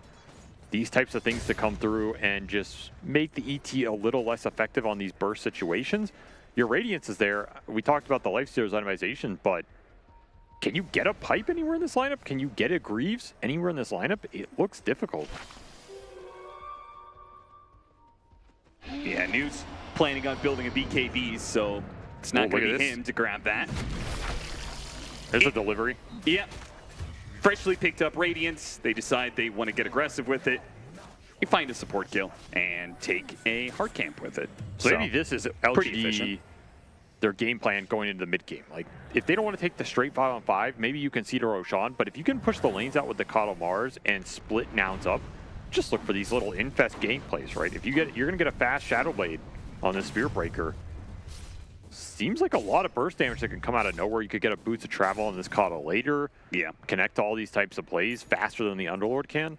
Yeah, I was going to say the Underlord will be the one counter to that, right? The fact 100%. That he might be able to deal with some of those pushes, but if he's not strong enough, right? If he gets just charged by Spirit Breaker Lifestealer and doesn't end up surviving, then he may end up being a liability in trying to deal with that split push. Do see that Ags delivered for the Keeper of the Light. So the two big team fight items for LGD in this early game, that Flicker on the Will-O-Wisp and the Radiance on the Lifestealer are done. So if they want to try and take an actual 5-on-5, it's not impossible here. And I mean, they are going to do it. They're just going to smoke up. This is very tough if they just run into Nouns all together, but if they can catch them split.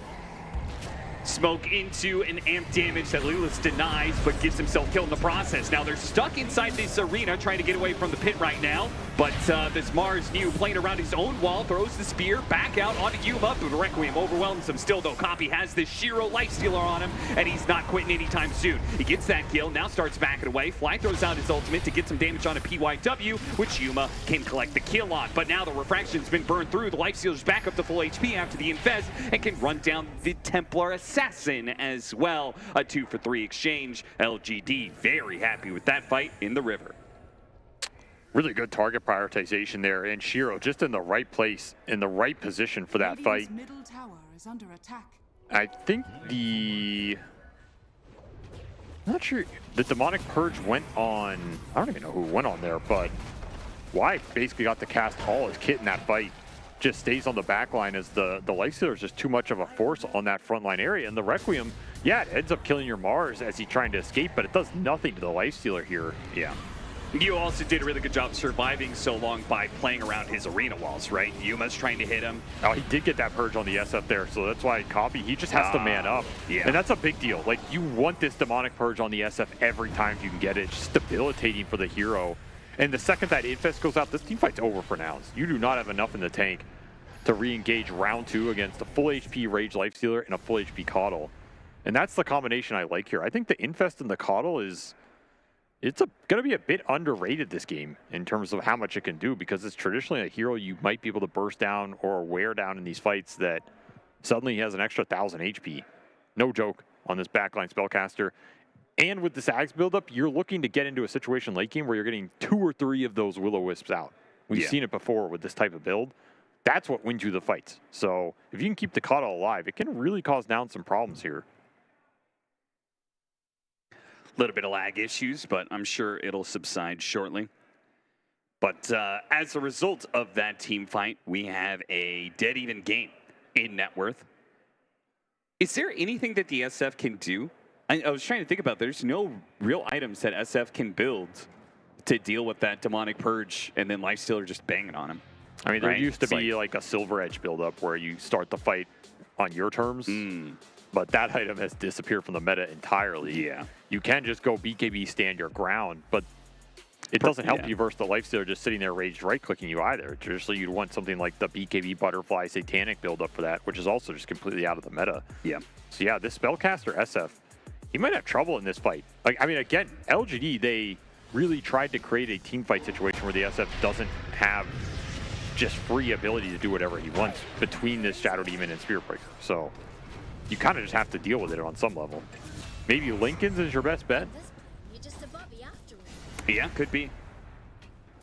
Nicely played there between Leyless and Gunnar. Leyless in particular, mid-maxing the disable time and damage to just barely get that kill on PYW. Getting that kill on PYW means they can take this tower, and that will help get some control over Roshan. It's going to be Radiant side Roshan for now. I'm curious if we're actually going to have it taken down in this next 5 minutes, because I imagine Nouns would like to take it, but I'm not sure if they're strong enough to do so against this Radiant's Lifestealer, who's soon to have a Manta. I think they are strong enough to do it if they have that Deso on the TA. But it isn't a guaranteed fight just because you don't have control for Shiro when he gets probably Infest charged into that pit. Yeah, that's the scary part. Yeah. So maybe you're waiting for a way longer window where you have like BKB on SF, but it's also Arena and Will-O-Wisp. Those are like some really good 5-on-5 spells in a corner of the map. But it does feel like LGD got through that maybe troublesome early game and are now taking advantage of the map a lot better. Yeah. And they're starting to power up. You know, they have this Shadow Blade Spear Breaker.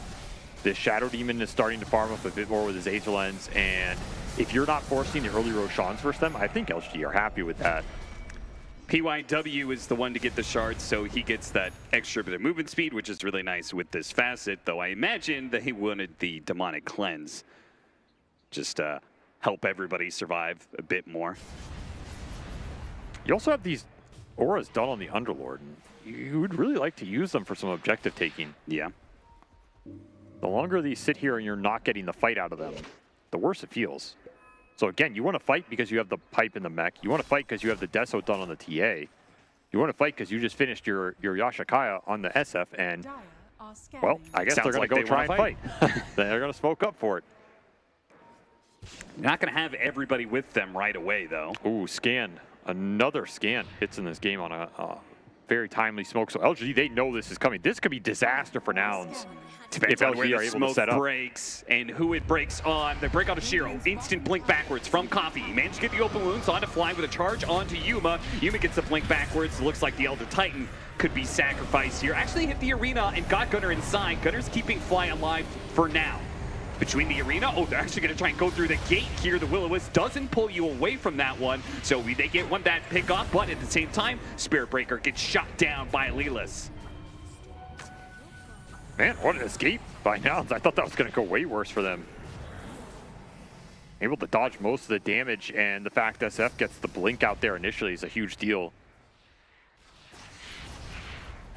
Get a Deso charge for the TA. Trade out a low net worth support for a high net worth one. Yeah. Not the worst exchange. And continue to farm up to a point. Now Leyless has Gleipnir, which that's, I mean, it's for a support item, that's quite the game changer. Very strong in this type of situation because it gives you the extra catch potentially for this Coddle. Shoot it out at the start of the fight and then you can just blink Requiem or something. Or stop the Spirit Breaker's initiation where he's, you know, the vehicle for Shiro.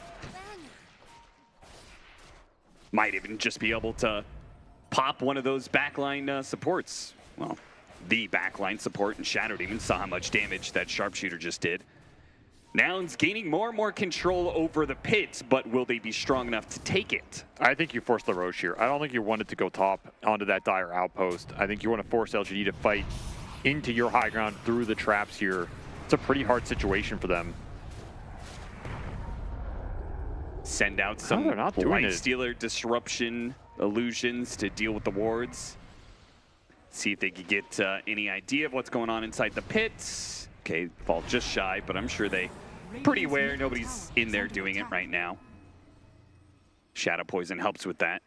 Nouns feeling like, I guess maybe because they have such good scouting mechanisms, there's no point in trying to force it. They would just be interrupted anyway. I mean, Echo got to finish a BKB off this.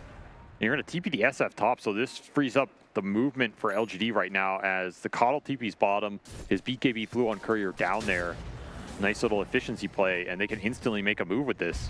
Any catch here is good for LGD because there's no Shadow Fiend. They're going to gate for him. But Gunner putting himself on the front lines here. The gate to be able to bring the SF into this fight. PYW goes in for the hoodwink.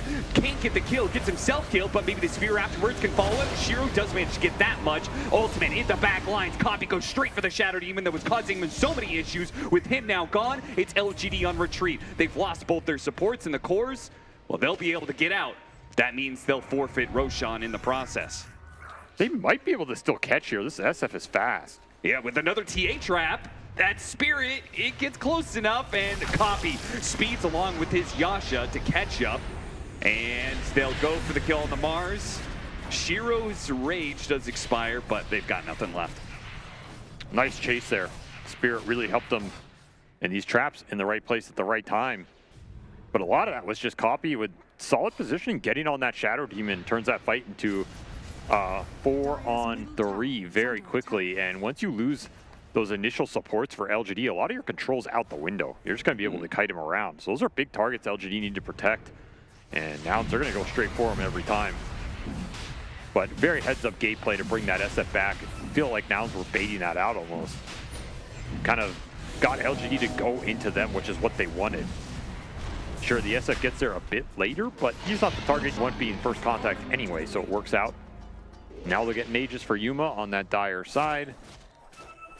I think what was also cool about that play is using the gate to bring the SF back into position. But the gate is stronger than it used to be, right? It also gives you this movement speed and damage reduction when you go through the gate. So that SF pops out, and he's super fast, and he's a lot tankier as a result. So even if he was challenged by the Lifestealer in some way like he was last time, he would have been much sturdier than before. That was a very nice maneuver. I think it caught LGD a little bit off guard because they were just charging in. Yeah, they thought, oh, they've just given up the Roshan play. This is a 4 versus 5. And this should finish up the BKB for the Shadow Fiend, which might be the biggest item for him in this game. Yeah. Allowing him to go in super aggressively, super confidently. It's going to be hard for this Lifestealer to just chunk him 100-0 through that, and there's not much else unless you can land, charge Nether Strike, Demonic Purge on him, sure, but it's a lot to ask for when in theory he's jumping potentially one of your supports or the Coddle. LGD need a bit more damage, a bit more staying power here, as double BKB will arrive for Nouns, and they still have that Aegis. The arena wall goes up before he can get the final hit on the Observer ward there. So the ward stays up, and they get a kill on Hoodwink. It's a big catch. That's a very farm support. And it's going to set back this BKB timing for Nouns that they were probably trying to smoke up or use right away. We'll also see the BKB delivered for Shiro. So he's just going traditional carry Lifestealer build here. No Halberd shenanigans, but we'll opt for that AC next. It's a big ticket item here. Very isolated. Gunner already low. He's going to die before he gets off any of his abilities. I mean, he just gave a gem away, and they knew the ward was there. Yeah, I mean, I think that's why he went there. I think he went there to de-ward, thinking that LGD couldn't fight them, but... I mean, they saw nobody else on the map, though. It's not like he had information to go on there. A poor read of the situation by Nouns. They pick up the Aegis, and they've lost 5,000 network. Yeah, this is a disaster of an Aegis period for them. I don't think they've even gotten on the enemy side of the map. I mean, it's LGD taking objectives while you have the Aegis double BKB timing. Doesn't really get much worse than that. LGD loving what's happening right here in the last few minutes, because every time Nouns fail a move, the bots Coddle's pushing in a lane. The Shadowblade Spirit Breaker's pushing in a lane. The Manta Lifestealer Illusions are pushing in the waves, right? And it's all very low risk. There's no real threat on these heroes. Yeah, Coddle hits you right in the face, but you can't catch him. There's no catch or playmaking on this lineup for now. It's very static, so LGD just gets so much off the map during these periods where the moves fail for Nouns. Cannot afford too many of these. I mean, even Y is doing some ratting here with the Shadow Demon. Aether Lens Force Staff, he's pretty rich. Just getting these waves in with the poison. Copy's gonna look for him. Sick of what's happening up here. He'll get him. The timing is perfect. So he dealt with one of the little rats out there, pushing in the side lanes, but there's still plenty more. LGD are still getting a lot on the map. You're gonna have to do a lot more as Nouns if you want to be able to put a stop to this. And a minute left on the Aegis 2 to try and force an objective. And don't even have a creep wave anymore for this tier 2.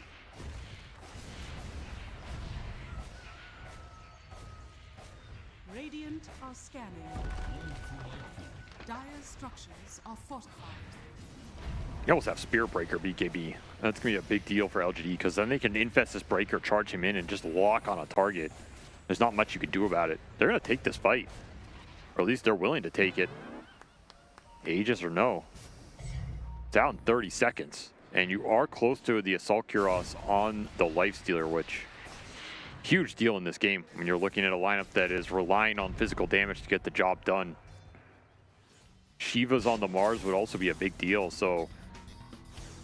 the damage advantage that Nouns had for a lot of this early game is it's disappearing at a decent rate here.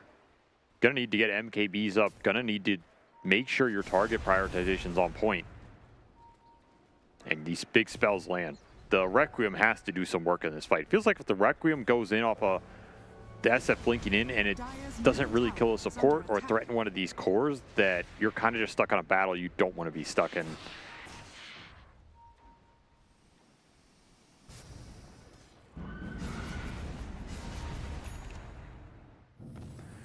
Ag's done for the SF.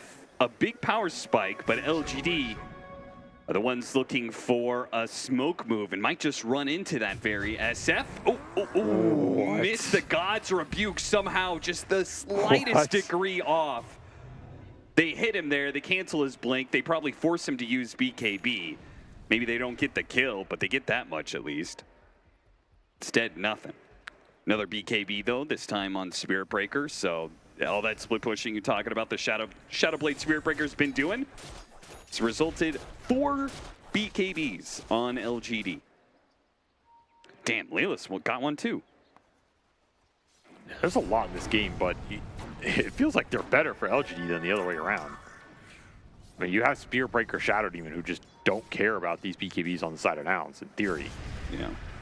Whereas this Hoodwink Elder Titan care a lot more unless you get that initiation. If you can land a Bushwhack or Gleipnir on the start of a fight, could be very powerful, but you also have to think about the disruption save that can come out on a single target burst. And his AC should be pretty much done here for Shiro. So he's a beast, not an easy target to take down, very obnoxious when he's just existing in the fight, just running around. And his teamfight impact should be guaranteed here for LGD. There's no real way you can initiate on this Lifestealer. No real way you're going to find him. The shard goes over to the Shadow Demon, which is great for Y, because he's banking up a lot of gold. He's going to pick up an Aghanim Scepter, especially now that the Tormentor got him that shard. He doesn't have to buy it himself, so he could just fully focus on getting an Aghanim Scepter. You get that Aghanim Scepter, that can really start debilitating some of the cores on the enemy team with the Purge, but also the Cleanse, helping out whoever needs to be helped out in these fights. Yeah, it's a great Demonic Purge game for both. Nailing on either of these cores feels great. Yeah. I mean, even catching Lelis with one. Not bad value here. I would say pre-cleansing a Spirit Breaker or a Mars when they go in. I mean, again, the only real answer is like Lincoln Spheres here for some of these spells. If you're Nouns, we see Lellis eyeing one up, but none of the cores really have the slots for it or want it this game, which means these charges, these demonic purges, they're going to go through. Oh, look at that. PYW charging across the map. Good luck Kills catching most that. of the wave and brings a smoke movement from Nouns to an end. And you got to remember, they lost the gem on that earlier Underlord feed top, so True.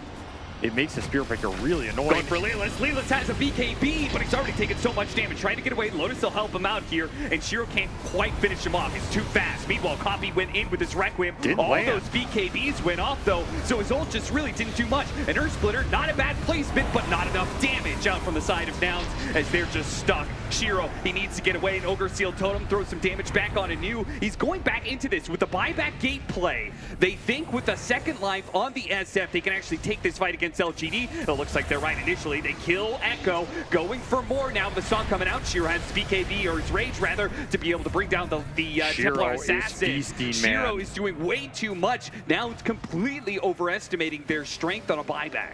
I mean, this SF buyback is strong, but he has no Requiem, so no BKB, no Requiem. How strong is it really? And again, your chase and catch potential is just very limited here. An overextension and a costly one's going to cost you a lot of gold and a lot of experience.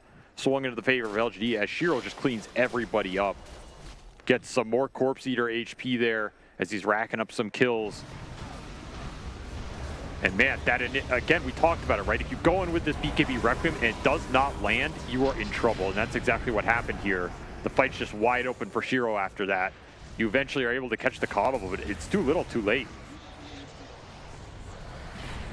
And he is just chowing through them, man. The Radiance and the AC. This is the problem for Nouns this game is these items just give so much value to LGD the whole time these fights are running, right? 30 seconds, 45 seconds, whatever. Just ended up melting Lellis there. He wasn't even the one getting hit. Slave Stealer's a problem. Yeah. Why is also a problem. He hit that Demonic Purge and even got like on the buyback of the SF. Copy tried to go for him. Y got the disruption off on the SF, so he came back and really didn't do that much. And now LGD, a huge team fight win, leads to a Roshan take that Nouns would be struggling to get there in time. They might try. Can't really afford to give this up, though. And maybe they can make it with the Elder Titan Stomp slowing things down. Okay, Lelis is actually going to pre-pop his ultimate here. Almost hit the Spirit Breaker on accident. This will stop the contest. Yeah. So what do LGD want to do here? They probably just want to smoke and start the fight on their terms. Again, they have illusions they can send in to scout this out. Shadow Demon Illusionist as well. So they're going to smoke it up. I would not be surprised to see them just flank this position and try and start the fight with a Breaker charge in. Been pretty reliable for them and is doing work, and that Ags arrives for the Lifestealer. So yeah, Infest Bomb online. Might have another Infest vision of Copy, perfect target, and they chain it. They get the spear off of the charge. Copy's dead with the dieback. He's gone for 2 minutes, and Gunner's desperately trying to get through his gate in order to escape. He won't make it. Big burst damage there on the Mars, but not quite enough. Even the stomp there towards the end, but LGD ultimately do not lose anybody for that. Man, blink and you miss it. This SF is just gone. And you're thinking, oh man, this Lifestealer killed him, but the most damage he took was this gosh darn Spear Breaker. Yeah. 1400 going into the SF from the Breaker directly. You bashed him 3 or 4 times. And if you can just BKB sit there, there's nothing to stop it. PYW found the opening, instantly took it off those wards, and made this SF buyback pay. Man, losing that gem has cost Nouns so much in this game. Yeah. These little things add up. That's one of those they're going to look back on and just be like, you know, that very casual gem feed. It's given so much to PYW on the map, in the fights, just everything. They do not have the control for this Spear Breaker. They don't have the control for the vision. And this game is just blown wide open right now for LGD. They're scaling like beasts. There's still no answer for this Lifestealer. He's looking at a 25 talent coming up soon, which is just more rage duration. Radiant's middle tower Information wins wars, and as a result, LGD with the more info are up 12k net worth, taking tier 2s at their leisure, and should be able to hit a high ground with this Aegis, I imagine. And now they're left pondering, how do they, one, stop the initiation from LGD, but also how do they get their own initiation? If they cannot get this SF Requiem to work against all the BKBs of LGD, then what's left? Has to come from the supports. Either it's a Bushwhack or it's a Stomp. I mean, that's it. There is nothing else. And LGD, I mean, they can just rage siege these towers if they really want to play it slow. Yeah. T8 does hurt. So this isn't that efficient or effective. But you will build a net worth lead off this. Now I'm stuck in their base, not getting a whole lot here. No vision on the map to smoke towards.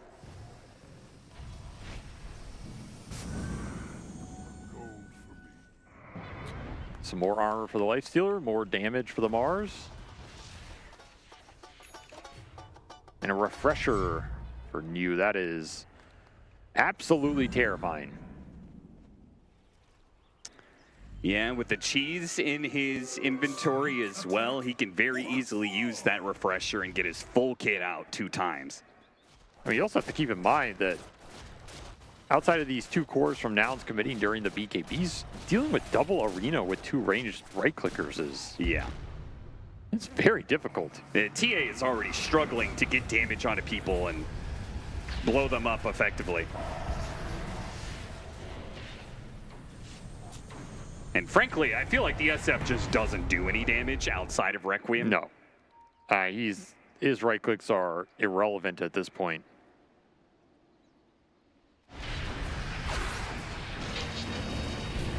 Hex and have a go. See if they can kill Yuma, and with double spear, they got him. No saves whatsoever from Nouns. They're gonna go for the Requiem though. They actually do a lot of damage with the disruption. Is that gonna bail him out? Shiro comes out, pops out with the rage, and yeah, he's even gonna keep that Aegis intact. Doesn't have to blow it just yet. New sees an opportunity for another arena. Getting 3 heroes inside of it, invests inside the SF, so he can't do a damn thing. And that is just gonna be a close team wipe. They've taken out all the cores that are important, can focus on the buildings. Lelis tries to do what he can, but he's pinned by another spear from New. Back-to-back-to-back pins from New. That might just force Nouns to tap out. Absolutely no answer for Shiro from start to finish in this game. I mean, he had very strong itemization pathways. He got this Radiance AC, and it just feels like he's a raid boss. Don't have good answers for him unless you are the ones getting Roshan and snowballing this game and pushing LGD down. And they were able to stall out that mid game long enough for their scale to come online. And at this point, way too hard to fight the overwhelming firepower here.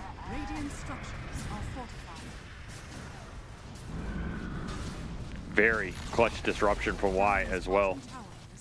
Been on point this game. He really has. The Shattered Demon's been quite the menace, even if it wasn't able to bring much power in the early part of the game, where we saw Nouns were a bit more effective with some of their movements and got an early lead. We're not able to keep that tempo up.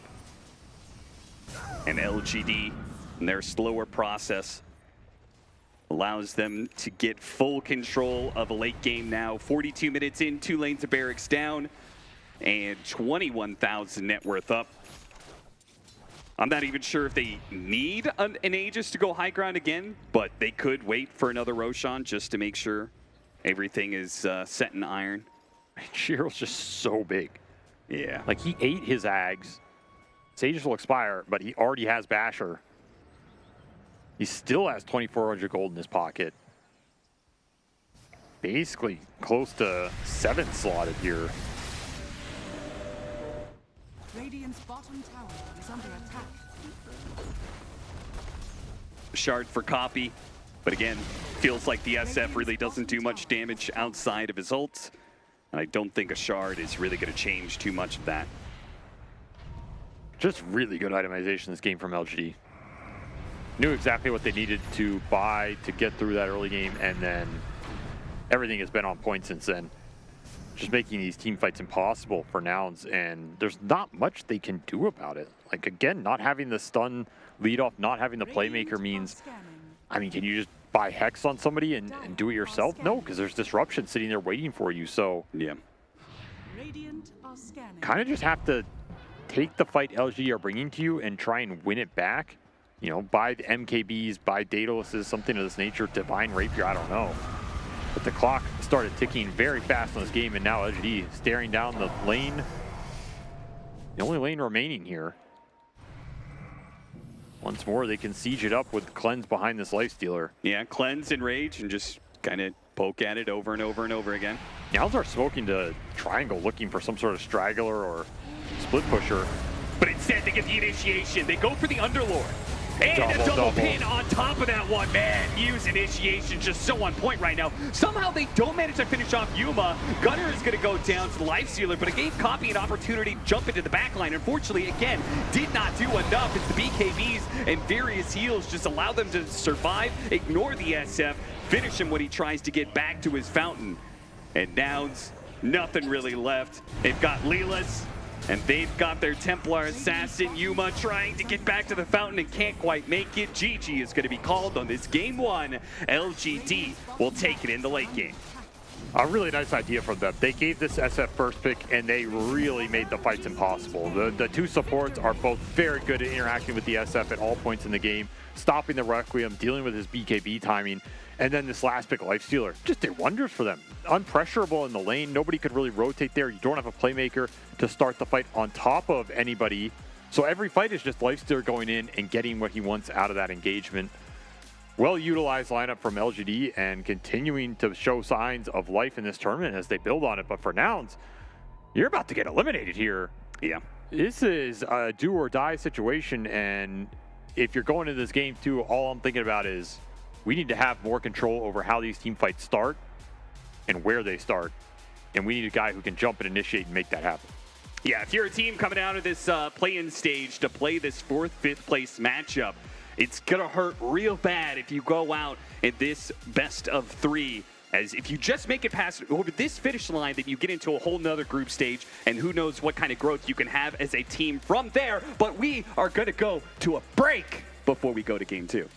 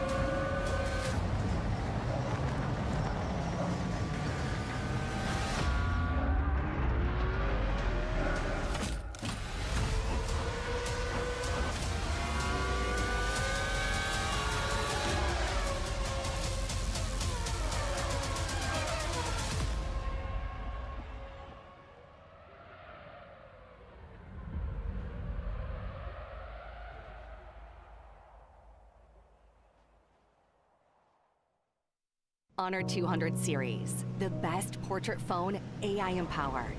Studio level, AI portrait camera, 3 hardcore portrait modes. Color, vibrant and classic to capture portraits that truly stand out. AI empowered magic portal. Snapdragon 8S Gen 3 AI chipset. 5,200 milliampere per hours silicon carbon battery, 100 watt, Honor Supercharge. This is Honor 200 series.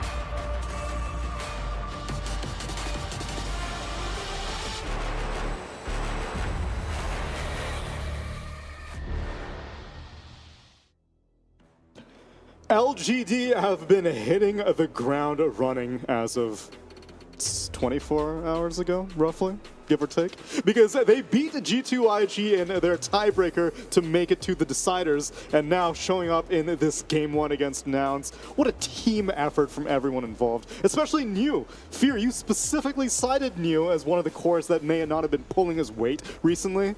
But you can't say that anymore. Yeah, I just knew it was coming, right? Oh, I just wanted to get ahead of the curve here. Like, he's a great player. I've seen a lot of good performances. It's just he's been a little bit quiet, except for one Timbersaw game that I did see. But this Mars game was immaculate. He always found the right targets. Several times he found the Shadow Fiend when it mattered the most. Later on in the high ground, he caught Yuma multiple times before blinking, before using his BKB, really solidifying these teamfight wins. Are you proud of him, Brian? Yeah, I am. Honestly, just proud of LGD as a whole. I mean, they've clearly found that formula. Fears mentioned like the heavy nuking mid with the double melee off lane. That just gives them all the late game tools. It does make their laning stage a bit awkward. And that's why we saw it yesterday where they started the game losing and then came back when they were down 6K. We saw the same story here, but I also think this is partially like Nouns going a little bit too hard on like comfort zone / laning stage dominance, because their lineup just... It's tough to match this team fight. Like you don't really have a reliable way to stop the Spearbreaker from this gosh darn Spearbreaker from owning the SF in the fights. And then Mars, like, I'm not trying to take it away from New. Like, they did great, but what's really stopping them from 3 BKBs doing that? Like, there's nothing on the side of Nouns that scares them. So if I'm thinking like execution-wise, I'm the Mars compared to I'm the SF. Like, it just seems much more difficult. So hats off to them for the play and the draft. Yeah, I mean, I think going back to the draft, potentially you need to rethink the Shadow Fiend as Spearbreakers in the pool, because he did go for the Yules build. As I mentioned, you might have to do it, but unfortunately he's playing versus Shadow Demon too, so there's a couple fights where he just got purged and you can't use the defensive Yules to buy time for your team, so it made it even worse this particular game. Maybe they thought ahead of time and did like, hey, we know you're going to buy Yules, we're going to pick Shadow Demon as a... I didn't see another reason to pick the Shadow Demon. It was kind of like out of nowhere. They had a couple saves. The disruption save against the SF burst. But like, isn't that like a hard one to do? Like, it's an AoE like Fear. It's very difficult for you to like reliably save someone with a Shadow Demon. But I did see the fact that that purge was used very well. Yeah. And I think this matchup might just be something you need to think about going into this next game. Like, maybe you first pick the Spearbreaker if Shadow Fiend's in the pool, or perhaps you just have to ignore the Shadow Fiend. Especially with how much Shadow Fiend is trending these days. This is all data that I imagine the group stage teams will be looking at very, very closely, because our initial counter to Shadow Fiend was like, okay, we'll just deal with it in the mid lane. We'll throw a Wind Ranger there. And as soon as they picked the Shadow Fiend in this match, Nouns immediately banned the Wind Ranger. Yeah. And they were like, okay, well, Spirit Breaker got through in the first phase. We can't do anything about that, but we'll try to protect the Shadow Fiend from other stuff. Clearly, it wasn't enough protection, though. Maybe you need Clockwork, potentially, because that's been one of the heroes that can protect him. But then you're, like, cogging your Shadow Fiend in the fights just to stop the charge. It's a lot to deal with, and I don't know if it's really worth it, so we'll have to see in this next game, but I really did like the draft that LGD put together. They're seeming to really make this double melee offlane work. Sure, they're losing their lane every time, but who cares? Like, I'm looking at Yuma, like, he had a free farm game. He did 17,000 damage this game. That was all he could muster, just because he's getting chain lockdown every single fight. A lot of that does have to go with Nouns, too, the fact that they're playing for their lanes more than potentially they should, right? They want to win their lanes, they want to snowball the game, but in a high-pressure situation like this, it's an elimination series. Nerves will be there, and if you make one or two mistakes, it feels really bad to go out just knowing you can't fight back. Especially because what was their Game 2 win rate, BSJ? 0% so far. But they also had won almost every game once, so this is unfamiliar territory for them. Sure, I suppose. Unless if it was against Heroic, in which they got O2'd. But true. The trend is not favoring Nouns right now. It is hopefully going to be a 3-game series, though, if they want to remain here in the play-ins. We'll have to find that, though, after the break. Stick around, and we'll be back with more of this game.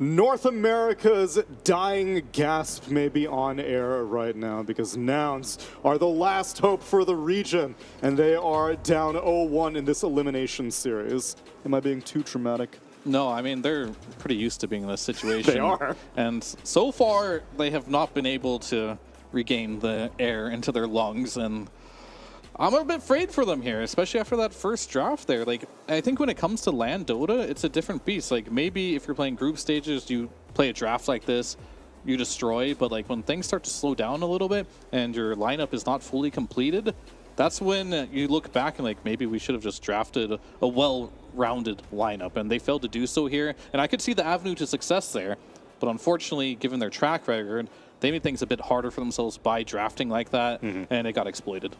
Comfort can't solely carry you through at this stage of the tournament. And when I see Tier 1 drafting, like to the best teams in the world, I see like response to response to response. Like there's a lot of back and forth, like a lot of chess moves going on, and I feel like LGD is actually drafting like that. You know, they're drafting like a promising team moving forward, where I see, okay, that makes sense against that, that makes sense against that. Our heroes actually kind of make sense together as well. That's like an important part that some teams also forget. They'll like overly react to the opponent's draft. So I think it's very easy to teeter one side or the other, where you play too much for your own game plan or too much against the opponent. And I think LGD had a really nice balance that game. And Nouns, like Fear mentioned, a little too much focus on their own stuff. Yeah. And we're even deciphering pieces of the puzzle after the game ends, because you notice things about Shadow Demon that may have made the pick seem more viable than we initially gave it credit for. Yeah, the trend we noticed is that it's being picked against Hoodwink. She has a lot of casual control, the slows, the route from the Gleipnir that they're usually going, and then that makes it, and so why that's a counter is because the Shadow Demon Shard is a continuous dispel, and but I think that was dispel. Yeah, it's a basic dispel, which is good enough for roots. Yes, and silences. So it makes it, in theory, like the Underlord last pick, underwhelming control in team fights, because it's stuff that like usually you have to maneuver around to have any impact on like Spearbreaker or Mars, but no, you'll just be consistently dispelled. Yeah, I mean, and it's also very telegraphed, right? When Hoodwink is going to lock a hero down, it's just like, throw the Gleipnir, and then you throw the tree, and then the Bushwhack, and then you the Sharpshooter. Yeah, just one dispel or vanish on top of that, and it stops it right in its tracks. So I have to keep that in mind. I do think those are the type of things when I'm seeing, I'm wondering, I'll actually ask Fear, do you think that's an advantage that they're learning these things over the course of the group stage, or do you think it's a disadvantage? Plans, Brian. Sorry, the plans. Yes. Or is it a disadvantage that the other teams are kind of like seeing them become reliant? Because we saw yesterday, they did the Shadow Demon against the Hoodwink and their win against G2IG. I mean, it's definitely an advantage, because like sometimes these are all great players, right? Very high MR. They're on the cusp of being one of the best teams in the world. You're just missing a couple of those pieces, right? And if you just find enough of those pieces, you can become a complete team. And small things like that, like the meta, can be an issue for a team. And I think LGD is one of those teams right now that has problems with the meta, figuring out what heroes they want to do. So if they can like piece those together, they could be a great team. And it's just as simple as that for me. It's like, it could be one small piece, and then all of a sudden that elevates you to just greatness. I'd say it's all going off what you said. It's especially important that it's an answer to Hoodwink, who had like the most picks, 70% win rate or something, right? So if you've suddenly kind of cracked that code, that can give you a significant advantage, or even make it so Hoodwink goes down in stocks because you're the team that figured it out, and everyone else. I mean, a lot of teams play Shadow Demon, so I wouldn't be surprised if players like Crit, if they didn't already know this, are just like, oh, okay, well there you go, we can pick Hoodwink, ban Shadow Demon, or vice versa. Yeah.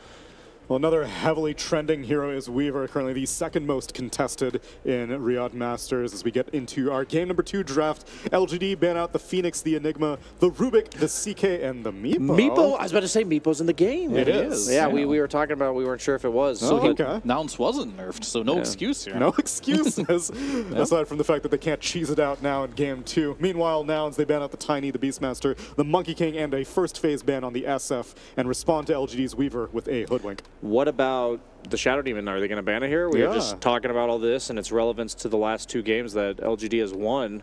Maybe it's purely coincidental and the teams don't even know yet, and you figured out before them, Brian. No, there's no way LGD doesn't know this. They did it in both games. Shawit was just like, this always feels good. I don't know why. Does anyone know? I mean, one thing I definitely wanted to talk a little bit about is Nouns, they banned the Shadow Fiend. Like First phase. yeah, and there's no Spirit Breaker, or there is a Spirit Breaker, so they could have give Shadow Fiend take Spirit Breaker, but they're not even confident enough to do that. So to me, that's not a good sign. That the fact you just lost with that Shadow Fiend, and then you got Spirit Breakered, and you could have done the same there, but they decided against it, or maybe they're just afraid they take the Spirit Breaker first and they didn't have an answer to that. Not entirely sure about that one, but they're not afraid of the Shadow Demon now, so they're going to go ahead and not ban it there. They're going to ban Darkseer instead. I see literally no Spirit Breaker in any of Nouns' games. So they just haven't picked it this entire tournament. And that is actually a huge problem because Spirit Breaker is like top 5 heroes, I think, right now in the patch. So I mean, Leleus has played melee heroes. He's played Nyx, he's played Marcy, he's played the Tusk, but Spirit Breaker has not made the list. But I don't see Spirit Breaker being one of those heroes that's just like, oh, I don't know how to play that hero. That's the only excuse I could have is like, how can you make the lane work? Yep, there it is again. This is something that has been really successful on the side of LGD. They can make these double melee lanes work. Where Nouns, I don't know if they've been able to prove that without Darkseer, of course. So we'll have to see on that one. And yeah, you called it. The Shadow Demon will come out against the Hoodwink yet again. I'll express my skepticism here. Like, I think it's pretty obvious that, like, if you looked, like, all we did were like, why did they pick the Shadow Demon? Then you just look at the drafts and you're like, oh, that's when they picked it. It makes sense why it counters it, and you just lost to it. And then you picked the Hoodwink first, and then you just gave it to him again. I'm really, and I also think, like, yeah, I guess once you get Shard, it's like you can't purge the Warcry anymore. But the Shadow Demon ult's pretty good against Sven too. I guess he's probably going to be flexed to support.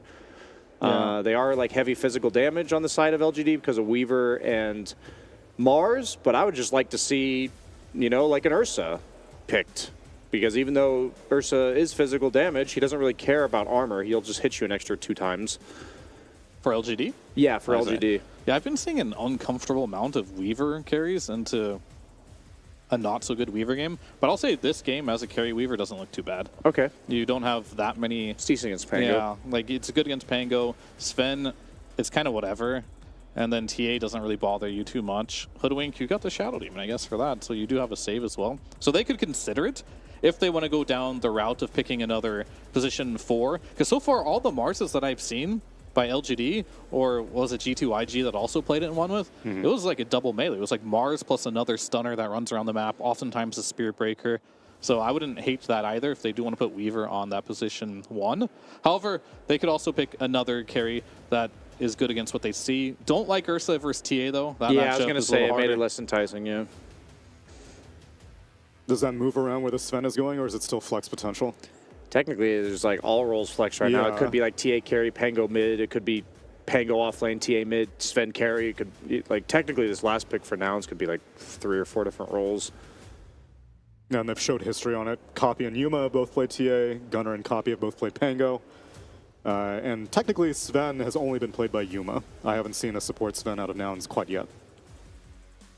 I know Fly has played it in the past. Yeah. But not during the fast. It doesn't really matter, I guess. He can play it if necessary. It's just not really his go-to. As I mentioned before, Fly likes to play a lot of the Phoenix, a lot of the Elder Titan. He just lost with ET. Maybe that'll make him reconsider a little bit. Oh, I would have liked the Morph. That would have been a really good pick. I like the Morph ban there. That's like a mixed damage carry. And Nouns are expecting that this Weaver is going to be a support Weaver if they're out here banning Morphling and Terrorblade. Yeah, now that I think about it, like with the mixed damage carry, maybe something like Gyrocopter. We've been seeing that win a lot. Seems pretty decent here for LGD. Tempo. You have like the arena to lock people down. You have like more spread damage with the Ember. Should lane pretty well. Maybe I'm just fixated on this Weaver not being carry, but that's a fair assessment. Nouns are on the same page. Meanwhile, LGD, they last ban out a Huskar to protect their mid-Ember Spirit. Yeah. I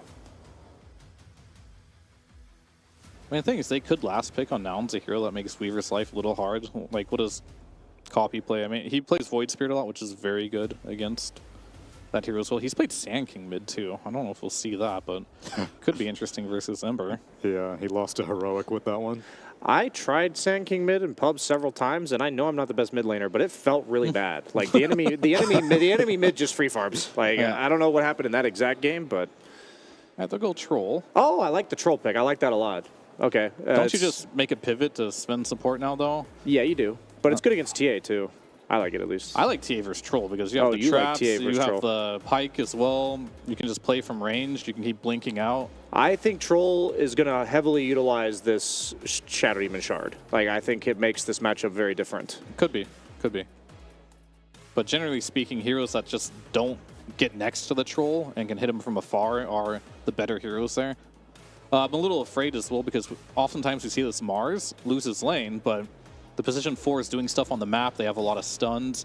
Stuns are okay in this department, but I'm afraid if TA does go to the carry position, it might be a little difficult to win your lane, and Weaver's a hero that really wants to win his lane.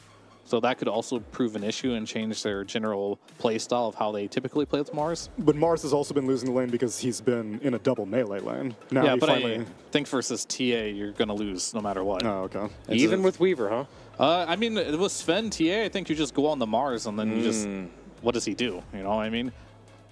If you get an early earn or a first blood, this could change things, of course. But I think in general, TA plus any POS 5 is going to beat Mars plus anything, except for maybe a Hoodwink. That might be the exception. What the Pudge? What the Pudge? Is that a copy Pudge? Who knows, actually? Is it a Yuma Pudge? I think it's a copy Pudge. I think it's mid versus Ember. Yep, it is. So I personally have seen a couple ways to play this. There is one way of playing it where you just don't get hook and you just get your W and E and you just trade with them during Flame Guard and you own them. The other one is you just get hook and you just start hooking the big camp because you're on Dire, Radiant's big camp, and you just get farmed that way. And that's the one I see most players gravitate towards. And it's looked pretty good, and you get a free lane as the mid Pudge against the Ember Spirit. You don't really stop the Ember really hard if you go that build, but you do get farmed.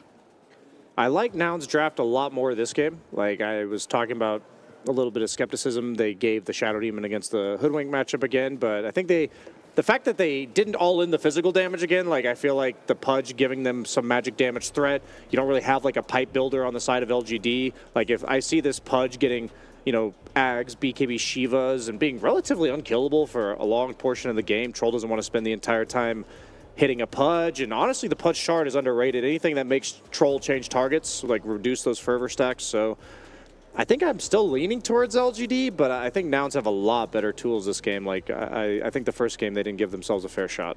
I think I'm jumping ship here. I'm going to Nouns on this game here. Jumping ship, back to home. Back to home. Because, like, I think the last game on Nouns, their lineup was really difficult to pull off. Here, Hoodwink should allow Gunner to get a good laning stage. And they just have so much stuff to kite the Troll here. I don't know if the Shadow Demon's going to be enough to do so. And I've seen this mid-Pudge do great things, get the Troll out of position, force the early battle trance, and then you turn on Meat Shield, and then you can just kite it out. And Dismember goes through BKB too. It can be very annoying here. I'm definitely going to Nouns this game. Let's see if they can fight off elimination in this Game 2 decider in the plans. Let's get it over to our casters. It's Cap and SVG. A tough position to be in. Nouns playing a game down in this best of 3 against LGD. I'm sure confidence is not high for them right now, while on the other side, LGD got to be feeling very good about themselves. 3 wins in a row now after they lost that initial game against G2IG in the tiebreaker and then won the next 2. Now they've won the first game against Nouns. They are flying high. That's more wins than they had in the entire playing group stage. That's true. So, yeah, they've doubled it up here. Not a bad little burst from them, but none of it will mean anything if they can't close this series out. You were talking about confidence. Is there anything more confident than picking Old Man Pudge? That is true. That definitely says something different. Why did they pick Pudge? We heard the panel's thoughts on it. What are your thoughts? Is there anything more confident than picking Old Man Pudge? Sounds like you're not confident. Yeah. I mean, I could see him being really annoying this game, but he needs the items to get there. You know, whatever point at which you get 1 or 2 and then Shivas, I think you're a real problem for LGD. But I could see this Pudge suffering versus certain interactions on this LGD lineup. The Swarm, ticking down his armor, could be pretty annoying in the early portions of those mid-game fights. I think the Ember Mage Slayer is also a big factor here. Like, Pudge is just miserable against Mage Slayer. He has no way around it. It's very sad.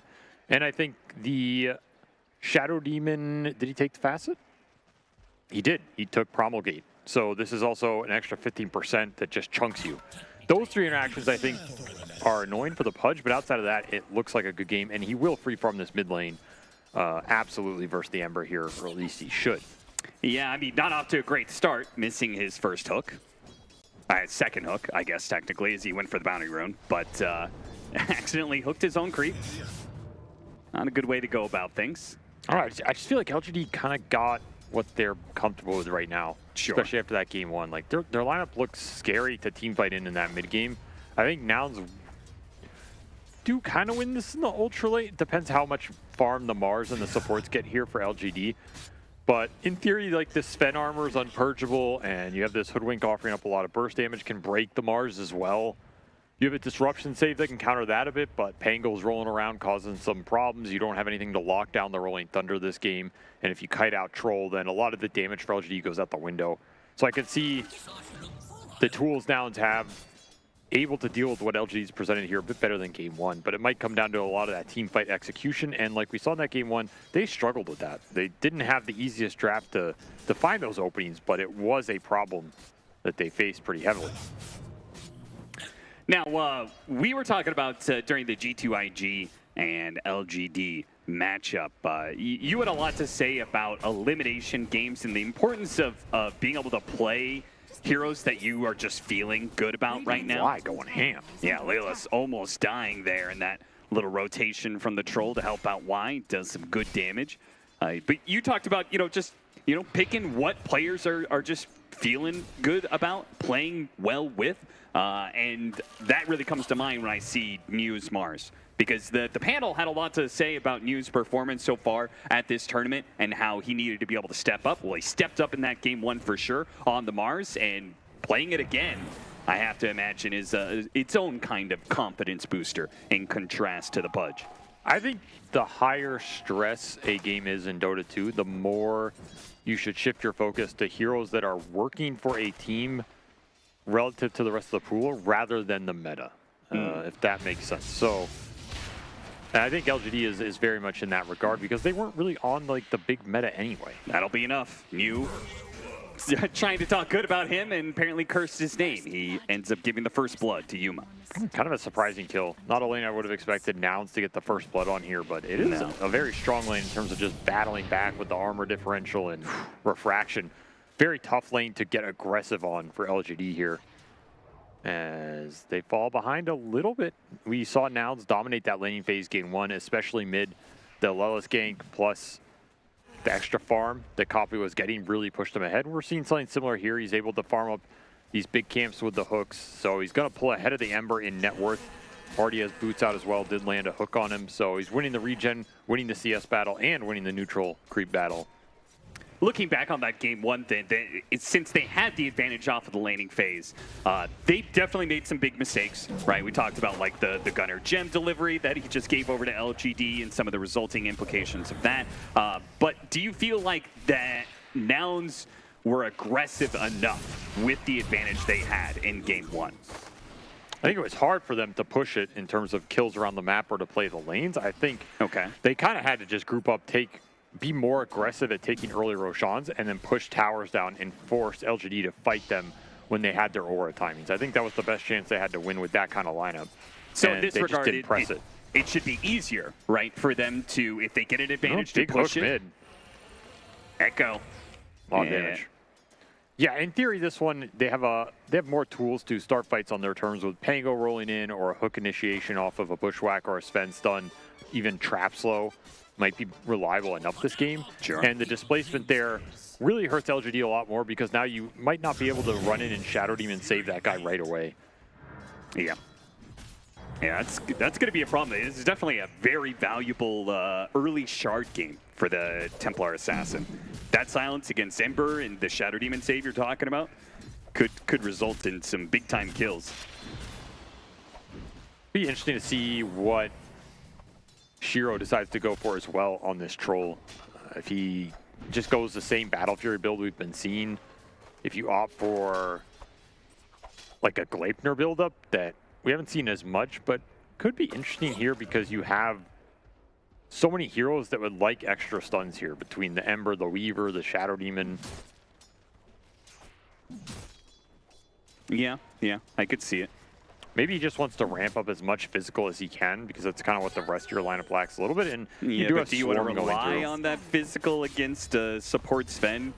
It's Yeah, like the that's one thing the about weird part, Sven, yeah. right? Is just like, he doesn't do that much, but the one thing he does do is ruin your physical damage. Nice rotation. Copy sets it up by being able to hit the hook, pulls him just a little out of position for the bushwhack to land. And then the end result is Coffee gets a kill on the Ember Spirit finally. Pin back there from you as the support showing in the bottom lane prompts Nouns to get aggressive at top. So same thing as game one. Coffee just pulling out very far ahead against Echo as he'll get an Arcane Rune for a nice little reward here. Wallace in the right place at the right time.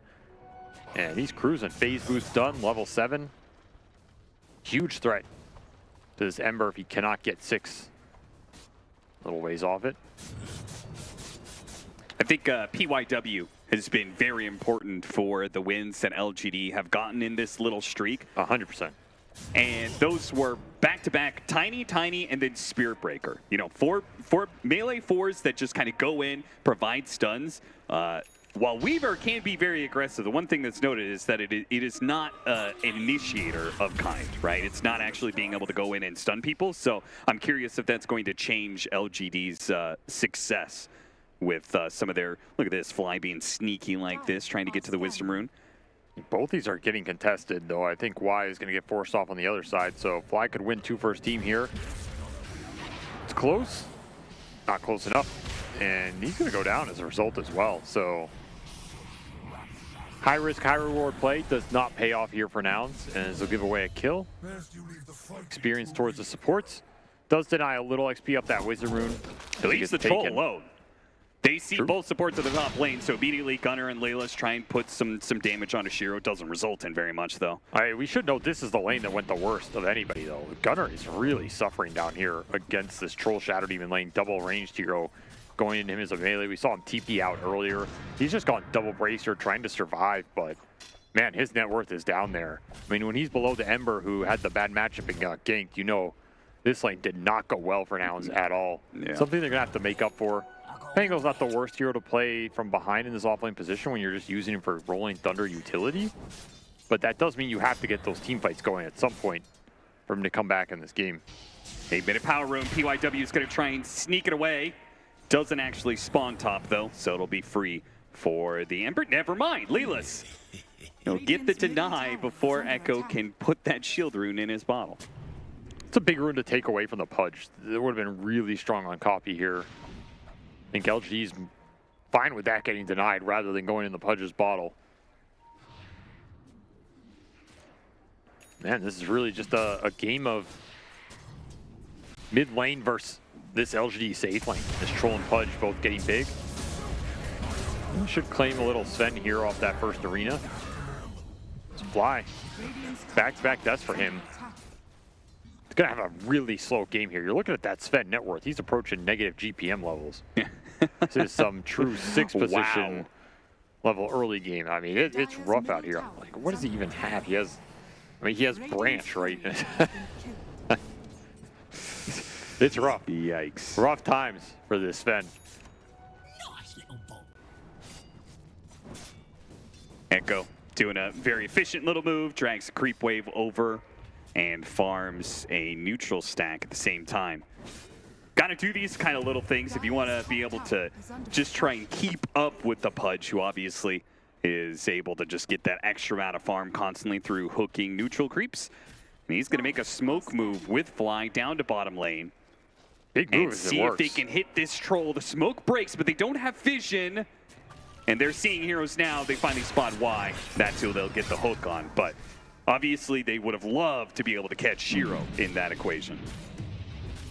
Fortunate positioning for him. They do commit the high ground ward, so should get dewarded eventually here from Y, but they get their own in the process. So a decent amount of experience into the Sven here.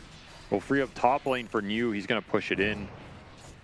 See if LGD wants to trade these towers or if they're willing to come back bottom here. Bit risky when the Pudge could just rotate back towards this bottom wave. It's already hitting this tower.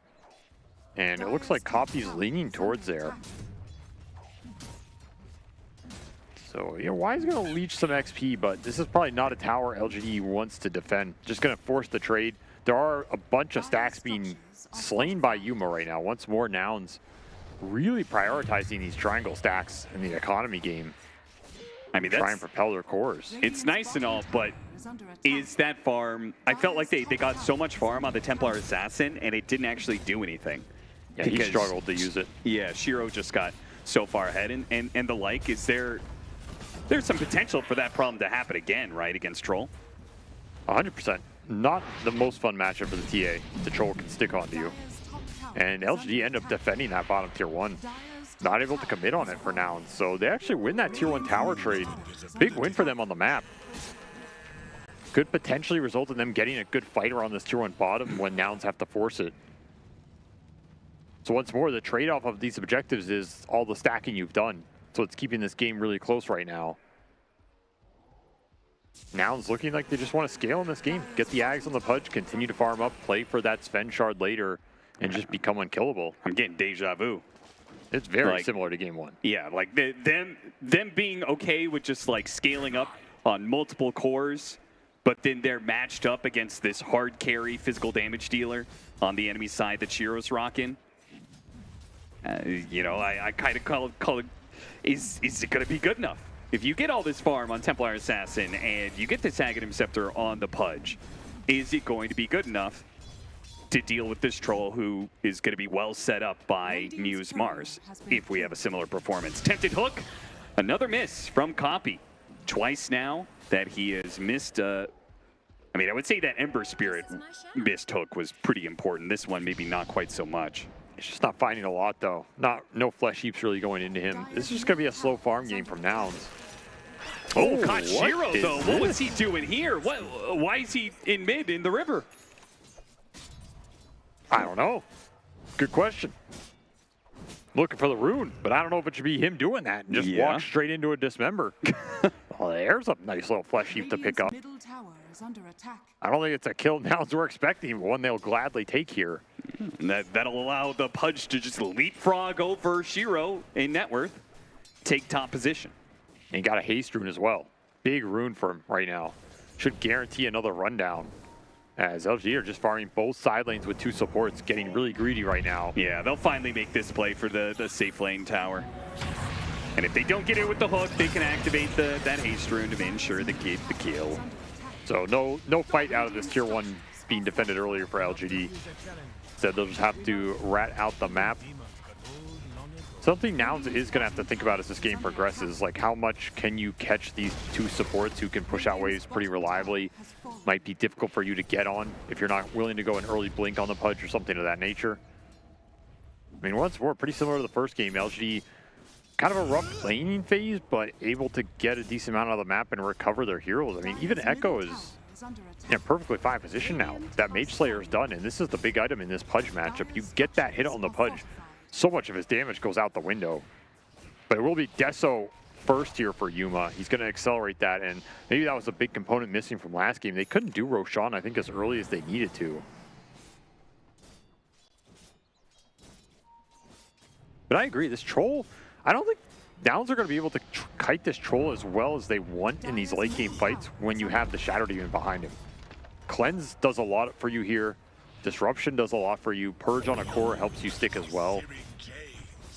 And LGD went back for this 5-position support that did some work in that game 1.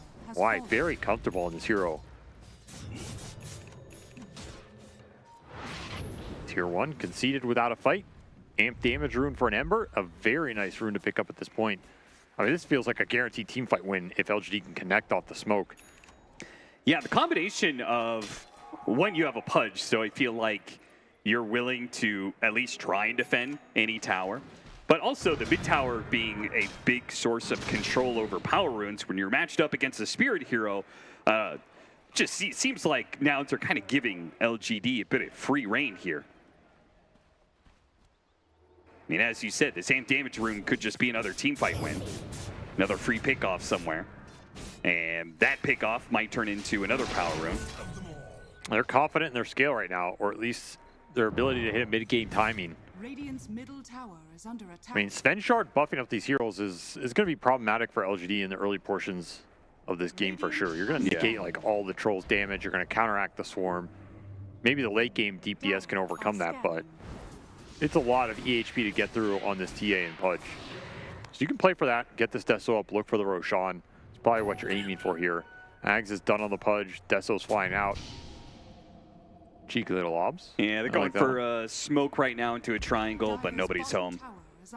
So Nouns are not going to find anything there, while LGD are set up to push a tower. Yeah, both teams have missed on their smokes. They did get wards off them, but not a lot of action here. And I mean, usually that favors one team over the other just from a style standpoint. Is there a reason why sometimes that happens? That teams just repeatedly miss on their smokes? Like they have the wrong idea of where the enemy is at the time? Why would that happen?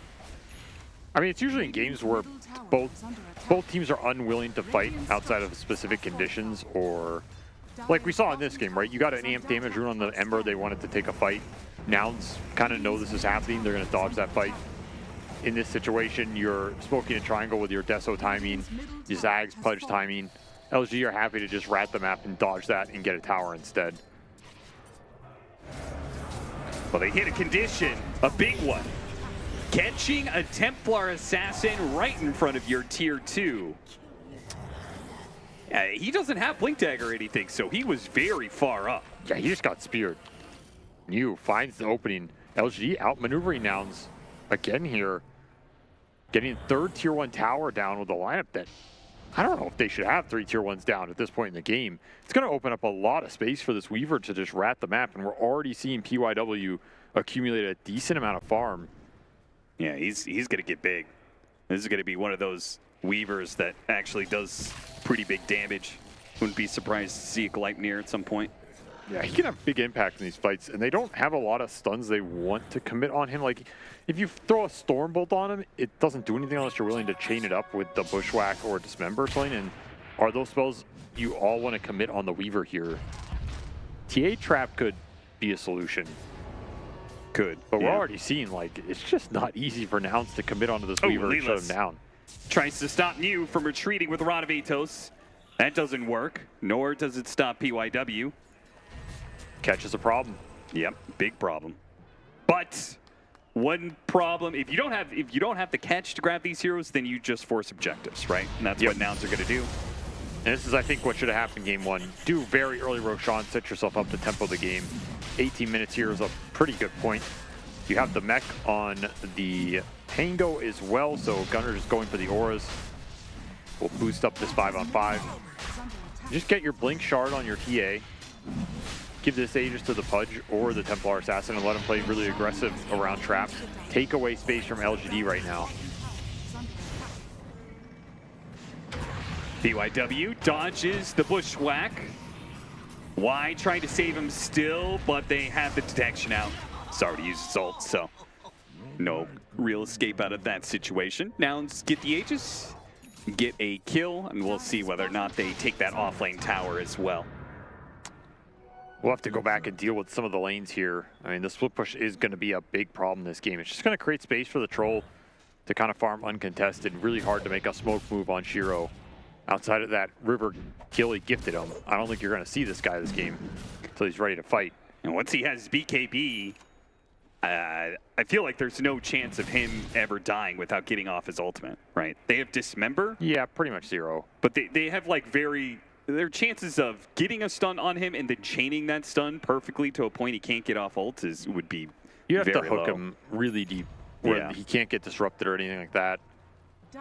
It's possible with TA Trap Vision. Yeah, I guess that's a bit of an X factor. Just it's not easy. Having the vision to plan that sort of setup.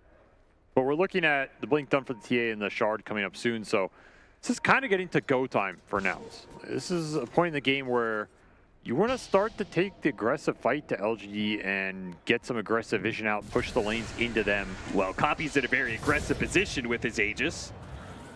Misses another hook. Fly was trying to help him out here. Okay, they do have the Rolling Thunder chaining up on the Ember Spirit. Disruption goes out. They've already taken away the Aegis of the Pudge on the side. Now they go for the second life. Shiro Leading into him, they have the Dismember to stall out a little bit here. Shiro's going to activate his BKB, pop his ultimate, and kill this Pudge. Pudge does manage to get off the hook, though, to finish off Mew, but as the ult expires from Shiro, he's going to be able to get away. Radavato's holding him in place for a little bit. Echo trying to finish off Gunner, swashbuckle, but no, ticks out to the Spirit Vessel. And Nouns, another Aegis that does not really go their way. We had a similar situation in game 1. Just have not gotten the value out of these objectives that they wanted to. And I mean, you're looking at the damage here. PYW is picking up the 3rd core slack. It's all Pudge for now. This TA just didn't get to do anything in this fight. Not there in time, not all together, and you wasted the first life of that Aegis basically for nothing. As Pudge didn't even land the hook the first time around. So once more, LGD slightly outmaneuvering Nouns on this map. Is under attack. And that's a decent chunk of gold for Shiro here. Pretty much happy to commit his first BKB to take down that big Pudge target. Get out of that fight unscathed. Level 17 now. Just feels like Nouns are not on the same page. It's like not crisp enough. Yeah. Like, you can make the argument, oh, Copy's by himself, way out of position, or, you know, like they use the Rolling Thunder without the TA being there, or maybe it's the TA's fault for not being with the team. But, like, no matter what you're doing, you got to at least be on the same page. And chaining up your disables with your damage dealer is, like, one of the go-to fundamental ways to win a team fight. Nouns not doing that right now. Waves are just causing them a lot of problems. Like, they want to group up and fight or group up for this Roshan and use this Aegis, but they're having trouble pushing the lanes into LGD against this Ember and Weaver right now. And unless you're willing to go, I think, an earlier blink on this Pudge to kind of compensate, you know, we still don't have this TA shard. The catch is just super limited. Yeah. And so LGD can stall. They can just stall until they have their items they're ready to fight and then take it to you. It was PYW and Echo creating that same problem in game 1. Yep. With the Coddle Spirit Breaker. So maybe part of LGD's drafting philosophy is being able to have that lane shove from their 2 and 4. Has definitely had a lot more structure in some of the recent games. Figuring out what their players want to do on the map, how they want to play it. Maybe it's not theoretically the best for the patch, but I mean, it's giving them some direction, something to play around, and it's making their moves a lot more synchronized here. Yeah, and again, just getting over this hump, getting over this line, and into the group stage. Well, that gives you a lot more breathing room. You're going to get to play a lot more Dota, can experience a few more losses before you're under threat of elimination again. A hook. That would have been a big one. It would have, but it doesn't land. And now they're still going to walk in and try and force this fight anyway. Going on to the Mars with the BKB. He's tanky enough to survive through this one, and it's giving Shiro a free run at hitting the Pudge right now. Now, it's going to take a little while to finish off that Pudge. In fact, Shiro's just straight up dying. Copy is apparently too strong this time around. Underneath his tower, and with the help of the Warcry, it is a world of difference. He has way more armor than when you went on him last time. Vampire Fang's healing him up. The Rot's running the whole time.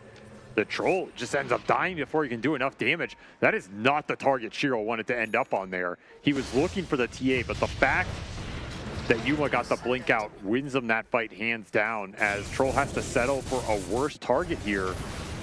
He wanted Yuma, and then he wanted the Pango, but he ends up latching onto the Pudge. I mean, you're just wasting all these hits, wasting your BKB, hitting the big man, but he just don't care. That's exactly the type of fight Nouns wants. Very awkward. I mean, the last time he diced up that Pudge, but there was no Warcry last time. And this time around, they're also underneath a tier 2. That's 20 plus armor difference. Oh, yeah. And, you know. And he had BKB. BKB just got delivered there, so you can't throw extra spell damage into him. Can't throw this Vessel onto him and have it remove some of the heal from the Fangs. It's a world of difference. Yeah. LGD need to start finding some more damage here. This is the mid-game power of this pick for Nouns. It's going to be an indomitable frontliner with all the buffs they can put behind him. Which means if you can't threaten him with your heroes and open up that fight for the Troll, it's going to feel real bad for Shiro to just run in there. Crimson Guard being built by Gunner as well. So if you get to that, you have Greaves, Sven Shard plus Crimson all on this Pudge. I mean, Crimson is, I think, the worst item for Troll to play into in the game. absolutely decimates this hero. He needs dispels for it. New trying to get the initiation, doesn't stop Gunnar from getting off the Rolling Thunder. The hook comes too late to save Leyless's life. I guess you will have Demonic Purge for one target, but man, that is going to be a very strong time for Nouns. If you can sync up that Crimson Guard on the Pango plus some more damage on the TA, and that damage, it's getting there. Daedalus already done for Yuma on this Templar Assassin. It feels like this buildup has been a lot smoother for him this game, and your second Roshan can be coming here in the next 3 to 4 minutes. So Nouns are instantly going to take that objective once it's available, and they're going to start to escalate this game. Try and push into LGD before this Troll gets to 4th, 5th item here. Can maybe overcome some of the tank ability. Gotta strike while the iron's hot and teeing up here. What are some of the other players on LGD? What can they do to help Shiro? Right, Shiro's just going to build items, build more damage. Ultimately, he's stuck in a position where, you know, he's dealing with a bunch of armor and damage block that's always going to be there. So what are some of the other heroes, what can they do to help, you know, alleviate that burden? I mean, either help him stay alive or help him hit enemy heroes. So Purges are good. Healing buffs are good, like Vlad's Solar Crest would be nice for them if they can afford it. Greaves for them would also be good. Nullifiers, not going to be bad here as we go into like the ultra late. But so if the enemy's going to tank up, you just tank back, right back up, and you know. I mean, you help create a situation where the Troll can start hitting people and doesn't have to commit ult or BKB too early in the fight. That's always what feels best about this hero. So things like Cleanse or Vlad's would maybe help you do that. You're going to heal a lot off just hitting this Pudge. But ultimately, he just needs to push through the point where he has something like an MKB or a big damage item later. There is the Vlad's. Yeah, you picked one up. I mean, I think it's great here. It makes a lot of sense. It'll help him play those longer fights. But at the same time, the Crimson done for Gunnar right on point. And that, I think, is the bigger item here. There is no real good answer to this Crimson outside of you connect the Demonic Purge on the target that the Troll latches onto. And if that doesn't happen for LGD, this Crimson is absolutely going to negate the entirety of Shiro's impact.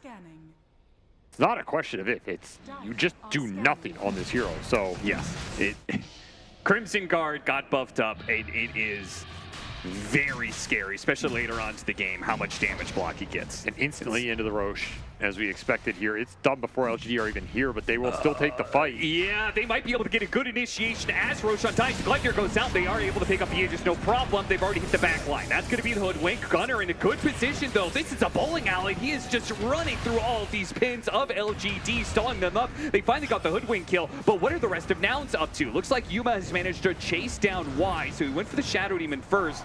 The cores, though, of LGD are all going to be able to escape no problem. So ultimately a 1-for-1 trade-off, not bad at all for Nouns, just because, well, they got what they came for, Aegis and cheese. They get the Aegis cheese and the Troll BKB.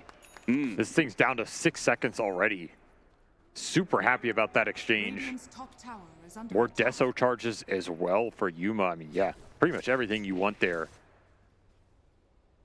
Not the positioning LGD wanted to end up in there, and a little late to the party on the Roche contest, so you can't make any magic happen. They're having big damage problems right now. And again, this is what this kind of draft is designed to do with the Sven. Create a situation where there's no way of bringing these big core targets down, and you need to force the advantage. You have to keep forcing objectives here if you're Nouns. Forcing LGD to fight you on your terms when you're really strong right now and they don't have answers to your items. Because they can eventually find them in this game, but it's going to take a long time. Shivas for copy would really push them over the top. There would probably be almost no way to bring this Pudge down in a successful team fight with all of that armor and all the buffs behind him.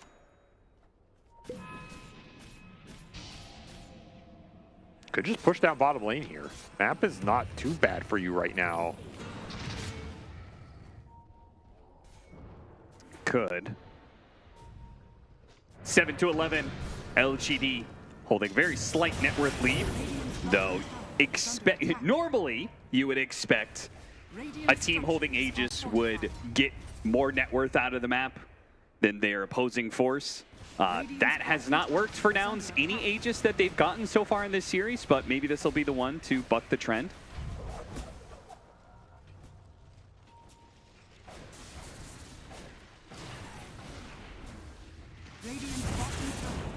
Zeko's doing just a nice job cutting waves. Nouns doing the same thing in mid. Don't want to let that creep wave push in. Yuma will take the tier 2 and push up to the high ground.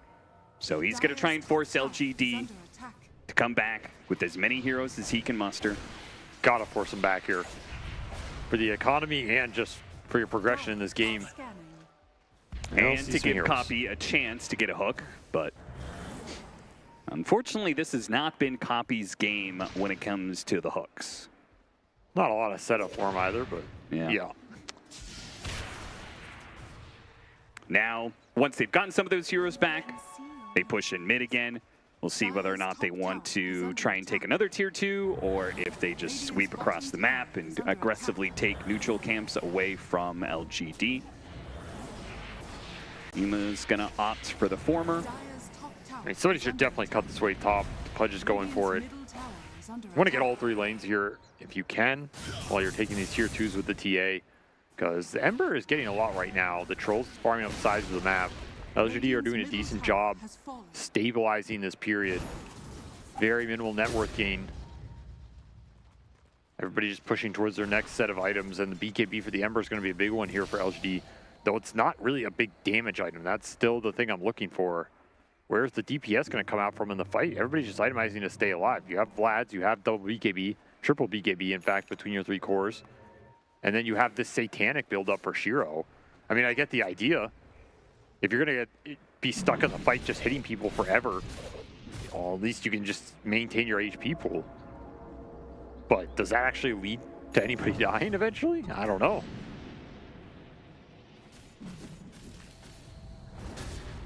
Minute left on the Aegis. The creep wave did push out to this tier 1. Surprise Nouns did not try and operate for that tower, the tier 2 Tormentor. It's a lot of objectives they could have taken in this one fell swoop, but yeah, it's felt a little passive on these Aegises. Yep. Like, it's one thing to get them, but getting it doesn't do anything for you. It's how you use it. If you don't use it, you lose it. That's what's going to happen in 20 seconds. I mean, this type of gameplay kind of just says you're happy outscaling the enemy. Yeah, we said that about game 1 too. I don't think it was true game 1. I think it's potentially more true here. It really does come down to how big this troll gets and who he can stick on in the fight. I mean, that's the thing with Troll. It's just a gamble. Like, the hero is innately kind of a wild card. Sometimes you get that big kill and sometimes you don't, and it decides your team fight and sometimes your game. Well, the Dismember save they just got from the Tormentor could be interesting. If somebody else other than the Pudge is being gone on, which for sure hasn't happened in most of these fights. He also finished the Shivas. And he got Paladin Sword, so you got both spell lifesteal items here. And the armor's up, the cheese is online. This is an insanely tough target to go on. LGD just continuing to dodge. Yeah, they are not trying to get into any clashes right now. Whether it's New or Y or Echo, they are just always out on the map, out on the enemy side of the map usually, cutting waves, farming up, playing for a later timing.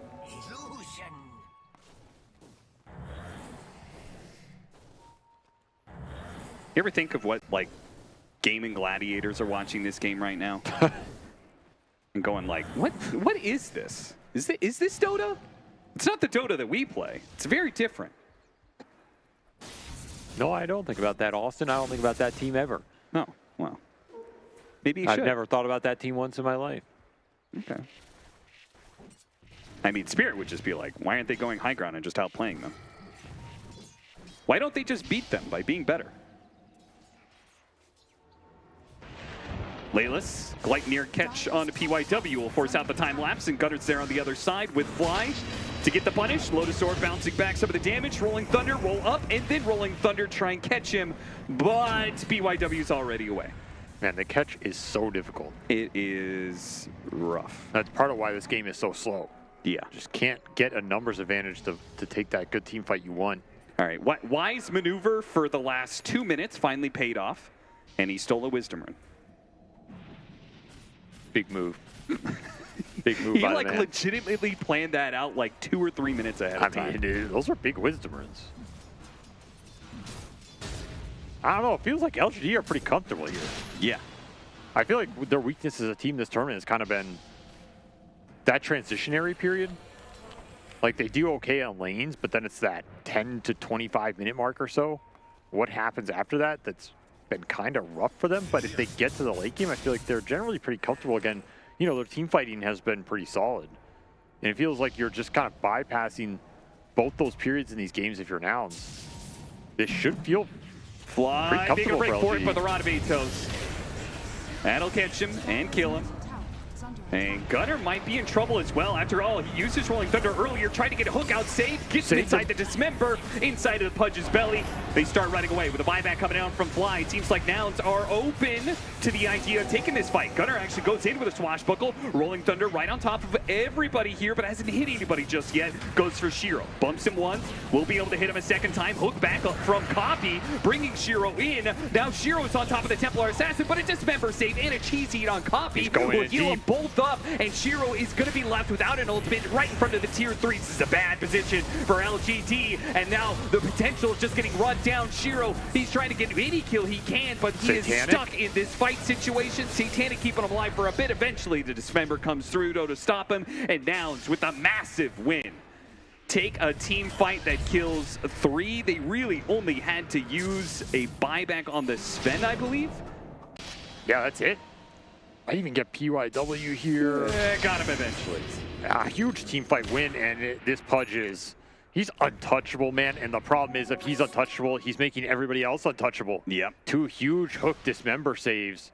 Did the most damage, did the most healing, had the most clutch saves and everything. Probably the most damage done to him potentially as well. I mean, yeah. There's just no answer for him. This Troll does not do enough damage. Needed MKB or something there. LGD running on fumes on the second half of that fight. Finally, Nouns get what they were looking for with all this tanky aura buildup. It was LGD going into them, giving it to them. All of that split push, all of that rat for the big man to show up, stomp it into the dirt. Well, left the range creep on a ranged barracks on 1 hit, but that's okay. Got the important one. So what's the answer to this type of fight if you're LGD? I mean, if you can't kill the Pudge and every other target you go on is getting saved. Is it possible for other heroes to become a damage threat? Eventually, but the buildups are slow here. You need a refresher on the Mars, you need the Shivas on the Ember. These are 2 big items that are pretty far away right now. Even then, I just don't, none of these items feel like they're gonna punch through this brick wall right now. It's so much like Refraction, Shiva's Aura, Greaves, Crimson, Drum, Pavis, Shard, Sven. It's Pipe on the Pango. There's so much aura stacking to get through, and you don't have enough dispels to deal with it all. You suggested Nullifier at one point in time because there is so many great things to be able to dispel. Yep. Copy. Fishing. And daring LGD to go on it. They'll oblige. Already got down to half health. Copy is almost dead here, but got the BKB Dismember healing up a bit, but Shiro will eventually bring him down. And without the Pudge, there's no save. So if Echo can keep the Templar Assassin, oh, Echo, he goes in too deep, ends up running into the silence of the Templar Assassin trap, and now Yuma's playing the distance against Shiro, and Shiro, now there's nobody to save him in turn. With the Troll now gone, Yuma, he'll feast, he blinks up to join the kill on the Mars. They'll chase away PYW like they usually do at the tail end of a fight. A buyback even from Echo as he made a fatal misstep, thinking that once the Pudge was dead, it was just about catching the Templar Assassin, but just immediately died to the heavy damage. I mean, TA caught him. It's not a man fight you're ever going to win. I mean, the Ember's job this game is to provide some chains latch, get the Mage Slayer hit through, and be annoying, but you're not a man fighter. You do get the Pudge buyback, but he gets to back it up with an Aegis here, whereas you don't. So another huge team fight win for Nouns. They pull ahead by 14K. This TA is starting to deal some real damage Radiant's top tower. And your Pango is now transitioning as well. Because you got an Aghanim Scepter, so he ate that one, and now he can go for the Basher, which is really not that far away. So now you're going to be dealing with, random bashes that are going to be coming out of those Rolling Thunders. He's just so tanky. He really is. 2,400 HP, but that's only a part of it. He has a ton of armor, almost 50 armor when he's around the Sven. He's obviously got high magic resistance thanks to the pipe, and then some extra damage reduction from the Crimson Guard and Vanguard. So, yeah, it's 2,500 HP, but it feels like he's got 8,000 HP. I don't think Shiro's gotten any gold in 10 minutes in this game. Yeah, and if he did, he'd be completing an MKB, which I don't know how much that really changes for you, right? It's a decent amount of extra damage, but yeah, I don't know. I'm not seeing this 5-slotted troll doing enough here. Yeah. It's not like one of those NKBs where it's like, oh, he's really struggling with the butterfly, but now the damage faucet gets turned on because he can't miss. It's like, okay, it's going to do some extra magic damage procs, which will help against all the armor he's dealing with, but is that magic damage going to bring down the Pudge or the Templar Assassin as quickly as you want it to? The concept here from Nouns was, it was just darn good, man. Like, you get all these auras on this Pangolier, you Crimson buff everybody, and then you have Pudge with the Flesh Heap on the front line. It's a lot of small hit mitigation that Troll does not deal well with at all. Because this is a hero that struggles to bring solid burst damage. Yeah, I won't lie. The feel of this game was giving me way too much deja vu in game one, but it is clear now that Nouns had a much better read of what this game would look like going later and how they would be able to dismantle the Troll. And the Templar Assassin has also, feels like, been enabled a lot more with the extra disables that they have on the side of Nouns. Feels like Yuma's actually able to hit heroes and bring them down, as opposed to a lot of times chasing after heroes or getting blocked out by the arena. I mean, a big factor feels like PYW is just not shifting these fights as much as he has in some of the previous wins for LGD either. Yeah. Like, this Weaver just doesn't feel, it feels non-existent because of all the aura stacking. So, this Spear Breaker, Tiny, these types of heroes he's been on, you get a toss back, you get a good charge through, it can just win you the fight straight up. Like, what is Weaver doing here that really changes the equation? It's not his fault. It's just... Yeah, I mean, he set a very high bar for himself with back-to-back 4-man avalanche tosses. Sure. So hard to be more impactful than that, but it might just be what LGD need to be able to turn this game around. I mean, Swarm is a great spell in this type of game if you can have it last on people. I think you got to start looking for spearbacks here. I think that's the only way Nouns lose a fight, is if somebody gets isolated, speared back, arena'd off from the team, and they can just burst him down at the start. Sure. It's kind of what happened to Copy in that top lane. But if you get speared back, it's even worse because your positioning is just awful relative to the rest of the auras and the buffs. Something you can look for.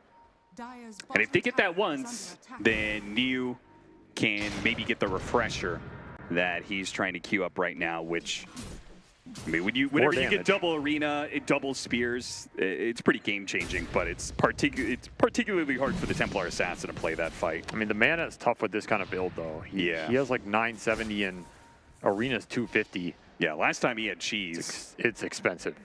This refresher is going to be solid, but it's going to instantly drain his entire mana pool. Do finish up the Shivas on the Ember. There's a bit more damage coming through. Tankier versus the Templar Assassin as well that we saw just delete him in the last fight. LGD continue to rat this game and try and look for something as we go into the very late game here. MKB done for Shiro as well. So there's some damage. I mean, I don't know if it's enough, but this is supposed to be your big damage upgrade in the late game. This plus that, tier 4 neutral in the Ancient Guardian here, plus another 50, plus more you're around your Ancient. Okay, so, I mean, you just got 140 damage if he's sitting in his base. Yeah.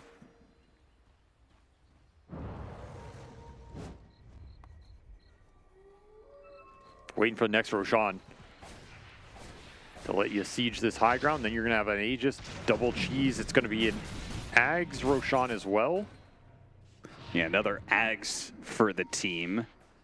So they could get, I guess, Copy could sell his Ags. Maybe they give it to Templar Assassin. Yeah, honestly, it looks the best here. Neither of these supports is a real one, and I mean, the TA Ags can be good, but freeing up a slot on this Pudge might be more value in the short term to just try and end the game.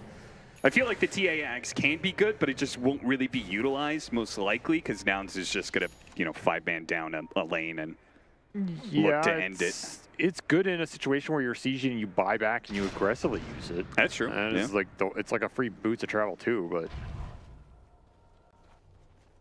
And he will have the extra gold. He just bought out Swift Blink, still has 4,200. This does all assume that you're just getting that Roshan for free though, and that is not guaranteed. As LG are going to contest. They're going to smoke up. The refresher is done for New, and I wonder, why did they smoke now? Right? Why not in 2 minutes time when you know Roshan could be up? Even if they win this fight, are they really going to have control of the Roshan pit? I mean, buyback on Pudge is cooldown for 50 seconds. Okay. So if you kill him right now, you have a decent shot to wipe the rest of the team without this Pudge coming back in. Okay. Because he does have the gold for it, and 30 seconds now on that timer. But I don't think you're going to get the fight here. Like, there's no reason for Nouns to give it to you. Yeah, Nouns will just wait up in this high ground. If you don't want to walk into 1, high ground vision, and 2, a buttload of traps, by all means. Also, this is why doing Roshan at that 18-minute mark is really going to pay off for Nouns here, because if you can keep this Roshan dire side, it means every time you go into these later team fights, you have buyback advantage on that outpost. Yep. Very difficult contest for LGD to run just straight top contest 5v10 pretty much. 6v10, I guess the Ember can go back to a Remnant, but just sounds impossible here. It pretty much guarantees that Nouns will always get the Roshan. Yes. Or win that fight. It's just maybe they'll have to use some buybacks to get it. Which they don't care about, because you're getting slotted here anyway. Yeah.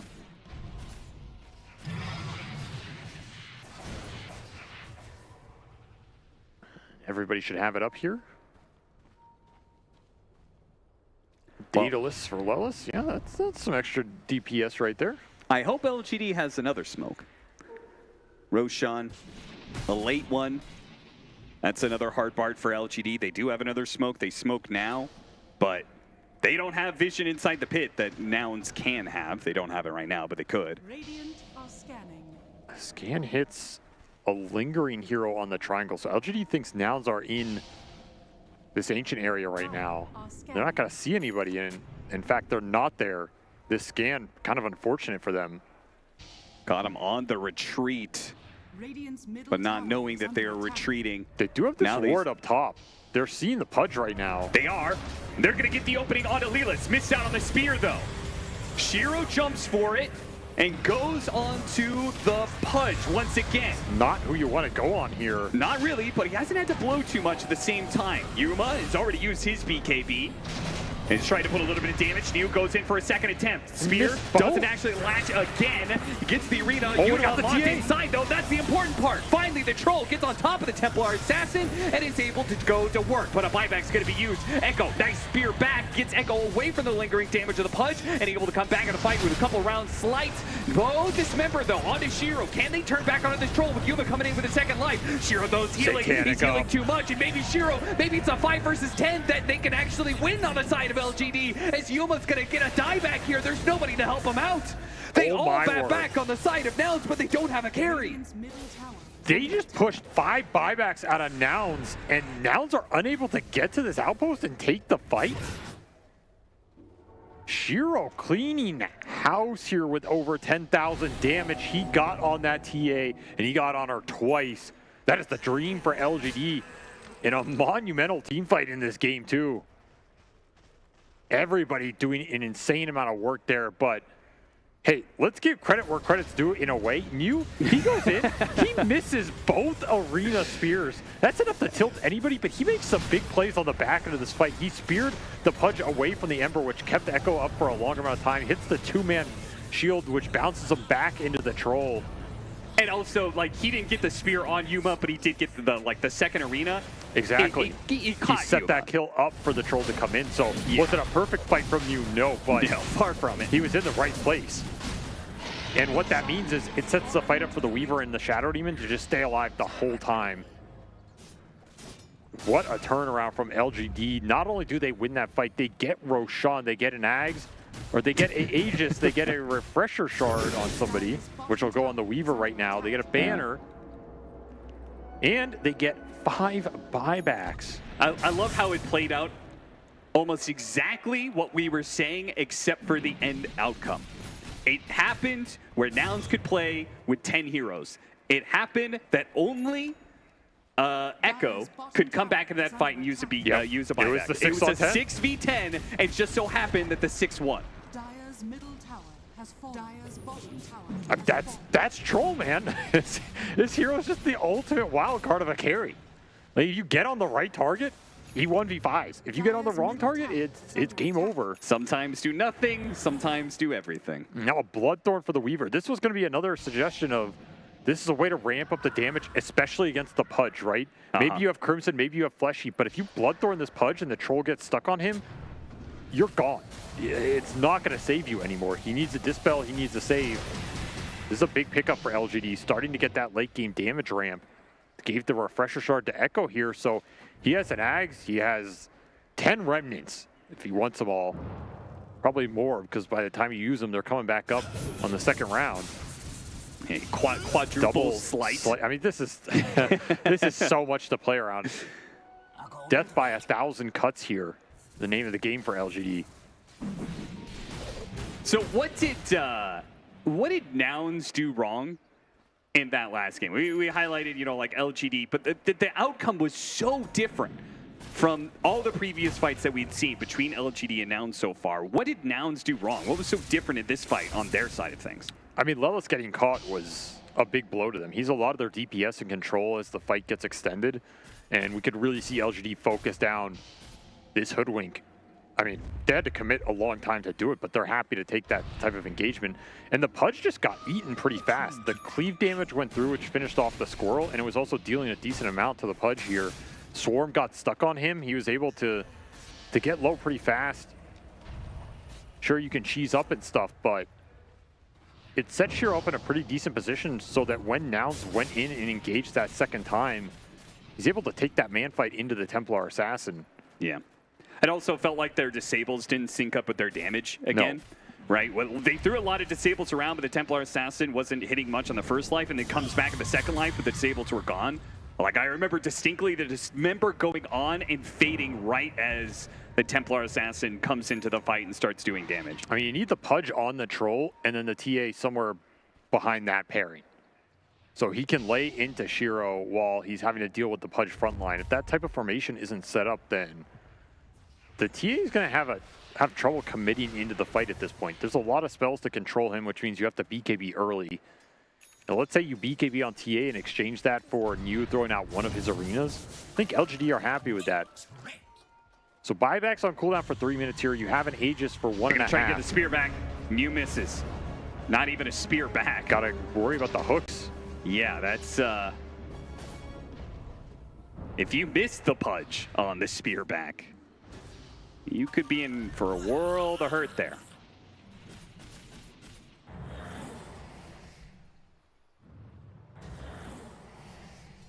And now Shiro, he has Refresher. This is... Oh. They fall into this one. They hit the Gleipnir, the chain stun, and the Ember Spirit is dead. 10 remnants, quadruple slice, all nothing. They just get the right initiation and a hook to be able to stop the TP away from you as well. All of a sudden, Nouns, they were seriously on the back foot, but they've just given a fresh breath of life as they have this full time where the Ember Spirit, who did buyback in that Roshan fight, is going to be guaranteed dead. 2 minutes, no Ember. You're gonna try and end the game? I mean, you still have no buybacks. But this might be the best opening you're gonna get, at least for a long time. I mean, I can get the buyback out of the Mars and the Shadow Demon potentially. What a random hook to land, but I had stopped expecting hooks, honestly. Copy had been fishing so long and been pulling up nothing but boots. The thing is, the disruption went in on the Pudge, not the Ember. I don't know if Y just couldn't get it off or he just judged it wrong, but they came back with a couple heroes to try and catch PYW. It doesn't quite work. We're going to rack spot him regardless. Is this going to stop Nouns' push, though? By not having all their heroes, it's awkward now. I mean, they're going to get Megas here unless LGD are willing to commit double buyback and take the fight without the Ember Spirit, which they can do. They have Refresher Troll. This is double BKB, double Battle Trance. No joke. They're going to buy back, and Nouns are going to have to back away now. I mean, still, they could have had this point where it would have been 5 versus 4. You know? It's risky when your buybacks are all on cooldown for a minute. Yeah. Doesn't feel comfortable to do. And you're kind of resetting this equilibrium because now all of yours are going to come back up and you're going to be missing this Mars one for this next Roshan fight. Puts LGD in the awkward position all of a sudden. Yeah. Now, I guess Nouns really don't have to force too much in that situation because they will just naturally gain an advantage here with buybacks coming up. And Roshan respawning. They'll be the team in better position to take it as long as they don't lose another 5 versus 10. Man, look at those levels. Everybody in the game over level 25 except for Y. Yeah, I was just going to note all these level 25 talents for Nouns are good ones too.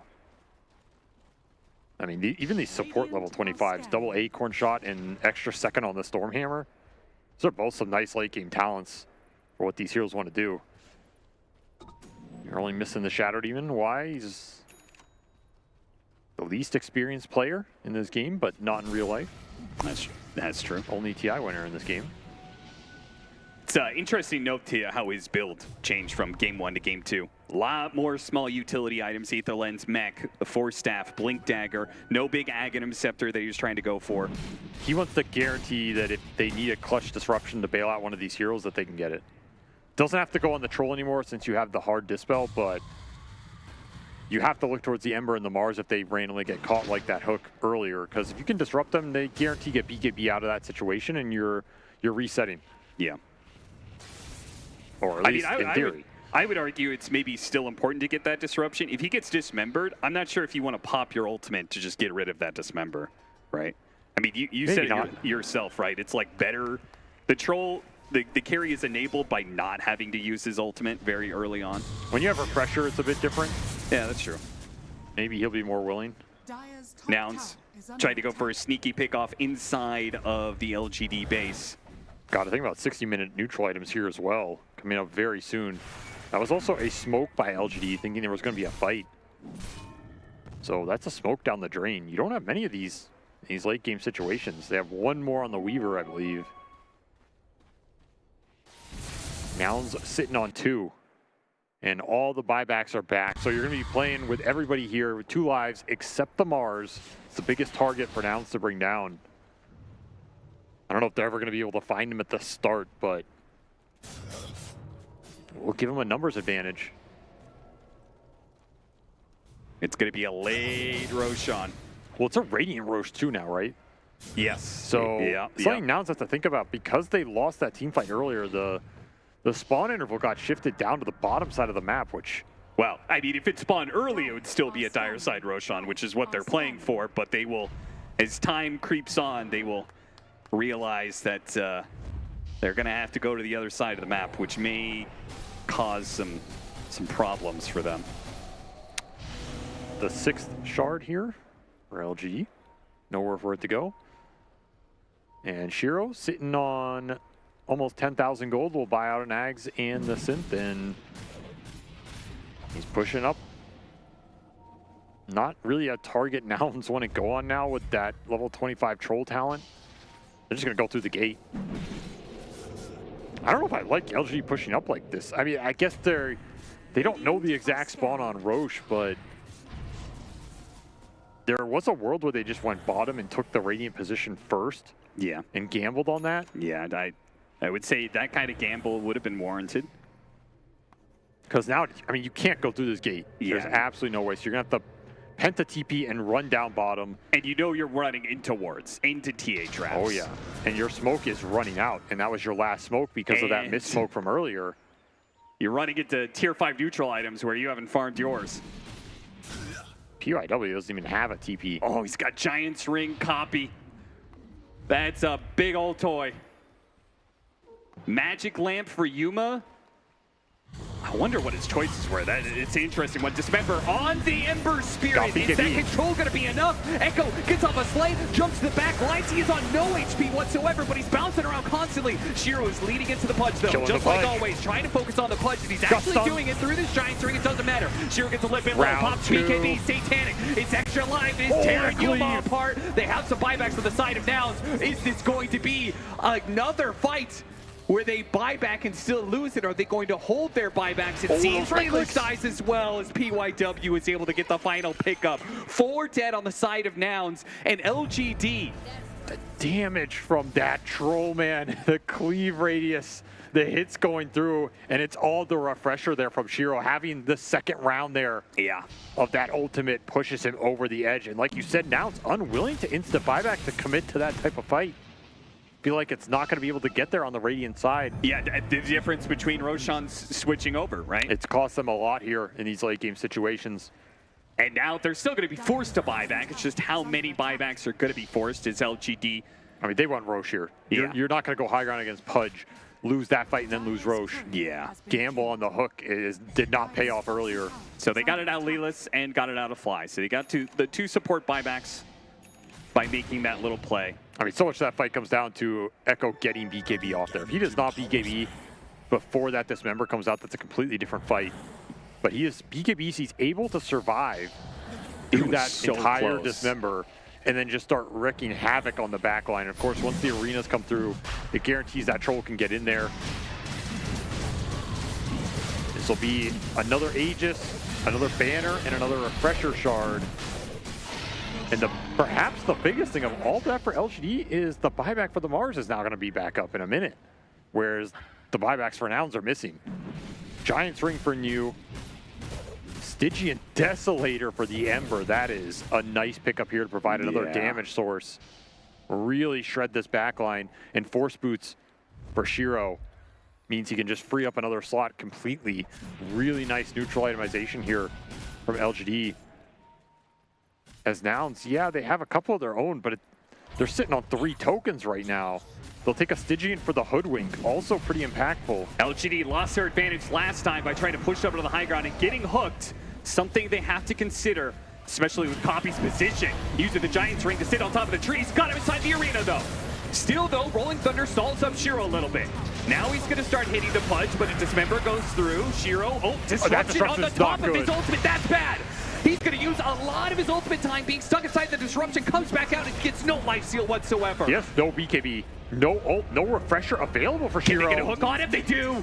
The giant hook pulls him back into his doom, and he's gone. There's nothing LGD can do about it. Why? He struggles to make up for his mistake, but the blunder is done, the damage is done, and you cannot undo it. That is an incredibly unfortunate disruption for LGD, a miscommunication or something in terms of what the troll needed. Maybe not understanding the hard dispel was going to be there, and the whole time they're losing their throne. This thing was getting assaulted by creeps. No tier 4s left for LGD. They cannot afford another team fight like that. They're just going to lose it to creeps. Buyback out of the Shadow Demon. And I believe the Refresher Shard did not get used, but a costly push. Could have been a game ender. It could have. Just comes back down to old Pudge high ground. I mean, it's a tale as old as time for a reason. Every pub player's been in this situation. Most of the time it doesn't work out, but if you can land them.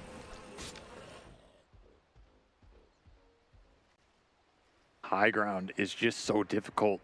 Unfortunately for now, they're not confident enough because of their own buyback situation to push and force the trolls here, so the damage being done to LGD on the return is pretty minimal. And his refresher back up as well. That was a big missing factor in that fight.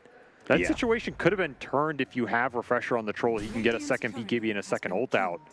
But you were 20 seconds off the cooldown. I believe Embers was also on cooldown. His shard was on cooldown from the last time that he used it. It might have been, yeah. So I saw it was like 40 seconds when they were walking down lane. So yeah, they were missing a lot of firepower. Yeah. Hex for the Shadow Demon, sure. Well, the longest game of Riyadh Masters will keep going long because Nouns didn't like go and try and force the troll buyback. There really is no like immediate end game available. We're probably just going to be chilling until another Roshan fight. I mean, is this Weaver just like another carry at this point? It basically is, right? Yeah, yeah. Daedalus, Bloodthorn, Dragonlance, Pirate Hat, level 28. He took the right-click talents. He's got the extra Geminate hit. He's got the shard. BYW doing some serious damage if he can get onto a target. I don't know how easy that is. I mean, kind of got to respect the AoE magic damage and Rolling Thunder and all this nonsense when you try and go deep in a fight, but yeah, let's say he gets to find the Hoodwink or even the Sven. Might just take him out. Maybe, but at the same time, let's say he goes on the Hoodwink, right?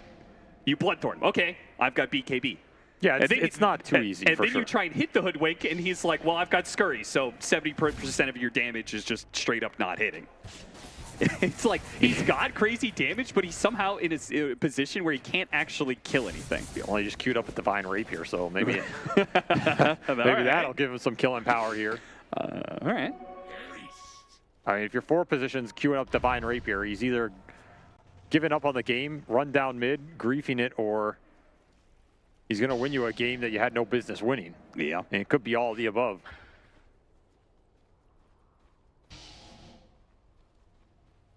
Dire are scanning. Hex for you would be big. Would be really big here. Because if you can get double Hex up on this Mars, then suddenly you might just be able to blink in, Hex the Pudge, spear him, or spear somebody else, remove that Dismember save. Yeah. Also have the mana pool to back up your double arena, double spear. Yeah, he's holding on to a Lotus right now. Yeah. Try and enable it.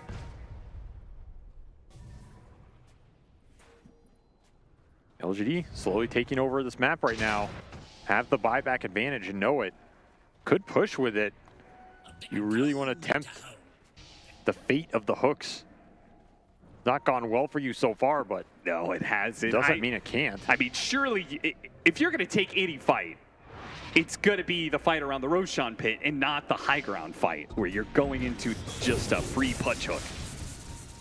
The problem is Echo is not pushing out this bottom lane, and you cannot take a fight. You cannot make a move if this is happening right now. Your throne will die in the course of a team fight. I mean, Nouns could very easily just bots to one of these creeps with a right clicker or something. Yeah, that is definitely. I wonder how much Nouns have made a note of this, because it is a pattern at this point that LGD have not protected. Yeah, it needs to be done with. It has to be the Ember Spirit in this game. It's not difficult, but Echo just has to stay up on it. You get this lane in, then you can start. You can take a fight. You can make a move. You can take Roshan, whatever you want to do, but have to respect the fact that you do not have tier 4s. This TA jumps in your base with a creep wave. Suddenly you have to glyph, and you're in an awkward situation. What does Shiro buy from here? I mean, he's actually beginning to fully cap out. He can replace his refresher. And like put the refresher in the backpack, but he's already bought out his Ags. He's bought a Moon Shard and consumed it. Maybe you should buy the Weaver a Moon Shard. That's exact. Oh my God, they're actually gonna go for it. I mean, they want something with this. I mean, the buybacks are all up though. Kind of. This feels late, right? Oh, they're gonna commit. That's a big pig. Rolling Thunder. It hits Shiro once, and they Abyssal Blade him as well. He is in an awkward position, already down to half and has to use his BKB. Yuma turns back around. The Ember Spirit is in so deep, dismembered and dead. What? And now they're focusing on the Sven of all the heroes, but now they're gonna stay around. I don't know exactly what that was. LG just looked confused. Like, do you want to go on this Pudge? No. I mean, you did, but Shiro clearly didn't. And Echo just flings himself deep in the base. He'll use a buyback there, so yeah, shout out to whoever got that initial disable on him. I didn't see what it was, but that was a clutch grab. He got bushwhacked on the tree line. I was thinking that too, but that's pretty crazy if that's what happened. So you got a refresher. And Copy's going for it. They run down mid and catch Mew.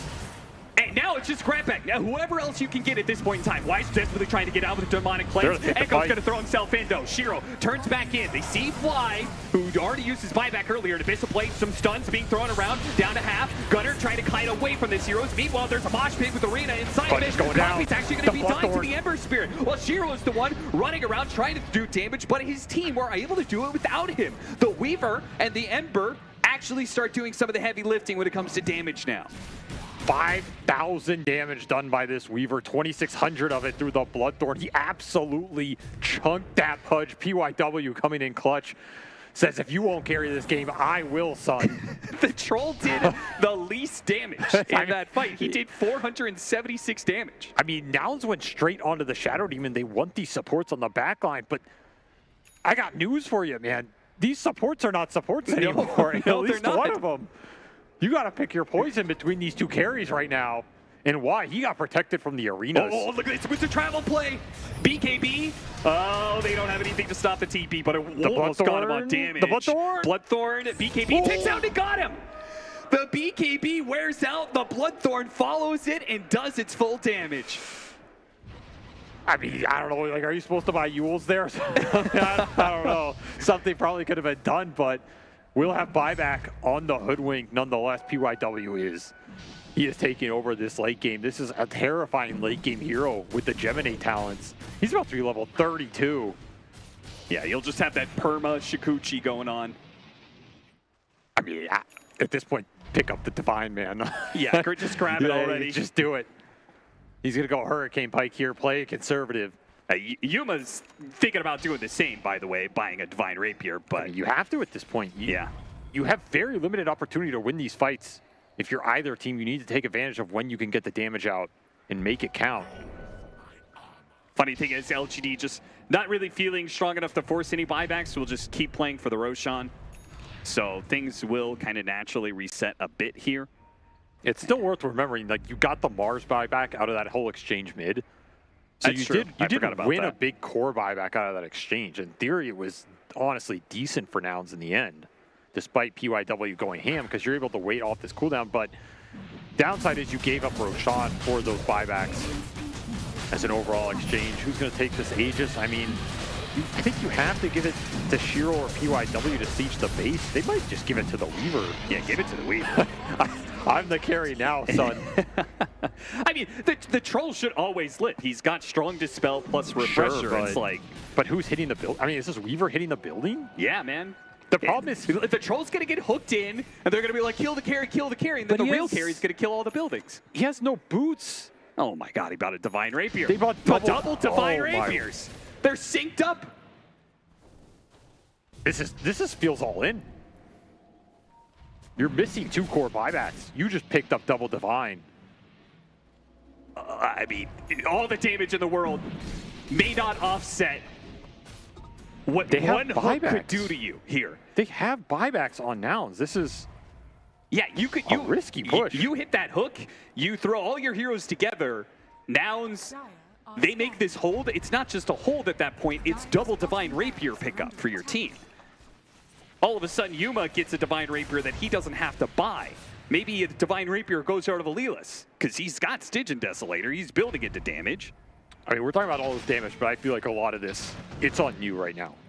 You got to hit big hexes. You got to hit big spears and arenas here so you can set the damage up. Because you can't just walk in and start hitting people. So my eyes are on this Mars right now. Look for the jump. Look for the potential spear back, the double hex, the double spear. And my eyes are on Copy and the hook. He got the hex on the TA. He did. He's that a little bit too deep, though. It seems like Ichiro is not comfortable with this.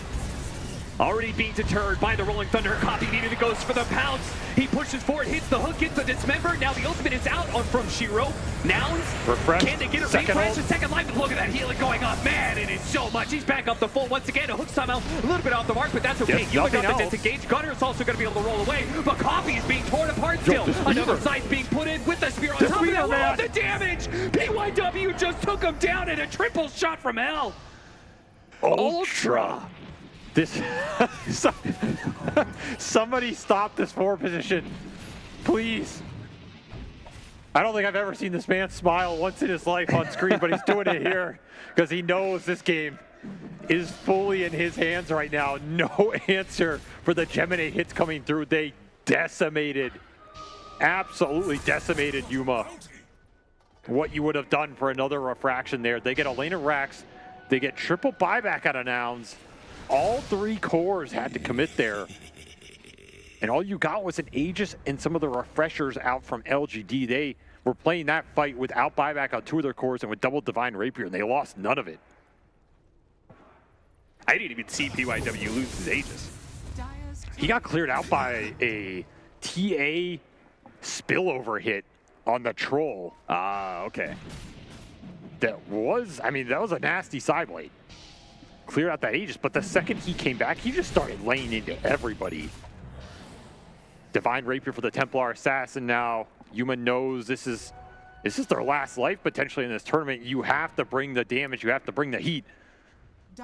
No refreshers available for all of these cores right now. Hook back into the tier 4s. Mew immediately responds with an arena, trying to protect their carry. Shiro pops his first ultimate here, gets hit by a little bit of bashing action. This is his only ult. Yeah, this is not looking so good. He's just gonna die like this. Divine on the ground. Who'd he go to? Lelis gonna take it. Lelis is gonna take it because he's the only one who has slots. Yuma already bought his Divine Rapier. What is this? This game's insane.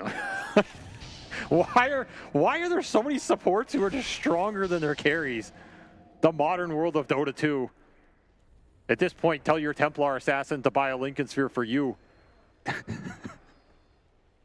Does have a backup here. The power of the economy for the troll will show itself. But you just gave a lot of firepower into this little squirrel. Yeah, this acorn shot is no joke, I mean, which one? He's got two. Yeah. And he's got Stygian Desolator to put -10 armor on top of all of it. Hitting for a little 700. I mean, this is the battle of the 4-position carries here between the Hoodwink and the Weaver. Both approaching level 30. In fact, the Weaver has his, so you have permanent Sakuchi on top of all these Geminates. But of course, if you find PYW with a single stun, I think he's just dead. He has very little survivability. And there's going to be a fresh disable added to the mix as Yuma gets his level 30. So now you have that 1-second bash to add to the mix. Still, overall, this game does swing back towards LGD, even with the troll dying there and losing Divine, because you're still looking at 3 core buybacks for Nouns that are on cooldown for another almost 5 minutes here. And that's the biggest deal.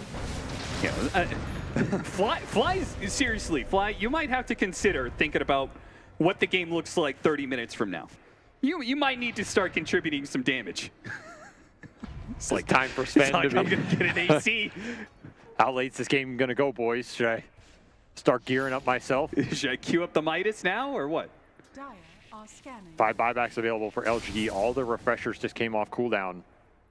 And that Divine got replaced on the troll, so in theory, you can just push again here. And if you take down any of these cores on Nouns, you're at a very large advantage. I would be surprised if LGD didn't try and push here.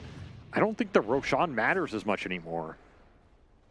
This game's about refreshers, and it's about buybacks, and you have both of those available. Maybe Roshan still matters just because he gives you a refresher shard. I mean, maybe, but I mean, it matters in a sense. You can put an Aegis on this Weaver. But I think in the grand scheme, it doesn't really matter. Blink for the Weaver. He has an entire Swift Blink, actually. He's so wealthy. Why? I mean, if you blink in and Bloodthorn somebody, they're absolutely gone. I think there's also a world where if you lose 1 or 2 heroes on Nouns, LGD can just start committing in on the buildings. Yeah. Like, your throne absolutely disappears in this game if you don't have Glyph. You need to use the Glyph well here, especially you can create some situations where you arena people off and your throne might just disappear in that brief 2 or 3 second respite in the middle of the fight. Fly, desperate to just give them any sort of small advantage here, picks up a Vlad's, and he'll be the one. Oh, the hook doesn't actually pull him out. He's going to have to use buyback here. Now, Shiro dropped a lot of HP very quickly. Gunner gets a little bit stuck, hops out of the base, hits an Abyssal Blade on the Troll. And he grabs here. Yo, these Yu acorns. actually goes back in. He goes for the Pango, but immediately gets dismember saved. Chasing away LGD. LGD get another little something out of Downs. This time a buyback on the Sven. I mean, time is ticking down on the rest of those buybacks, though. I don't even know if that Sven is worth the refreshers. I think the refresher on the Mars and the Ember are worth more than the Sven. Now, obviously, you can, come on, man. you can Don't wait do the that cooldown to Fly. here. Come on. He gives you an aura. He gives you okay, two yeah, auras. it's probably close, but LGD are going to wait for these refreshers to come back up before they want to take a fight, and Nouns are going to try and take advantage of it. Man's working hard to give you 33 armor, and you say he's not worth a refresher. I don't think 33 armor is doing anything against what we are at in this game. I don't think BYW cares about your armor.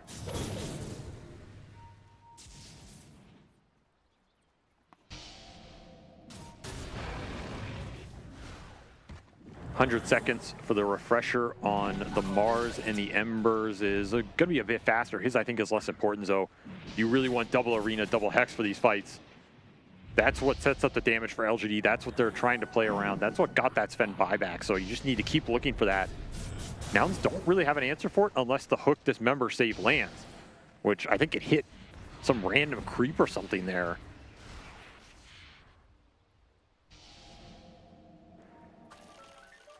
Roche coming back up as well. Yeah.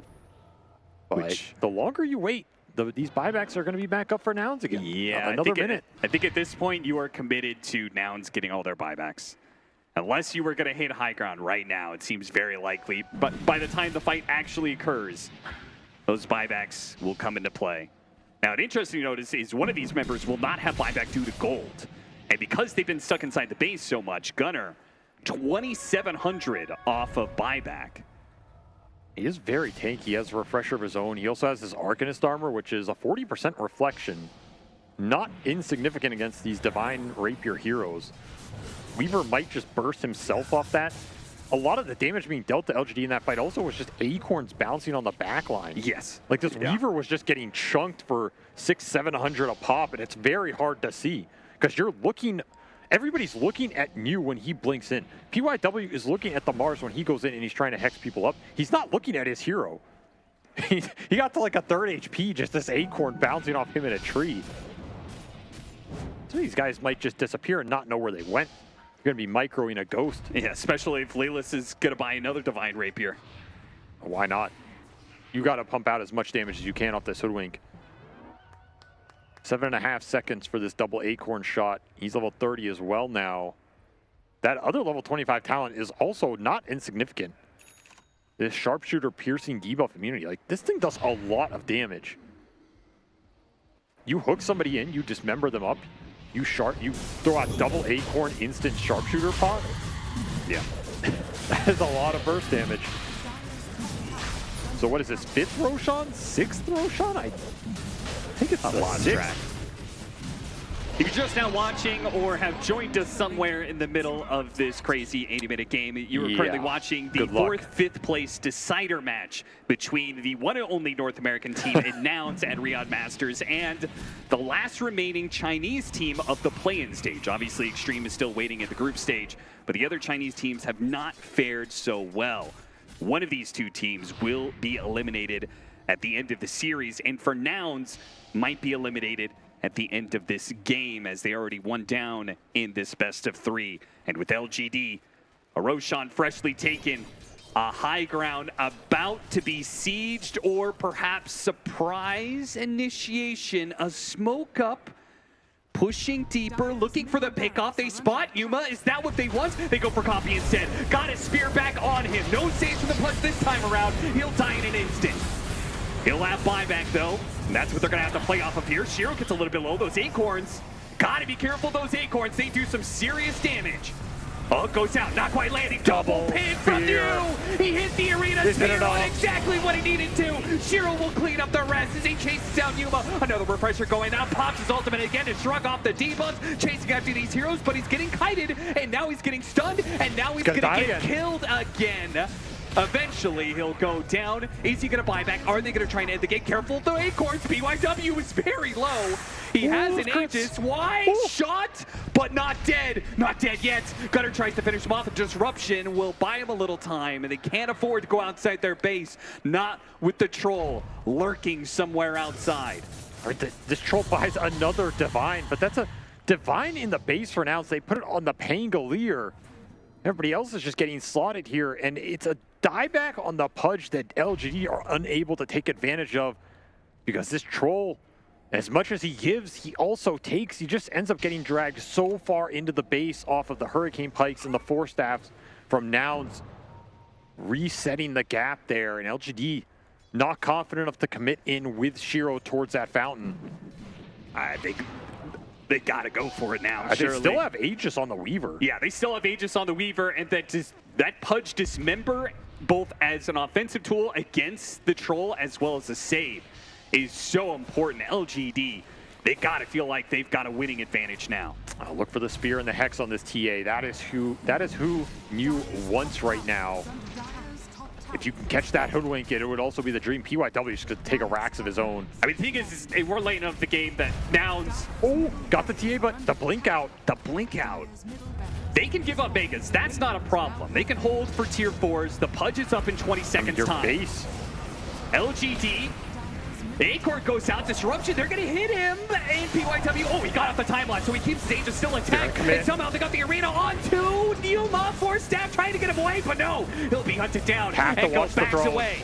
Throne exposed now as they continue to go for it. PYW finally losing that Aegis. New's gonna try and cover him with the spear. The glyph is, that means the Throne is entirely exposed. LGD could all in for it at any time now. Copy trying to hit the hook, oh, barely off the mark there. They wanted to be able to grab something out of this hold, something that could give them a way back into a position to even things out. LGD got what they wanted there, 1,000%. Maybe more valuable than this TA buyback is tier 4s and the glyph, because now any sort of fight in Nouns base just ends the game. And I feel like Nouns know it. They're just going to make the call to move now. Move against the Megas, maybe go for LGD's throne, put them in an awkward situation.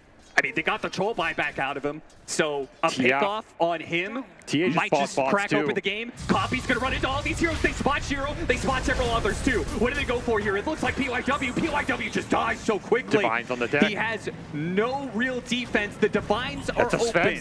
A Sven who is finally becoming the carry. Yuma's trying to hold the base in the meanwhile. But is that all you're gonna get here? I mean, I say, oh, you got a Divine Rapier, but like, if LGD are allowed to just refresh here and reset, you're in trouble if you're Nouns. No glyph for 340. They just go in the base, the arena up, they BKB, they hit your throne. What's the answer to that sort of go from LGD? Your throne's going to evaporate. They have to push out lanes and look for more. There is no backing down anymore. Nouns have backed up, but at this point, they're against the ropes. I mean, they continue to just concede space. They should lose to LGD. I don't think I've ever seen a team that has a Divine Rapier on all 5 heroes, but they're close. They're only missing one on Pudge. Yeah, that would be a nerf to him. They have a Divine Rapier on the 1, the 3, the 4, and the 5. And they all use it moderately well, to be honest. If Fly gets in here with some God Strength hits, it's not insignificant. They've got an amp damage on Lelis. He does so much, but you only have a limited window. This is a time to be decisive. Echo, he's continually smoking down these side lanes. They have to go back, Yuma. Yeah, this is the problem without the glyph. And it's a problem without an Aghanim Scepter. He needs an Aghanim Scepter at this point. He needs that kind of global mobility. There are no bots 2s up for LGD, though, so in theory, you don't have to worry about some rat play with everybody going in and just killing your throne from behind. But they're just going to run it down mid. Again, glyph cooldown 2 minutes here for Nouns. Of course, they're missing the TA and the Pudge buyback. LGD know all of this. Might look for the 90-minute power rune. Could also just run down mid. They did not have the economy to replace the Weaver Divine. Brought out Refresher instead, so PYW's damage got reduced by a lot here. I do wonder how much LGD, do they even, this is 90-minute game. You're fried at this point. This is an elimination series. Have they kept track of that glyph usage? They have to have. They got the pick off on the Templar Assassin. No buy? No buy. Go throne, right? Yeah, there's nothing to stop you now. There wasn't really much to stop you from before, but now they have to take the team fight. They know it too. They're going to try and make their initiation. They do manage to burst down the Weaver. They also got the Shadow Demon. It was a great initiation. Is it going to be good enough, though? Especially with the buybacks. The Weaver coming back into play, picking up the Divine Rapiers, going in, and that's going to be the Shiro just ripping them apart. Now he's going to lead on to Gunner. Gunner getting a lot of shields off his shield crest, but Coffee got him inside the Dismember. Can they do damage with all their Divine Rapiers, or are they just going to run out against the lifesteal of Shiro? And it seems like that's going to be the case. New pouncing for more. Hits the spear back, pulling Fly back in, while Gunner struggling to get back to safety of his fountain. But even that doesn't matter because their throne is exposed. The creeps are hitting it. They'll finish off every last member of Nouns before they go for the end of the game. LGD will claim it. In 91 minutes, they will get a 2-0 victory over Nouns, and they will move to the next stage of the Riyadh Masters. This team just refuses to lose this game. I mean, there's no way around it. That is a game that goes the absolute distance here. 91 minutes. Divine Rapiers all across the board. Awkward pushes for LGD as the Troll just continually gets sucked in super deep to Noun space, and you're going up against those high ground hooks, and still they find a way in the end. They wear through the buybacks one at a time. They wear through the Troll deaths one at a time. They wear through the Roshans. I think we saw 6 or 7 that game. And in the end, I mean, we're looking at that man right there, New. He really put these late game fights on his back. So much pressure was on this Mars to continually find the Hex initiations, the spearbacks, the arenas. He misses a couple, but he makes the ones that they need work. An impressive performance from LGD and an early exit from Nouns here as once more NA struggles to compete on land, cannot find their footing. Yeah, good enough to be able to stave off elimination in the play-in stage groups, but when the 4th, 5th place decider comes to a head, Nouns are the ones to falter. And that means they're going to be eliminated out of Riyadh Masters. They still have a chance to be able to prove themselves in another international tournament. The international tournament, in fact, that's going to be coming up later. But this one, no doubt, is a huge disappointment to them, showing that they're just not up to snuff to be able to compete with the best of the international teams. Still, though, congratulations to LGD, who will get that reprieve and a second chance at life as they move on to the group stage, and will have some fiercer competition to go against. So they're definitely going to have to keep leveling it up. They've already got a lot of momentum, but that closes out the series. LGD take it 2-0 over Nouns.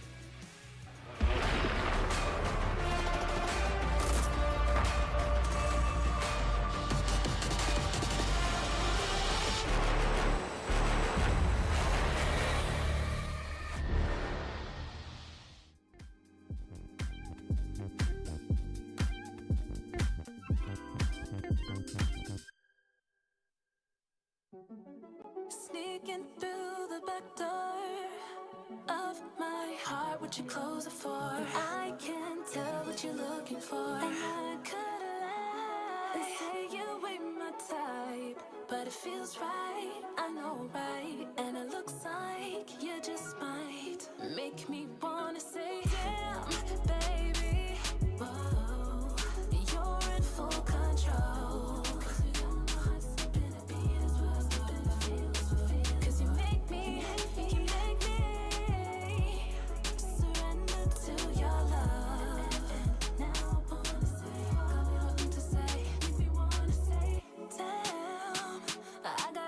Myself, I can't let go of the girl I know got me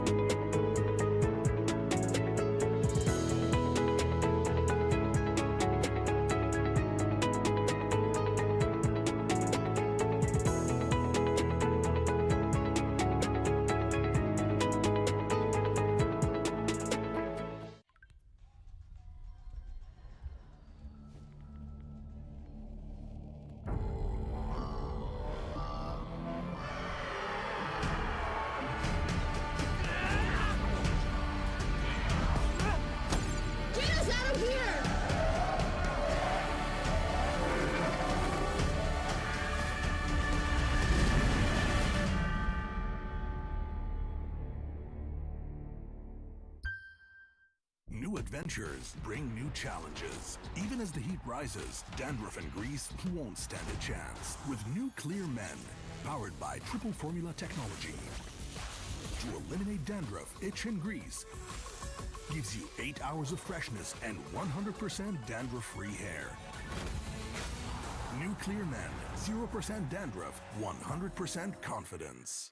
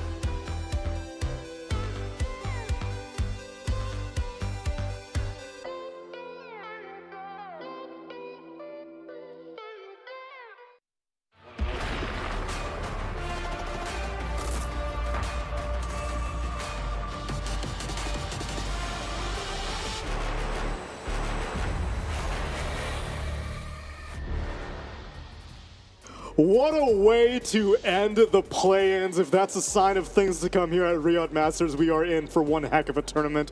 What a finish from LGD.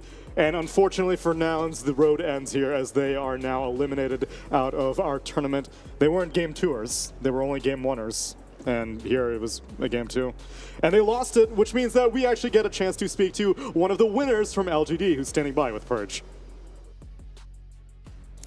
Thanks, Tsunami. Yeah, I'm here with New of LGD Gaming. First of all, how are you feeling after that super long game? 首先就是打完这个超级长的比赛之后，有没有什么感想 ？Very good, very good. Yeah, very good. Wow. Okay. Well, we'll test you a little bit. Are you sad that you didn't get to have any divine rapiers yourself? Sorry? Is he sad that he didn't get to have any divine rapiers himself? 你一把圣剑都没有拿到，有没有？就是掉了这么多圣剑，你一把圣剑都没有拿到，有没有感到难过或者不太开心？我没有格子带圣剑，拿不到，不想拿也不需要拿。Well, my blocks are full. My items are full. I don't need that repair. I'm sure you're sad. You played Mars both games, but regardless, your initiations were really solid. How tense was it in those late game team fights when everyone had 2 BKBs and refreshers? 你两把都是马尔斯，然后很多波的先手那个先手开团都很关键。然后问你是如何就是当你碰到后面的团战，比如说对面有很多个 BKB 的时候，你会怎么来开这个团？反正有刷新的话，就是第一波就算换 BKB 嘛；没刷新的话，反正就看运气嘛。反正毛空了，大不了大家就跑就行了。So as long as in the late game I got a refresher. So in the first for the first ulti we just exchange BKB from both sides, and for the second wave if I screw up I didn't catch anybody, then we just run. That makes sense. How confident were you that you were going to win this game as it went on, because it was so back and forth and so tense? 就是这把非常的跌宕起伏，也非常的长。你在打的过程中有多少的自信可以赢下这场比赛？打到刷新球的时候，感觉我们应该是挺好赢的，好吧？只是就是毕竟处理就是这种局的经验比较少，所以就是赢得比较曲折。So as when I have my after I got my refresher up, I feel that we can win this game comparatively quite easily. But as we are not very experienced, the team we didn't experience the long game for like very often. Therefore, sometimes the way we solve the problems are not very good. Therefore, it takes so long. That makes sense. PYW played amazing, I thought, the true carry of the game, but he was very bad at digging with his pirate hat. Were you guys watching this? 小熊这把发挥的非常出色，但是他对海盗帽的运用非常的不熟悉。你有没有发现，在打的过程中？没有，可能就打到后面，就大家注意力都不在那上面吧。No, maybe just in the late game, everyone is so chaotic. We didn't focus on that. Okay, great. Well, you won anyway, so it doesn't matter. It's fine. Okay, thank you so much for the interview. I appreciate it, and good luck in the next stage of the tournament. You guys made it through. Thank you. Right, they do indeed make it through to the group stages as they have survived the play-ins off of PYW's because he had bigger things on his mind. Pirate Hat's like a low priority. The funniest part about there were so many like hilarious moments in that game. We were all harping on the fact that I think we watched for like the first 5 minutes he had that pirate hat that he didn't dig a single time. And then at the end of the game, he's digging outside of the Nouns base and just dies with the rapier. Like, I don't know. I don't know. That was just classic. I mean, yeah, he had a bigger fish to fry in that game. Like, exactly. Carrying. At the end of the game, like, Shiro, he was 6 and 7. Negative.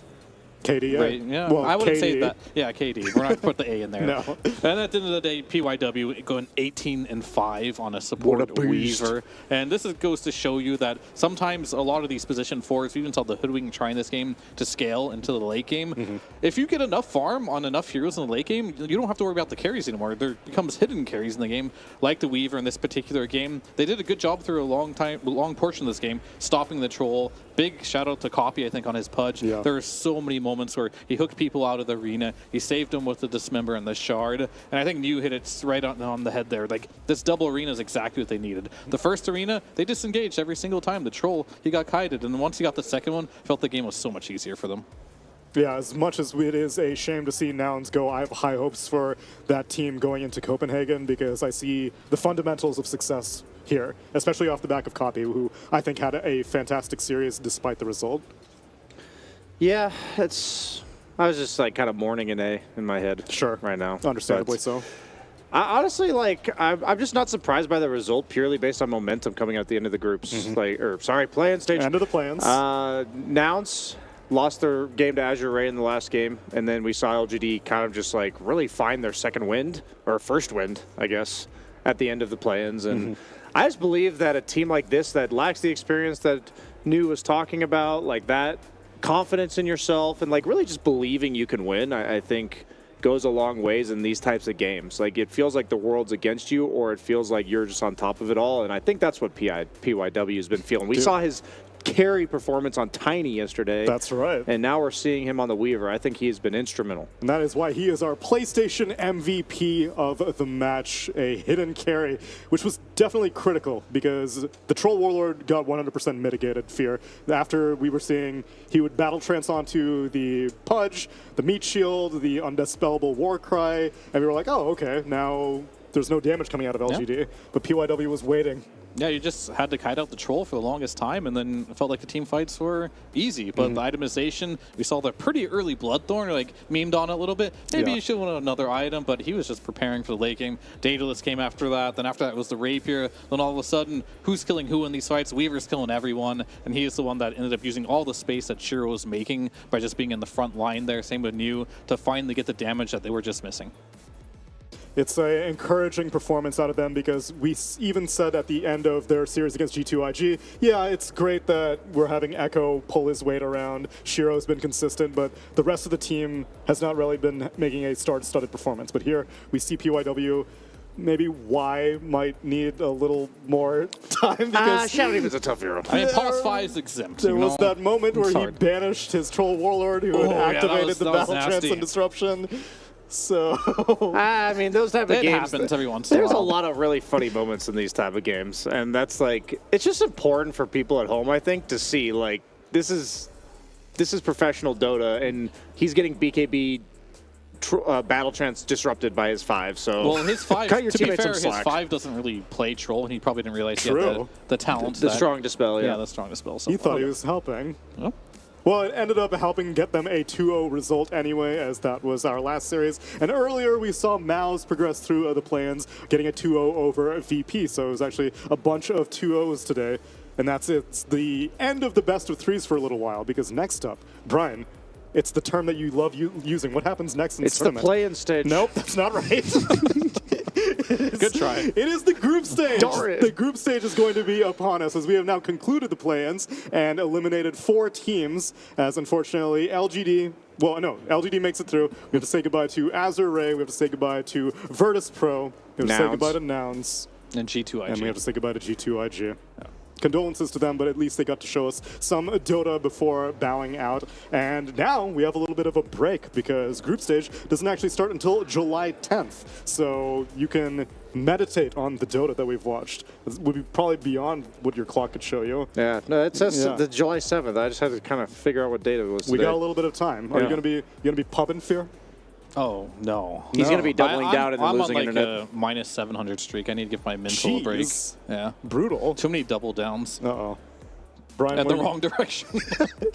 Brian, what's your plan for the next 2 days? Sauna. Sauna? Yeah. Because it's not hot enough as it is out here. No, it's not humid enough. It's not humid That's enough. what the sauna's for. There you go. I've only got the 110 degrees, depending on what region you're from, 45 degrees outside. I need the 35 to 90 degrees and humid, yeah. It's a beautiful shopping mall. Go check it out. Yeah. Exactly, yeah. Wonderful air conditioning. We will be spending our time constructively, and I'm sure all the teams that will be entering from the group stage will also have a lot of catching up to do because you're going to see Gaming Gladiators, you're going to see OG, you're going to see Falcons, you're going to see Spirit in Group A, and in Group A you're going to see BB Team, you're going to see Team Liquid, you're going to see Tundra Esports, and you're going to see WBG Extreme Gaming. Forgot about these up. teams. They're all waiting. Oh, wow. Waiting Those seem for like their some pretty moment. good teams. Pretty good teams, but are they better than the play-in teams? They We'll have should to be. find out. You'll have to find that out on July 10th because that is the end of the play-in stage. We hope you've enjoyed the show and come back later on for some more Riyadh Masters at the Esports World Cup.